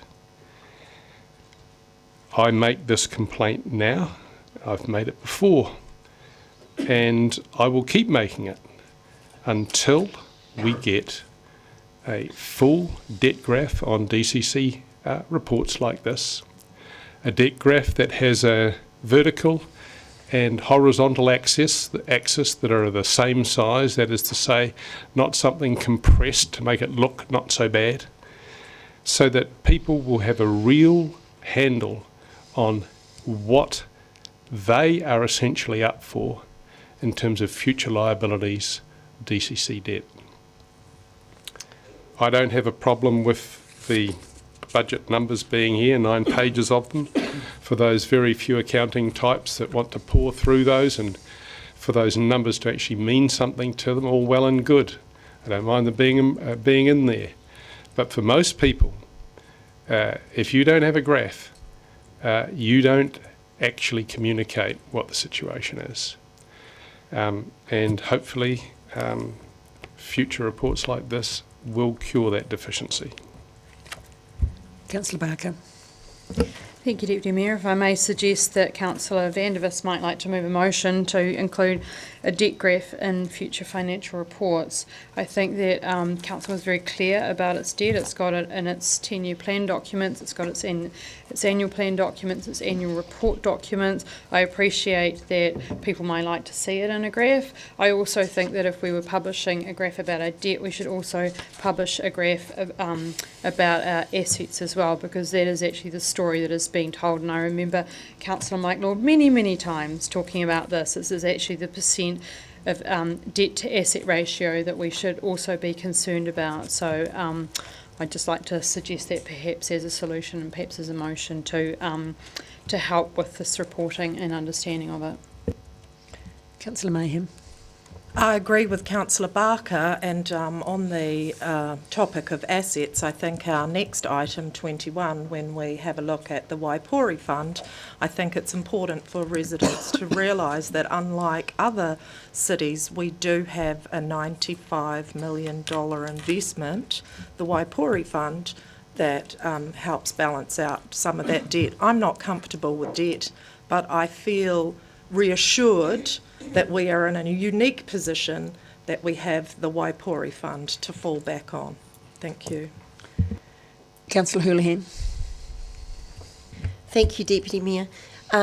Yes, I agree with Councillor Barker that a motion could be put by the Chair of Finance if he wants a debt graph, and he has mentioned it many times. Also, I think it's been raised so many times that it has been answered many times as well, that our assets are a lot higher than the debt levels, and therefore the range of debt to equity was comfortable. It's been discussed. I am concerned about comments going out, particularly by, sounding like we're irresponsible and having huge amounts of debt. I think it needs to be clarified, and it would be good to see that, because I don't think it's correct. I think by assets, we have a lot of assets that would even that out. Councillor Benson-Pope. Thank you, Madam Chair. I always find it reassuring to look at the borrowing metrics table, which is on page 337 of the report in front of us, and councillors and the community can see quite clearly that we're in fact, in terms of those three metrics, within, not just within the acceptable range, but below our budgeted targets. And I think that gives me and should give the community assurance that whatever our borrowing levels are, they are entirely serviceable within the rules that are set for ourselves.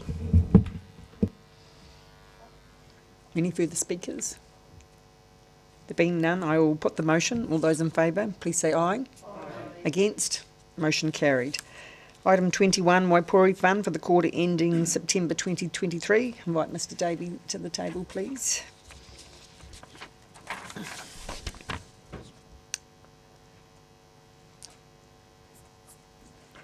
Thank you. You got any opening comments? Maybe how the fund has done since the 30th of September, seeing that we're nearly 2 months on. I'm preempting Councillor Barker's question. Yes, the fund had a weak quarter, down 2.5% as compared to the benchmark of 1.5%. October there was a little bit of further weakness. November things have turned around a little bit with stronger equity prices and falling longer term interest rates. Thank you. Any questions, Councillor Walker? Yep, thank you, Mr Davey, as ever, for the update. Just a couple of questions that I've often asked. In terms of this being, as we know, a very long-term investment, there's no panic at all in obviously viewing this end world equity markets. This is the normal trajectory that a long-term investment would follow. It's just experiencing those likely shorter and medium-term peaks and troughs. This time troughs. Yes, that's right. It is consistent with long-term performance. The long-term performance of the fund has been about 6%, sometimes 7%, and the performance of the equities portion of the fund has been around 10%, but it is a corrective pullback at the moment. And I think you mentioned it in the report, but we can be assured, of course, that the fund, in terms of the equities it holds, is top-heavy in those equities that likely are paying a dividend return that's similar to what you'd get on a deposit. So obviously infrastructure, gentailers, telcos, etc. Yes, that's right. If you look at the dividends and interest earned by the fund over the quarter, and if you annualise that, it equates to about $3 million per annum. So those are higher yielding stocks which the fund is invested in. Councillor Vandervis. If we look at our graph on page 348 and note the inflation adjustment being well up because of recent inflation, have you got any idea about how the inflation adjusted value of the fund is going to pan out over the next couple of years? Have you got any indications? And is it of concern that we may not be able to maintain the inflation adjusted value of the fund? Yeah, that's been impacted negatively with such high inflation. I think inflation has peaked and is reducing somewhat, but it's still elevated. I think over the long term that graph will come back into, as it should look over time and as it has looked over going back 5, 6, 7, 8 years. If the returns of the fund, say, average 6 to 6.5% and inflation goes back to 2%, I think that chart will recover over time. In the meantime, until we do get back to the situation where the value of the fund is maintained, inflation adjusted, will there be any disbursements to council in the meantime, or will you simply halt those until we get back to a fund that is holding its inflation adjusted value? That's ultimately a decision for the council if they want to proceed with those distributions. But I think when you look at the income portion of the fund, it does generate good income over time, like the interest and dividends, to maintain the value of the fund. If equity and asset prices hold stable, that's just been impacted negatively with such high inflation and weakness in equities. Does the way the fund has been set up in terms of its requirement to maintain its inflation adjusted value, does that fund actually permit distributions when the fund falls below its inflation adjusted value? Yes, it does. It's just something to take into consideration. It's outlined in the SIPO with a statement of investment policies and objectives. Thank you. Councillor Walker. Yeah, sorry, another question has come to mind. I meant to ask this last time we did this, but is it the long-term view of, I'll call it the board, the decision makers in terms of who invests, to still persist with the high level of investment in New Zealand equities? And I ask that just based on terms of spread and the long-term average return of NZ equities as opposed to international stroke, Australian stroke, Asia. It's just always been quite top-loaded in NZ equities. Yes, it has, and I suppose that goes with it being a New Zealand fund. Also, you note that equity returns in other markets have tended to be higher. New Zealand equities do pay some of the highest dividend yields out of those countries that you mentioned also, which is one attractive component of New Zealand equities. So the answer is yes.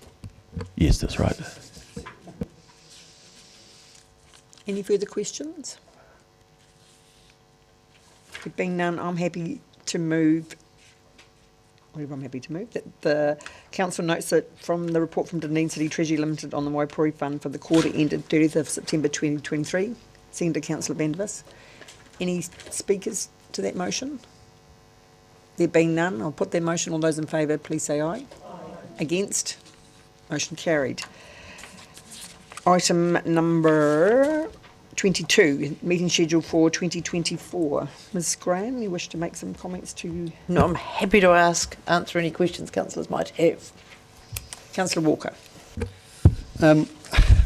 I've asked this before, and I don't want it to be like a self-interested question, but I'm hoping I'm speaking on behalf of other people, and I know it may not always be possible, but can we, where it is possible, can we try and avoid having workshops on a Monday before a council meeting? That's my only request. I'm seeing a few nodding heads around the table. I know sometimes that's not possible, but... Look, absolutely, and you'll see the meeting schedule has not included workshops because they are a little bit more fluid and designed to meet issues as and when they arise. We will do our best, can't guarantee it. Any further quick, Councillor Gary? Yeah, I would concur. I have no particular problems with the schedule, but it's extremely hard to plan for the other responsibilities we all have as councillor appointed to various organisations. To manage that is very difficult at times, and I absolutely understand the staff have been trying to, plan the workshops, educate us, all of that stuff, give us briefings, but it has been particularly difficult in the last couple of months. Councillor Gilbert. I only have one query about one meeting, and it is going to come across as being self-serving, and it is only partially. It is the one immediately before Easter, which, as you can imagine, is a nightmare for me. But that aside, we've got Zone 5 and 6 on the Thursday, Friday, which on the assumption being that the reports will be coming out on the, the hope would be they'll come out on Thursday or the Friday. So that means that there are at least some of us who won't be able to read it. Then we've got Anniversary Day on the Monday as well. So I'm just wondering whether there's any ability to tweak that 27th meeting of the 27th of March.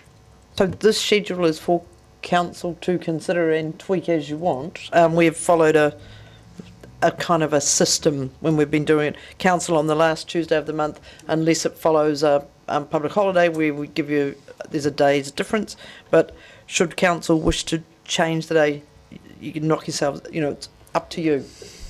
But some months are more challenging than others, and were you to change that particular meeting day, you could shift it to a Thursday potentially, but getting into April, you then have the FDS where 2 or 3 councillors are committed. So we are, as you know, trying, from next year, try and get agendas out earlier than we have been, which means you might be able to take your papers to zone. Further to Councillor Gilbert's question, so the council meeting on the 18th of March, where it's got council and it's got CD, what does that CD refer to? Because that's only Consultation document. I'm just wondering whether there was a need to have 2 council meetings in the month of March. There's one or two things that we have had to add in for audit purposes, and so the timing also relates to those around statements, when we need to receive statements of intent, all that kind of stuff. So there are a few in here that are, but that one is lightly short for the consultation document and likely organised to meet audit requirements. Councillor Barker. That was kind of my question, but I just wondered whether we could load up the meeting on the 18th so that we had perhaps less on the 27th. But I understand because statements of intent are due the 30th of March, aren't they? Is that correct? Is that why that meeting's... do we just have to receive them, or do we have to like... I'll have to check. I thought it was the end of Feb, but it might be the end of March. Can't remember. It's off the top of my head. We will do our best to make the agendas fulsome where we can, but again, you've got a core group of staff who will be delivering the 10-year plan and all that's associated with that. So, and then committees have also resumed in those months. So there will be plenty on, I think. Councillor Walker. No further questions? Moved Councillor Walker, seconded Councillor Houlihan. You wish to speak to that? Yeah, we'll do. Actually, I just want to thank staff, because I think this is a great effort actually to accommodate some of our concerns over the years. And I, for one, and I do take on your concerns, Councillor Gilbert, but I already have booked stuff next year based on this. And I think I did that with confidence and with the fact that we've plugged that last Tuesday of the month, and that's been really helpful. And just looking at this, I think it looks far more structured than it has done in previous years. And whatever we do, we won't create something that's perfect for everyone. But I do want to say, I'll say it again, applaud staff for generally taking on that big basket of concerns we've had and trying their best to accommodate the most of us. So I applaud that and I thank them for their efforts. Any other speakers? There being none, I'll put the motion. All those in favour? Aye. Against? Motion's carried. I will now move that the Council, pursuant to the provisions of the Local Government Official Information and Meetings Act 1987, exclude the public from the following part of the proceedings of this meeting for the reasons outlined in the agenda. Second, Councillor Walker. All those in favour? Those against? Carried. I'll take 5 till 4 o'clock. We'll take adjournment to 4 o'clock and then we'll move then into non-public.